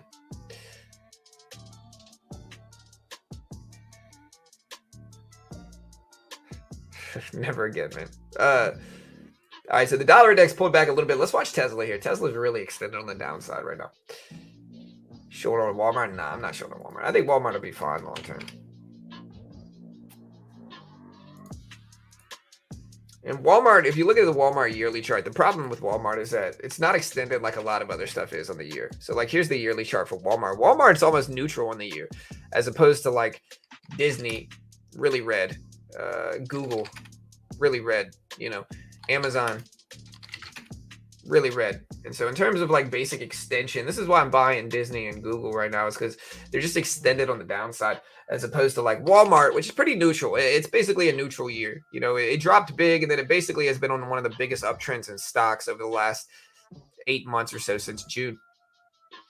7 or 8 months. And so because of that, I'm just not going to buy Walmart up. There's just too much risk in terms of buying it up, because there's no extension for me long term for me to play off of. Target's a little bit more red than Walmart is. So Target, you know, in terms of extension, it might be a little bit more worthwhile of a dip buy. What's the PE ratio for Walmart and Target though? Let me see. Target PE is 19. That's pretty low. Maybe there's an argument for a dip buy. I just know like a lot of these retailers are getting beat up right now. Yeah, the Walmart PE ratio is 43, 44. The problem with Target though is like a lot of these companies are getting beat up in terms of shipping. You know, so like they're having freight problems, and that's hurting their margins dramatically with all the stuff going on with inflation. So that's the bigger problem here with some of these. But hey, thank you, Sir VCO. Thank you, man, for all you do and sharing with us. I like your point of view. Thanks, man. Yeah, like I said, we try to just be neutral here. Like I'm not an expert, and I really don't want people like taking me as an expert or copying me. And that's why I always try to tell people, just don't copy me, guys. Like I don't want people to copy me. I'd rather people not copy me. I'd rather people just, you can learn from how I trade, but no need to copy exactly what I do. You buy gold? Not right now. Costco? Yeah, Costco, I mean, it's got some... What's the PE ratio for cost right now?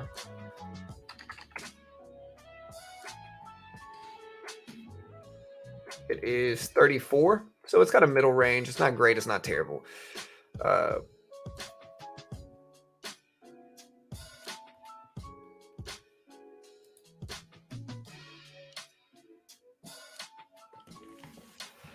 All right, guys.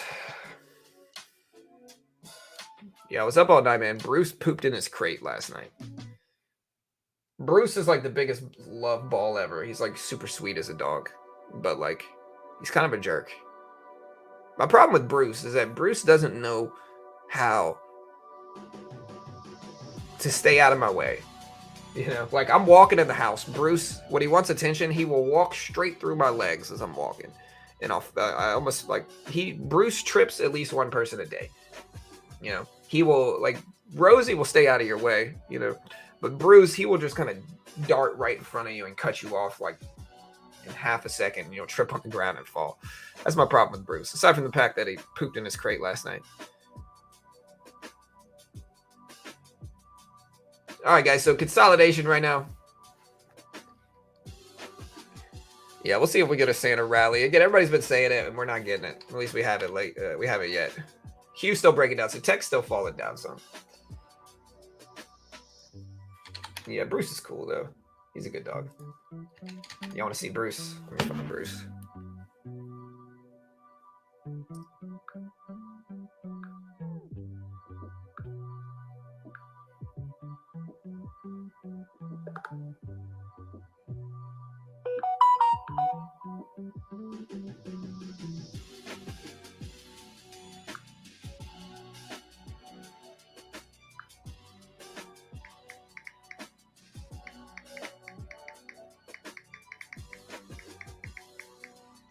All right, guys, so we got about 7 minutes, team, 7 minutes.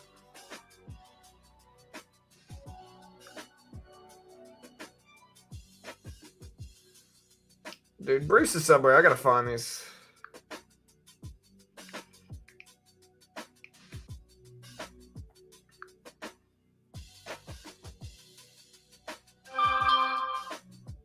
I'll have to ask Carol.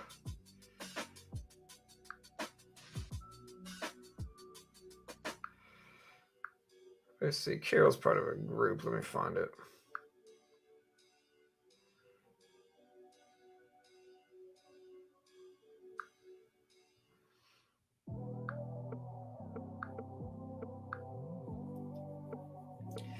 Yeah, I don't know. I don't know if we're going to do either one.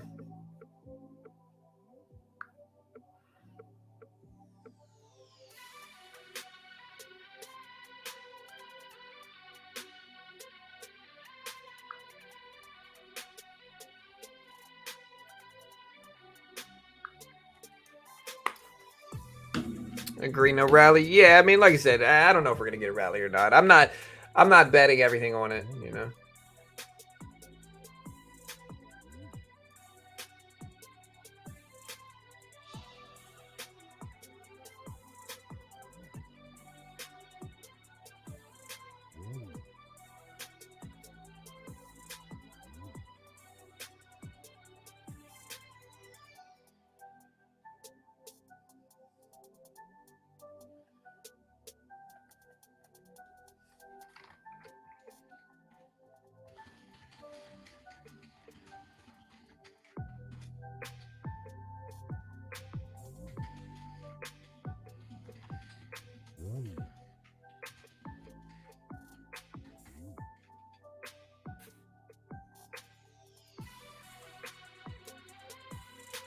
No rally. Will we rally or not, guys? Let's look at the poll. We asked people today. We said, does the market crash before New Year's? We're actually pretty split down the middle here.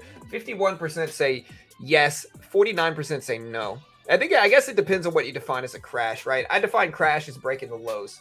Like, do we break lows of this year? About 861 votes. 51% say yes. 49% say no.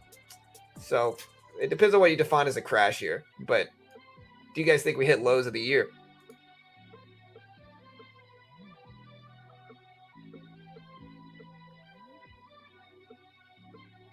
Oh man, I forgot to put up something here. My bad, guys. Here, let me put up. I forgot to do my top step thing.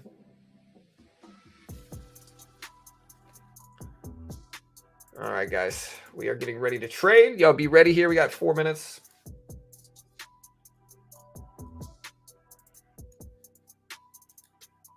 Here we go. Ready to trade. We'll see what the market does. We're going to trade futures today like we always do. Again, we are trading futures on Top Steps funded account program. In it, they give you a demo, and if you can hit their target while following their rules, they fund you between 50 to 150,000 with a 90% split. And yeah, we'll see if we get something good. Let's zoom out here. Market's kind of neutral right now. I mean, it's not a super red day. It's not super green either. Just kind of neutral. We'll see if we end up doing some moves, but Disney going green on the day, though. So Disney's actually technically green on the day. We're at 85.90s for Disney as we speak. 85.90s. Probably another red day, but yeah, I mean, I think the extension is going to be on the downside right now. I think we've been moving down so much that, like, even if we continue down afterwards, but like I think we might get a short-term bounce to a certain extent, you know. So like even if we move down after the bounce, I think it's likely that we're eventually going to get a bounce. Just because we're down so much, you know, but maybe not. It's not always the case. Just using general terms, like usually we get something like that, but not always. Japan raised rates today. I think we go up. Yeah, but I mean, HKD Hong Kong CPI came in lower than expected, though. So it's like there's a few good and bad things. Like I think if we look at this, let me find the rate hike decision. I saw that earlier. But yeah, if you want to check out Top Step, link is in the description. Let me find the link I had for.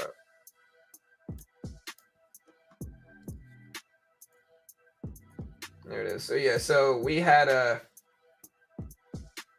Hong Kong CPI came in at 1.8 versus 1.9 expected, which is good. So we came in lower than expected there. We had the Bank of Japan. They had their interest rate decision was neutral. So it came in at minus 0.1 versus minus 0.1 expected. The PBOC loan prime rate came in at 3.65% versus 3.65% expected. So that's what I'm showing right now. And that's not terrible. I mean, everything there seems okay. It's kind of like the market's kind of neutral right now because of it. Yeah, all good, Sean. Tomorrow, any data? Yeah, tomorrow we have something. We got consumer confidence and existing home sales tomorrow.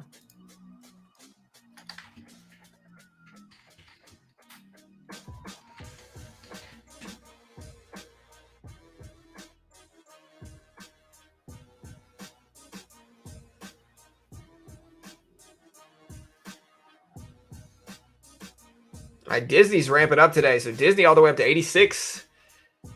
Let's wait for the open, guys. We got 45 seconds. Oh, crap. I accidentally hit. Okay, there we go. Yeah, chop is definitely possible. I mean, choppy market right now is kind of what you're going to expect, I think.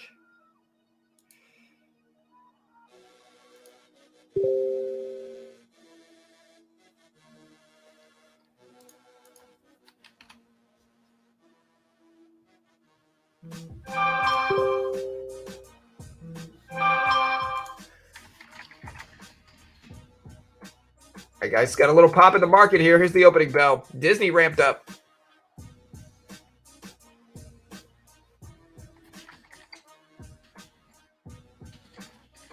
There's the opening bell, guys. Disney dipping a little bit at the opening bell, but a really green open. Google bouncing up a little bit, which is nice to see as well. If we look at the SPY here, market had moved up a little bit ahead of it and then pulling back some now. So we'll see if we actually hold.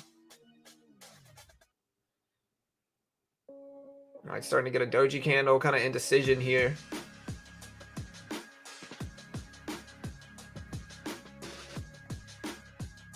All right, Disney, rip it up.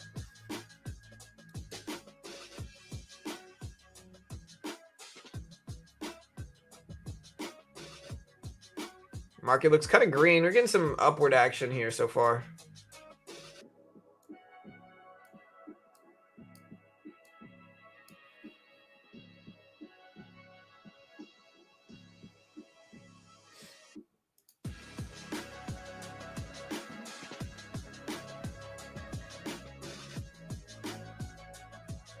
All right, SPY breaking down here. We will short if we get some downward action. Bearishness.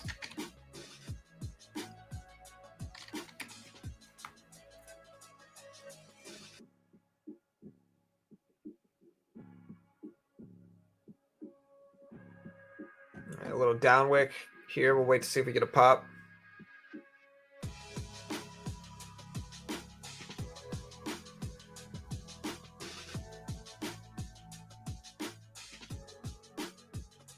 Look at the frats. All right, it's a big doji candle here. And getting some big, strong green action right now.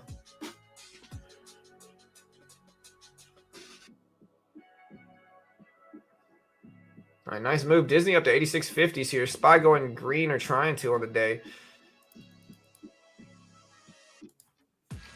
Disney testing highs. That's nice.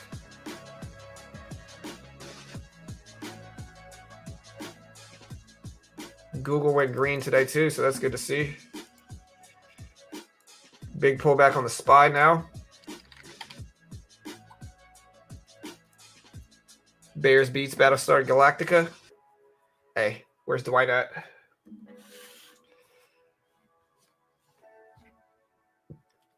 Identity theft is a crime.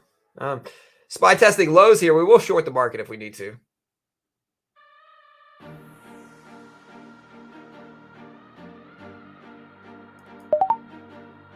Now we're going to short this low of the day break.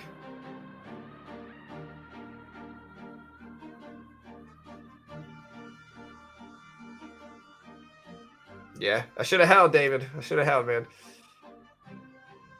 Big doji kind of down wick here, so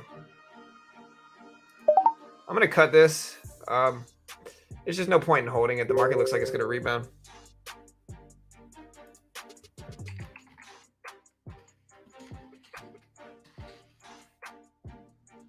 And Disney broke highs again.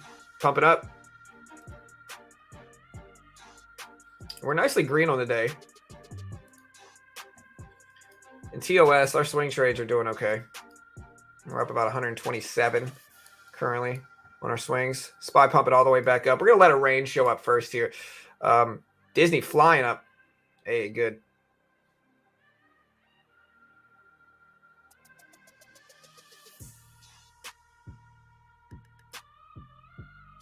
Disney all the way up to 87 or almost 87s.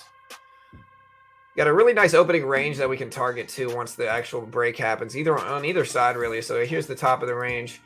Here's the bottom of the range here. So we got this really nice opening range that we can watch and look for movement in.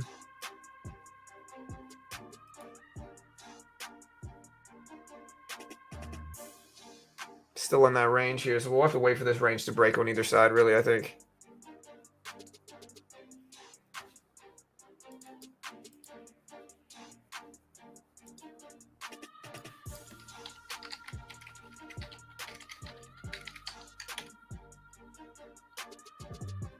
Disney pump it up some more.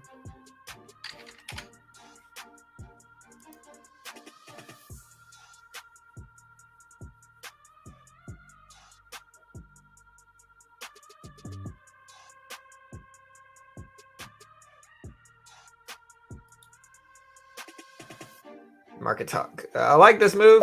We're going to buy one contract here. That's a big down wick here. Very choppy open though, guys. So, I mean, I don't really recommend y'all trading super large right now. We're going to buy this just in case we pop up higher. We're basically neutral.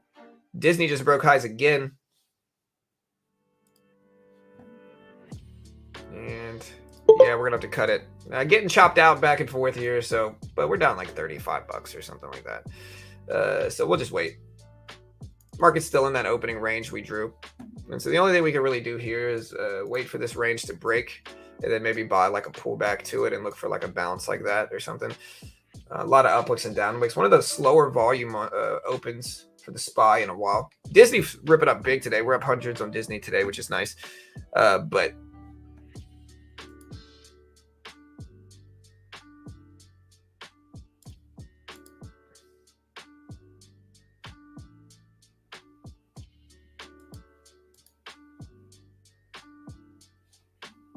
SPY starting to test the bottom of the range. Again, we got to wait for lows. Even if we break on the downside, we can do something like this where we ride it down like that. We just got to wait for the range to break. And it looks like we might be going up towards the top. Will there be a Santa rally? I don't know.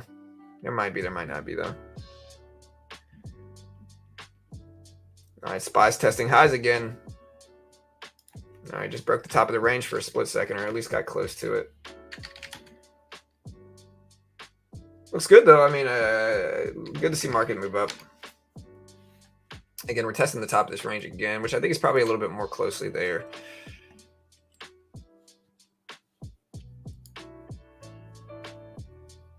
All right, we're getting some pumps.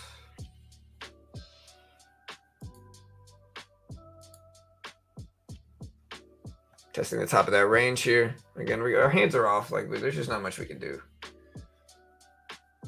until we get a clean break.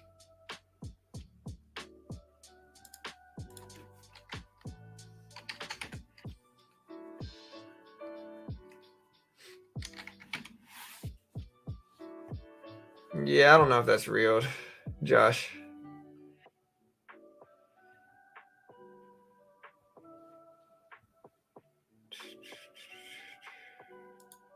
All right, so again, test at the top of that range here. Looks good. Again, I think it's kind of time for a rally. We've had a lot of red action. There's the break.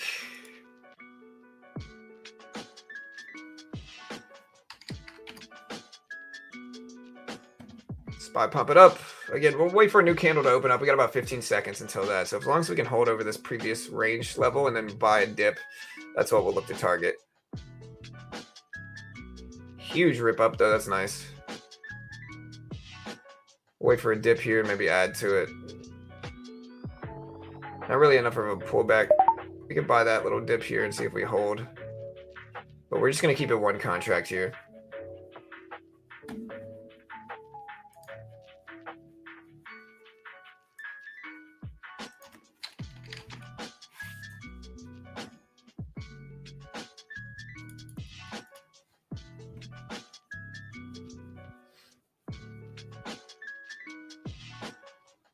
Testing the top of that range again. We'll let it sit. This is why we only bought one contract, is because I'm just not confident in it, you know.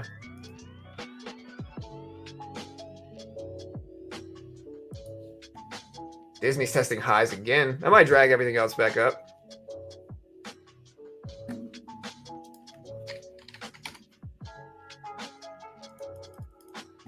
SPY dip looks good, though. I'm going to take two contracts here. There we go.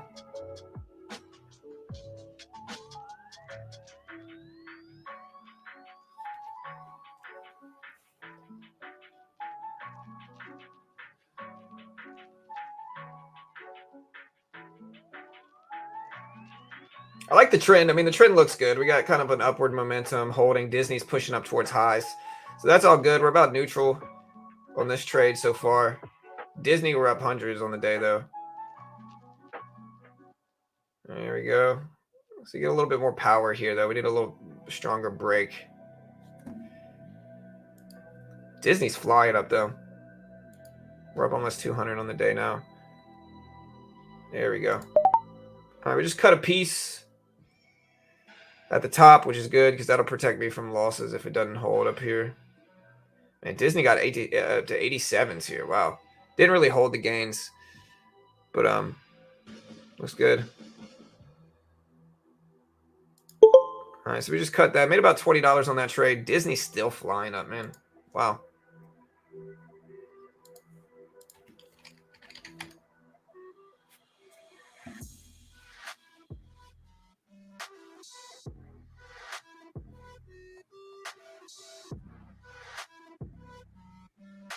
Huge pullback in the SPY quickly here. Is it Tesla dragging this down? No. Yeah, I don't think we're going to stay in a rally yet. We had some nice upward momentum that our plan was to attack at the open, but right now we're very sideways too. And honestly, we're kind of trending towards the lows with how much the SPY dropped. Does anybody have the large cap that is influencing the SPY like this?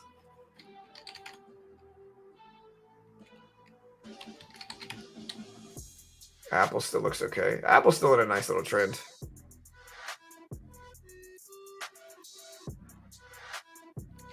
Is it Google? Google's down, but it's not really under lows yet.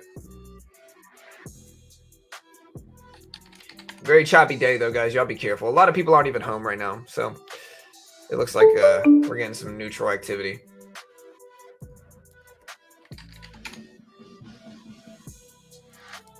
Pumping all the way back up, but complete choppiness here, man. The only problem is like this is a cup and handles looking pattern, and I hope it's wrong. I hope it breaks past this level, but a little bit more skeptical with this.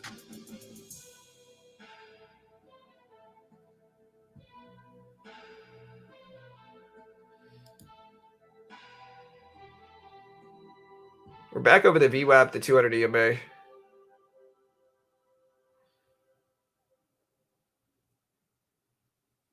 New candle open up on the SPY. There we go. Let's see if this holds. We'll buy this, but only one contract here. And just like the last one, we'll add to it if it sets up well. And if not, we'll just wait.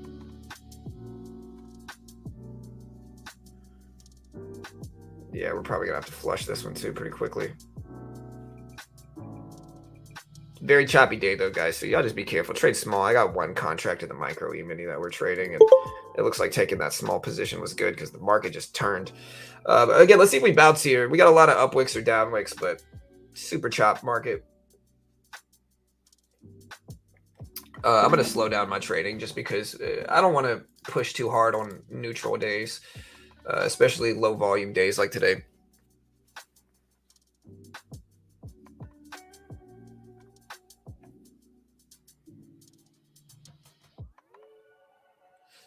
Yeah, market looks weak.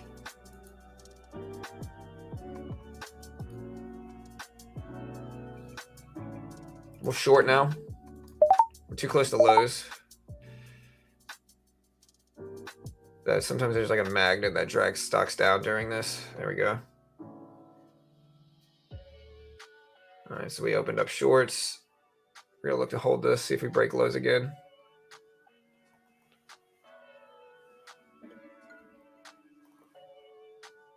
I really like the short. 3 contracts. Now we have 4 contracts here.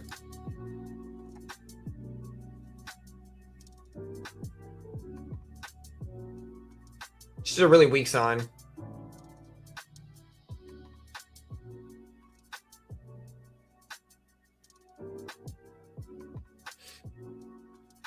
Doji, which looks really weak right here too. Let's see if it rejects. There it is. Try to be patient. We got a larger position, so we want to see a little bit more breakdown here. There we go. I just cut half. Riding the rest down. A little bit more. Go ahead and cut that. Made about 30 or 40 bucks there on this one. Like I said, that was just a really weak sign. Like having this huge drop and then a little bounce back is a pretty obvious downward move.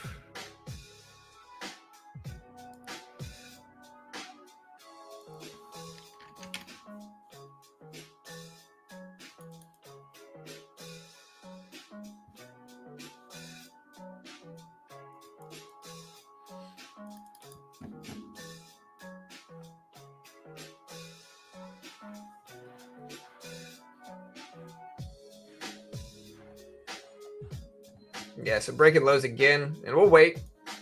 Got a few nice little shorts involved here.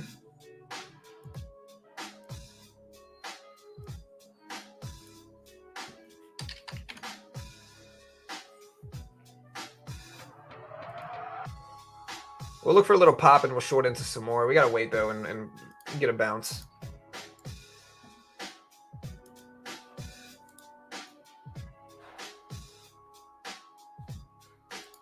I like this bounce. We'll start it off with one contract, see if we continue the downtrend here.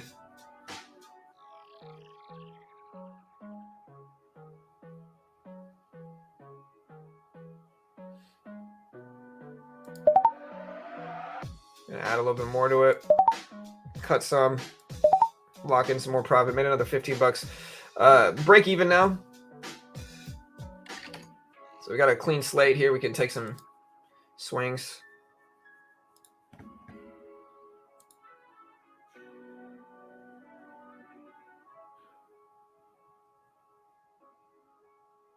Yeah, I don't know, Teo. Software as a service. I don't really like software stocks. I think there's some big discounts on some other stuff though right now. But like as for software, things can change too much in software for me to really want to buy up stuff like that. You know, I'm looking for long-term stuff for my own like positions there. You know what I mean? All right, so now we're a little bit too extended on the downside. Now the momentum's certainly on the downside, but we need like a little bounce. Yeah, we broke the low. No, so the lows of pre-market this morning and the lows of yesterday are actually 376 on the spot. So we're at 378 here. So the lows from were yesterday and after hours at 376. We got yesterday's lows from market hours that are at about 378, but the lows are actually at 376 for yesterday.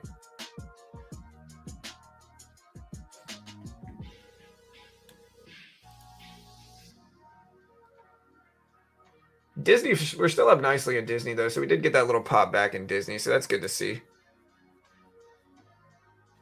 Here, so we shorted into these little pops, but we're going to wait here. They're not going to go forever.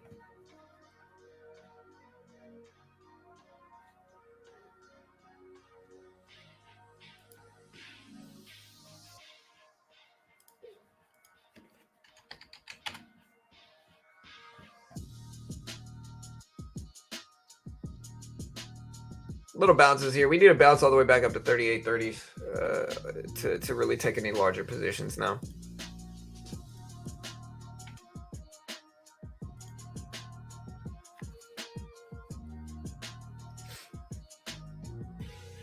Yeah, a little bit of a bounce back here. Again, we need a much larger bounce back before we're confident, though.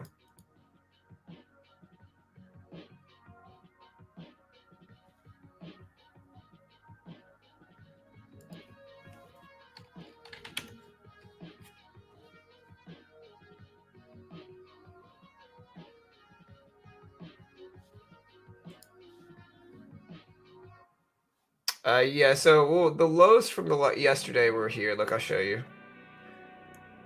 Here's the low from yesterday. You can see, look at the chart right here on the E-mini right now. This is the low from yesterday. Again, if you look at the date, it says 12/19. So here's the actual low. Now you're referring to this low right here from market hours yesterday, but the low from yesterday is actually down here.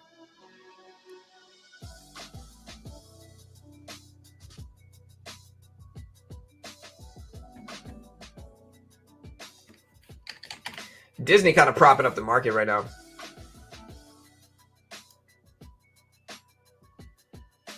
Getting a pretty large bounce back and some other stuff, though. Now we will short.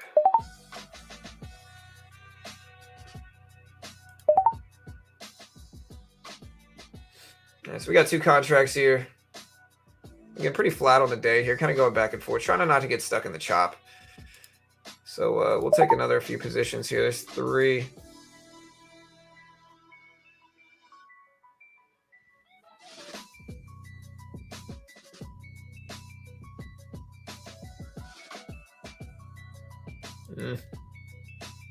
This actually looks kind of strong, and so I might just cut this if this continues to break up and just wait. Unless we retrace, which is kind of what we're doing now, but we're struggling to get over this level. It's the only reason I'm still in it. All right, there we go. There we go. All right, took some more off. All right, made another 25 bucks or so. So now green on the day, riding this downward trend. Luckily, I waited to short that. And my other long trades, my other swing trades are actually leading the market on the upside. So Google is now back up when the market's falling. Disney is green on the day when the market's falling too. So What do you mean by extended? I just mean that there's different types of extension. There's long term, short term. Right now we're in short term extension on the downside. All right, market breaking lows, SPY breaking lows.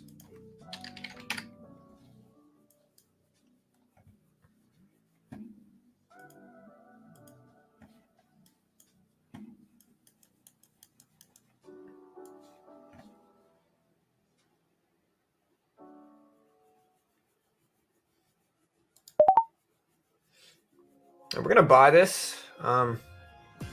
It's actually usually at a level where I would short, but I think we might be a little extended on the downside throughout market hours today.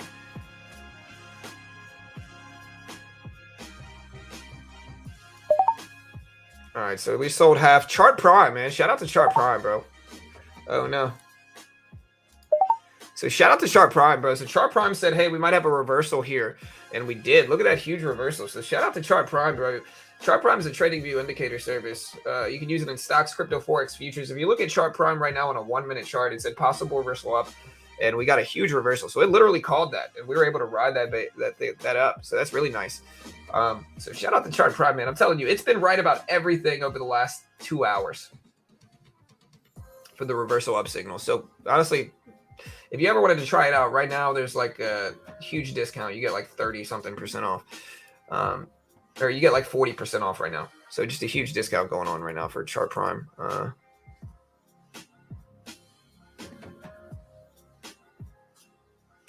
me put the link up. If you want to try it out, I'll post this link here.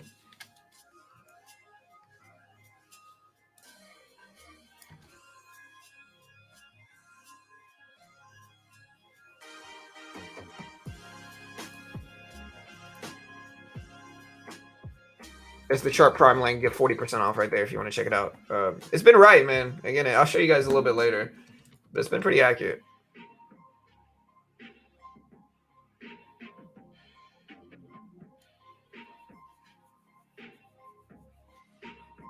Yeah, and again, you guys remember me saying, hey, we were a little bit extended, and we kind of were. And look at the big pop we got. Now, again, we're right at the volume weighted average price. So for here, we're kind of neutral land right now. We're green on the day on TOS too, so that's nice. Disney leading the day.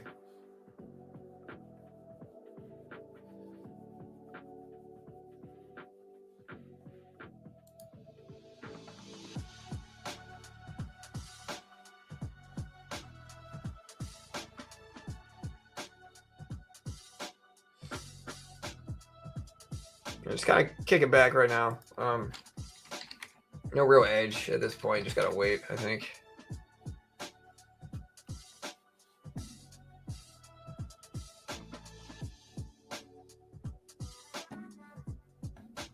Green day and everything right now, though, in stocks, crypto, forex so far, at least.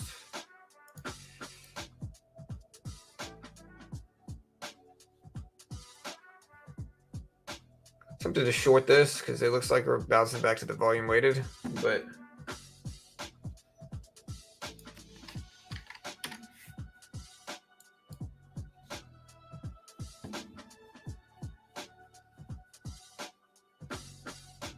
Disney's still looking good, though. I mean, Disney's still up to 87s almost. So Disney's still making moves. I'm going to short this now. Just one contract, though. We're going to scale down a little bit and short it.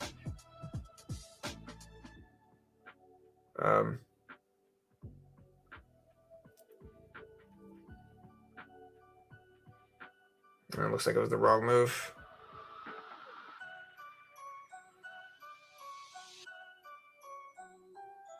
Right, we're short. Okay, gotcha.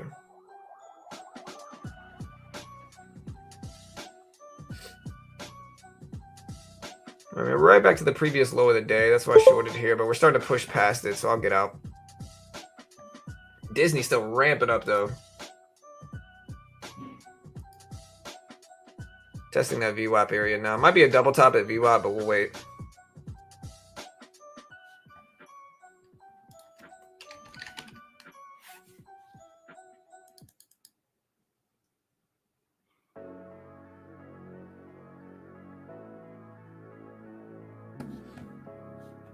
Dollar index dropping. That's good. That's what we want.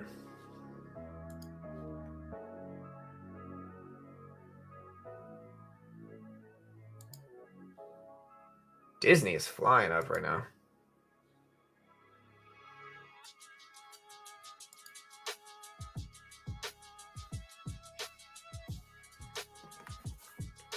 Oh man, if you want to trade like me, you can see we're actually day trading the futures market with no PDT restrictions. And so we give you Top Step gives you a demo, and if you can hit the target on their demo while following their rules, they legitimately fund you in futures. And there's no PDT rule in futures, so you can day trade short. I like using Chart Prime and Top Step kind of bet like with each other because it's super useful.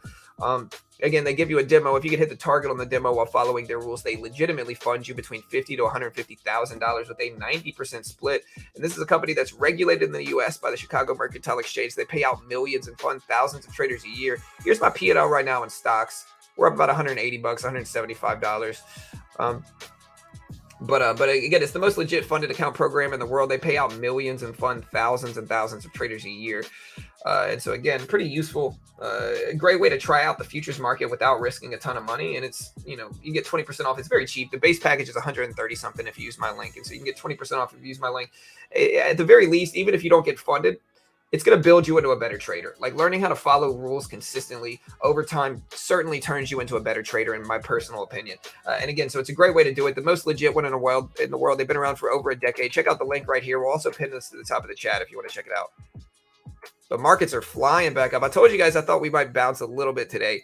Kind of extended on the downside now. We've been dropping so much, So at this point, swing trades are doing lovely here. Here's my P&L on my swings right now. We're up about 230s, 240s. Market is flying up.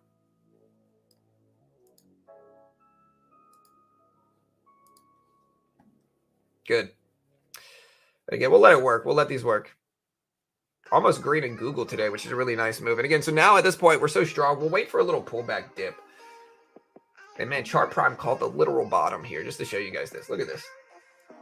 If I would have stayed in the trade. At first I said that I love you when you ain't say that shit back. Whoa. Yeah, no, I don't want to listen to music with sound in it. We need no sound. There we go. Let me find my playlist, guys. Bear with me. Here we go.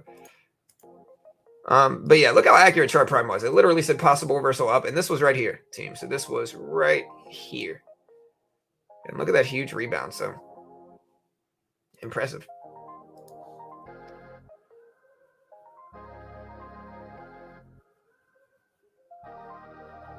All right, we'll wait for a little dip here, see if we can buy something. We'll take one contract, maybe plan to add a little bit more deeper into it if we can. If we don't need to, we don't need to either, though. I mean, if we keep ripping up, hey, we will take that.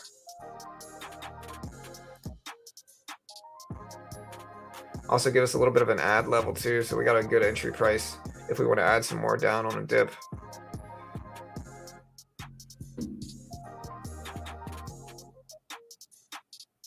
Breaking highs. We'll go ahead and cut that.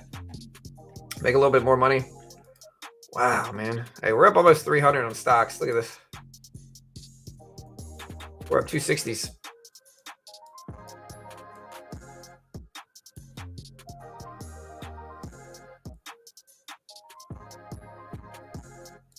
Yeah, it's one of the reasons you kind of got to ignore the bears sometimes, too. You got to ignore anybody that acts like they know for sure anything's going to happen. Like if I see somebody calling other people names for having a certain viewpoint, or like, shaming people for being long biased or short biased, again, I usually ignore everything they say just because nobody really knows. Like I've had bears tell me the market was going to crash and then we've ripped up over the next 3 weeks. I've had bulls tell me the market's just going to go on a sun run and the market has crashed down over the next few weeks. And so it's kind of one of those ways where you got to learn to just tune out and just create your own biases towards things, create your own theses towards things, I guess is a better way to put it.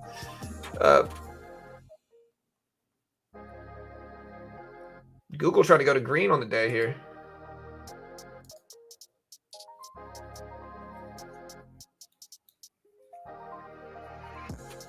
Yeah, in the market, nobody knows. Hey, Google tested greens on the day here. Here's the P&L right now. We are up about 280. Getting pretty close. Market's still testing highs.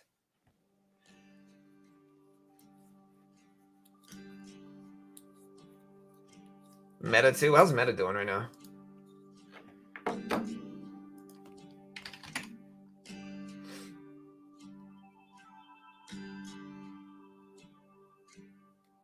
Yeah, it's like the Olympic judges when you throw out the low and high score, right? For sure.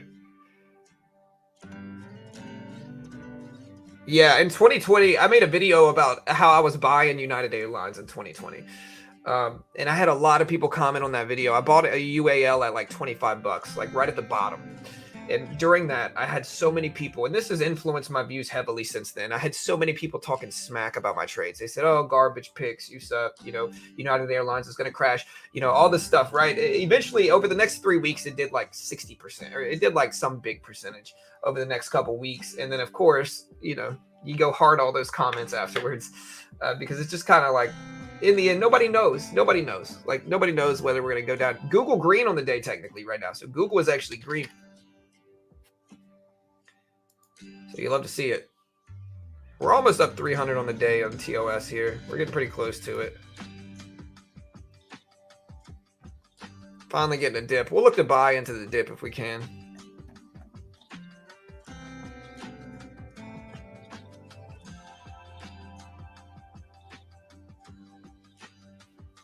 And at the same time, this doesn't necessarily mean like the drops are over. Like this could just be a short-term bounce back up. I mean, we could rebound here, but it also could just be a small little bounce from dropping so much, like a little correction bounce. Like I said, just kind of short-term extension. So you never know. It could be either one.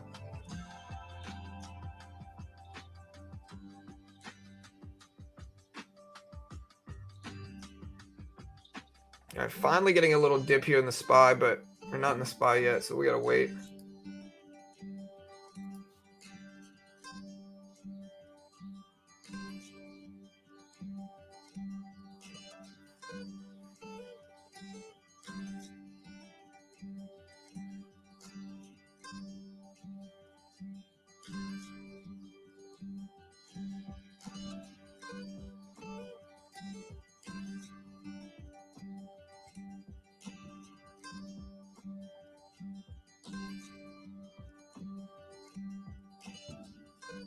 Finally getting a dip here. We'll look to maybe buy into this dip. All right, so we got a bearish hammer candle at the top. Look at the bearish hammer candle right here. So this is the bear hammer. Again, we'll see how much the candlestick works. Chart Prime just alerted us of this bearish hammer. This doesn't mean anything. It's just it's not telling you to do anything here. It's just saying, hey, bearish hammer candle right here. And so we'll see how accurate. Just not even, we'll see how accurate the hammer candle is.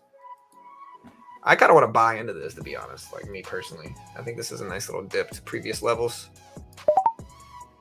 But we could also be a little bit extended on the upside short term here as well, though.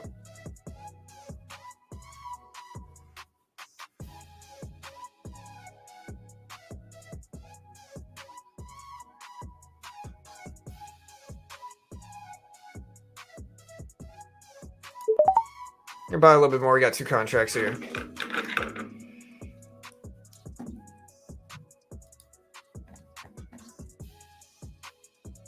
Popping up a little bit green on this trade. Again, we bought 2 contract dips. About break even right now. I just want to give it a chance to test those highs again.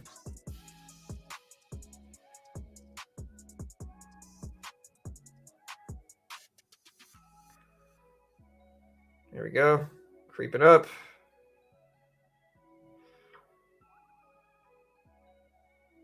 A little bit better.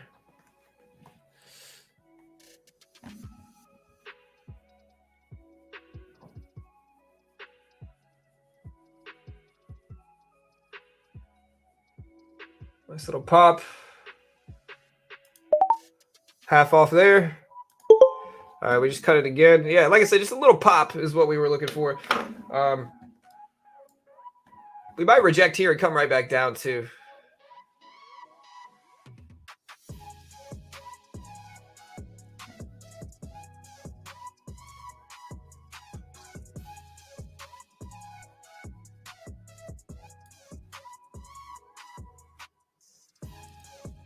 Hey, we are now over $300 in profit on Thinkorswim right now. Over 300 in profit on TOS. We're now breaking highs on the day, that is.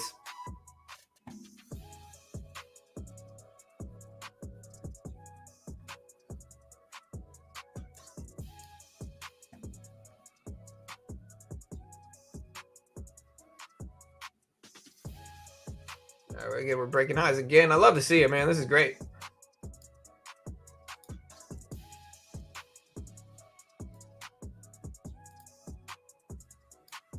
That's currently 325s, give or take.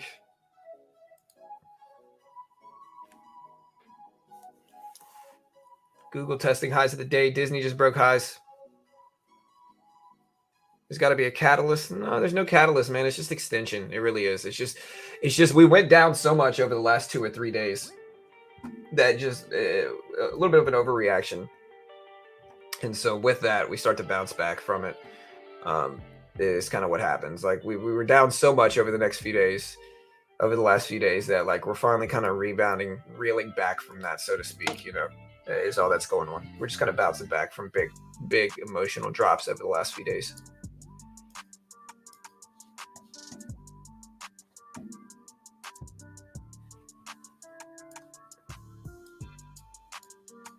All right, at this point in time, though, I'm out of my trades. I mean, we're green on the day and everything, but I'm gonna try to build up a little bit more cushion if we can get a little pullback here. If we pull back to like this, I'll buy it. But we need to pull back to like right here first. We pull back there, I might buy it. I'm not telling you to buy it. I have no idea what we're gonna do. I might be wildly wrong about everything. Don't copy me.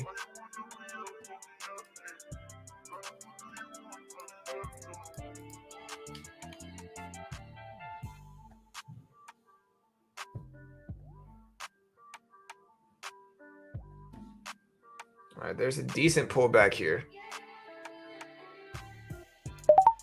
We're gonna buy into this now. It's a big enough pullback. We'll start this. We'll start the scale in. Is kind of what this is.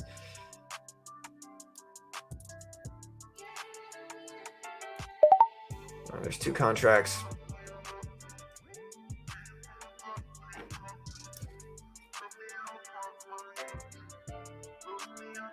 All right, green. See if we can move back up some. There we go.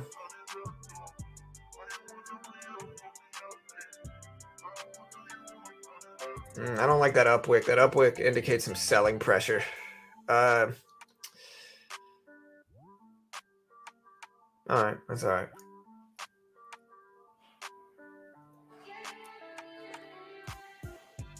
Get ready here. Break even on the trade, up a little bit, but not the most confident now.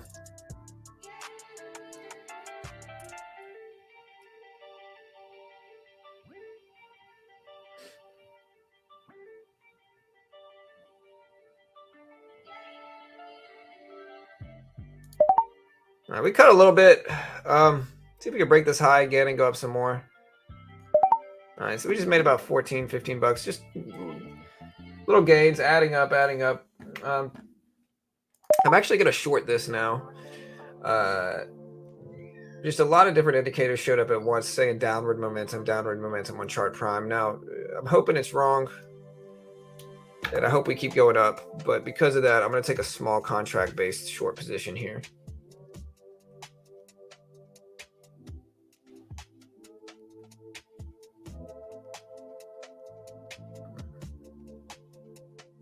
And there's some downward momentum.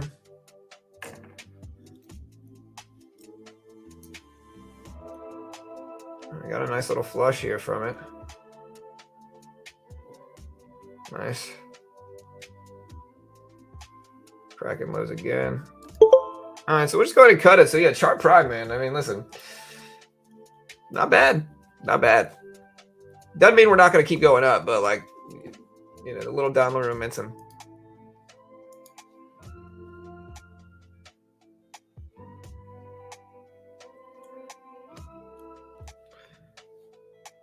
Yeah, I never understood golf back in the day, but now I kind of do, right? Like as I get older, I kind of realize like people play golf because it's a sport that you could be good at even in your older age.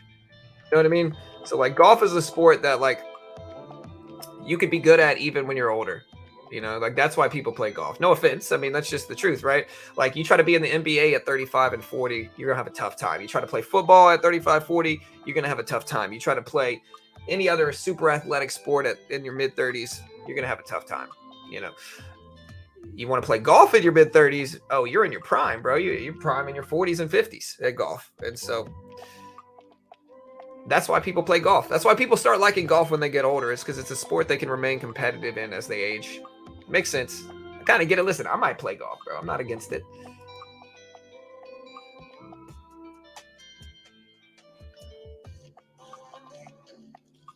Bowling. Yeah, bowling's another one, man. Top 3 bowlers in the world one day. One day I was the top 3 bowlers in the world. You know. Hey, look at Chart Prime, though, man. Chart Prime. Pretty spot on, bro. Look at this. I like using Chart Prime and Top Step together, but look at this. Look at all the bearish signals, and then look at the nice little drop we've been getting here, man. So, again, it's been right pretty much every time today.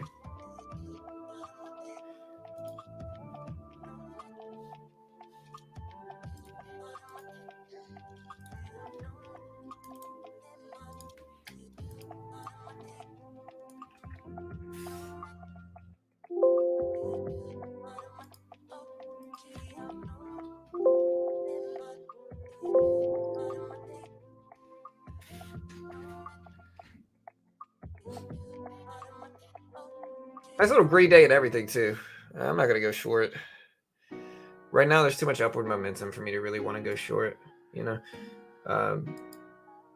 Like, I'll take little quick little sliver short trades very quickly, but I'm not going to, you know.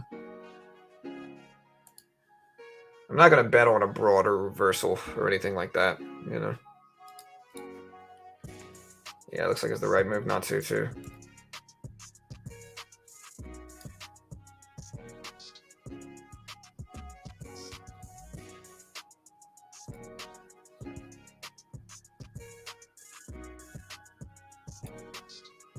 If you do sign up to Chart Prime today, again, they are a sponsor of mine, but if you do sign up today, let me know. I'm trying to track stuff. We get a little dip here, I might buy a pullback.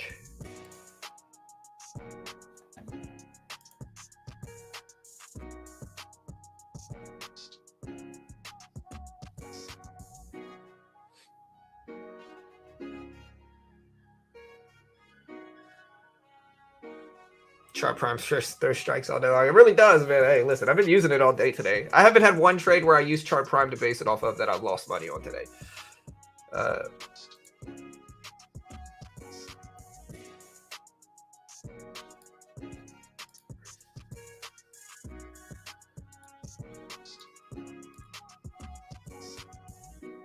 Disney still ramping up over at 87s.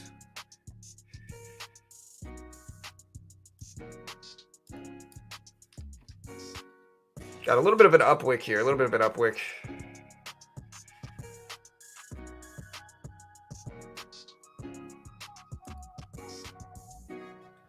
And again, if you guys don't know what I'm doing, I'm trading on Top Step futures right now. Again, you can trade these big economic releases, CPI, PPI in the futures market. I'm basically trading the S&P 500.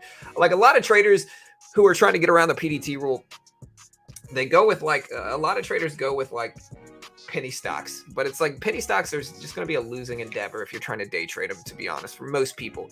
Futures will as well, but like the futures market, you can get around the PDT rule, and large caps, in my opinion, are just more consistent than penny stocks. You can learn to trade them more consistently instead of having to find a new one every day. You can trade the same thing every day, and the patterns are simply more consistent, especially if you use something like Chart Prime. But the difference is like you're not restricted. In stocks, the PDT rule restricts you from trading over 3 times a week if you got less than 25K. In futures, you can day trade as much as you want. You can day trade short, you know, with much less than 25K. And if you want to try out futures, try out Top Step. Top Step is a great way to try it out. It's 130 something if you use my link. Cheap, you know, if you don't like it, it's only 130 something bucks a month. You know, and it tests you as a trader. And so they give you a demo. If you can hit the target on the demo while following their rules, they fund you between 50 to 150,000 with 90% splits. Been around for over 10 years. They're kind of who all the other funded account programs copy off of. And again, regardless of whether you get funded, it's going to make you a better trader. But if you do get funded, it's a 90% split. A 90% split once you're funded. So pretty legit. You can find more information about it in the Discord, or you can find more information about it in the description if you want to check it out. You get 20% off, like I said, if you use my link. They are a sponsor, but it's a great way to help support the channel, guys. We are trading on Top Step right now.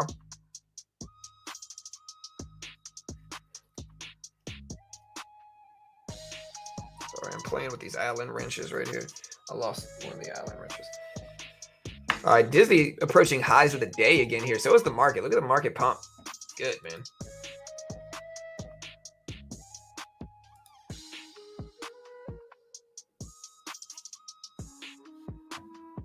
Looks like my ad's down lower.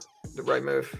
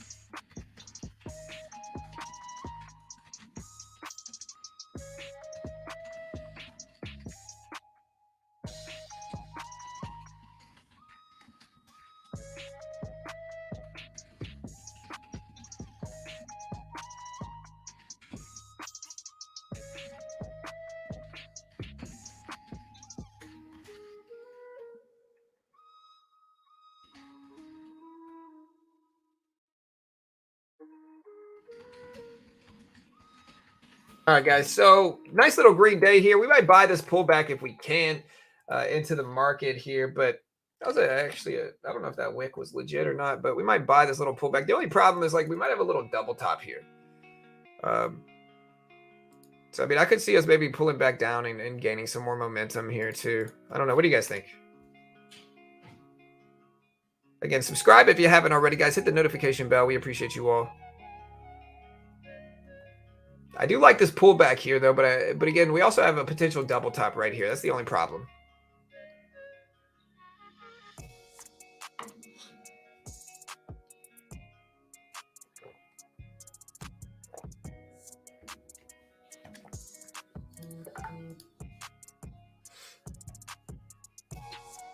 Yeah, if I don't know, I'm just gonna chill and wait. I'm not gonna take any big positions right now. It just doesn't make any sense to.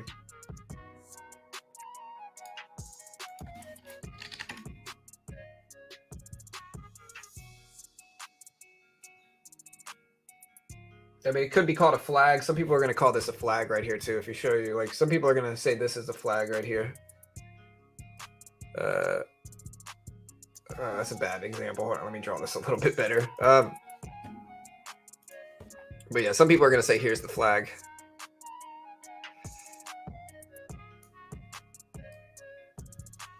You know, like they're going to call that a flag. And it might be. It might be. Like, look.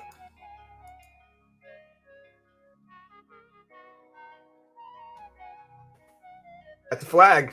I mean, it is kind of a flag pattern. And we're testing highs right now, too. So we'll see if we keep it up. What does flag mean? Well, flag means this, man. Here's the pole. That's the pole of the flag, and there's the actual flag. It looks like a flag. Usually it goes something like this, and then you get like a upward move like that.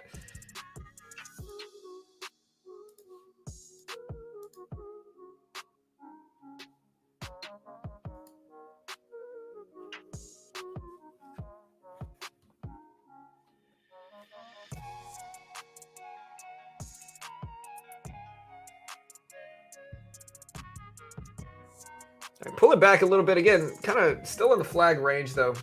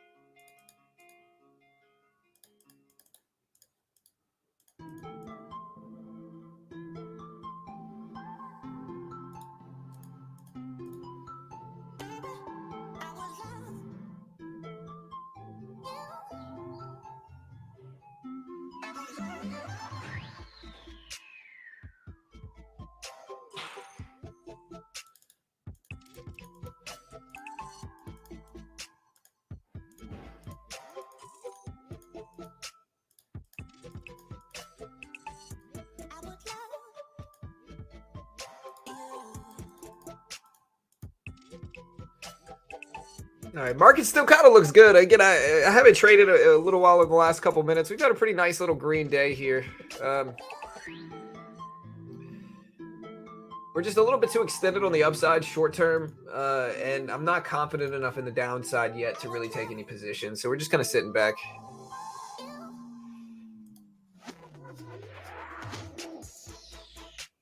Wouldn't chart prime document it if it's a flag pattern? It might be. Let me see. Yeah, it actually is. It's doing a different flag right now, though, but it's kind of documenting it. Hey, look.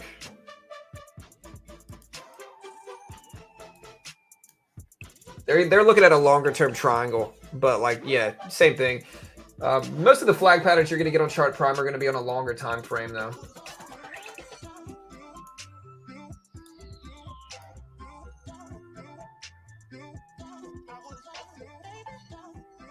All right, hey, market is flying up here, guys. Wow. The flag pattern worked. So look, we drew this flag here. That was the flag we drew. And like, look at the break of it. So we broke that flag pattern that we drew here. What a parabolic bounce.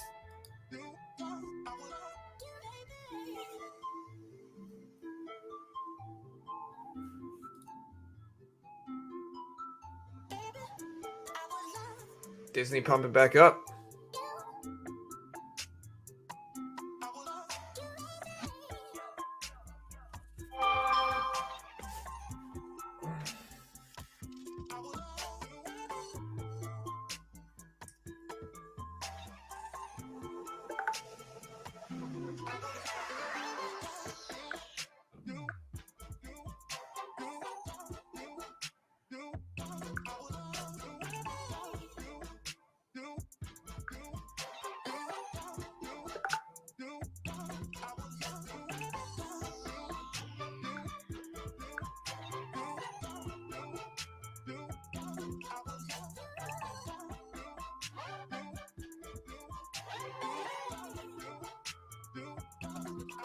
All right, so yeah, we're a little bit too extended on the upside for me here. I just don't really have much going on right now. Disney's doing great.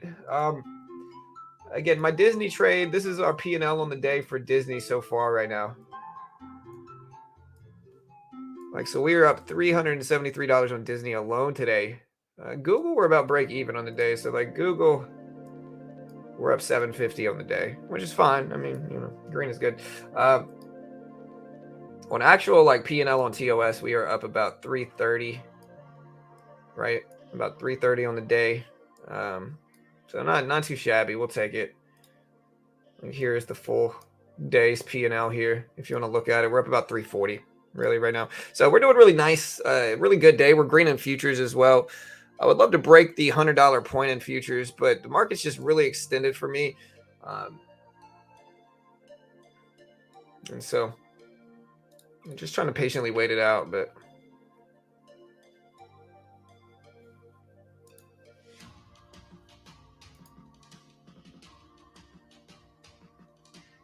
yeah, and like I told you guys, we were definitely extended into the open today.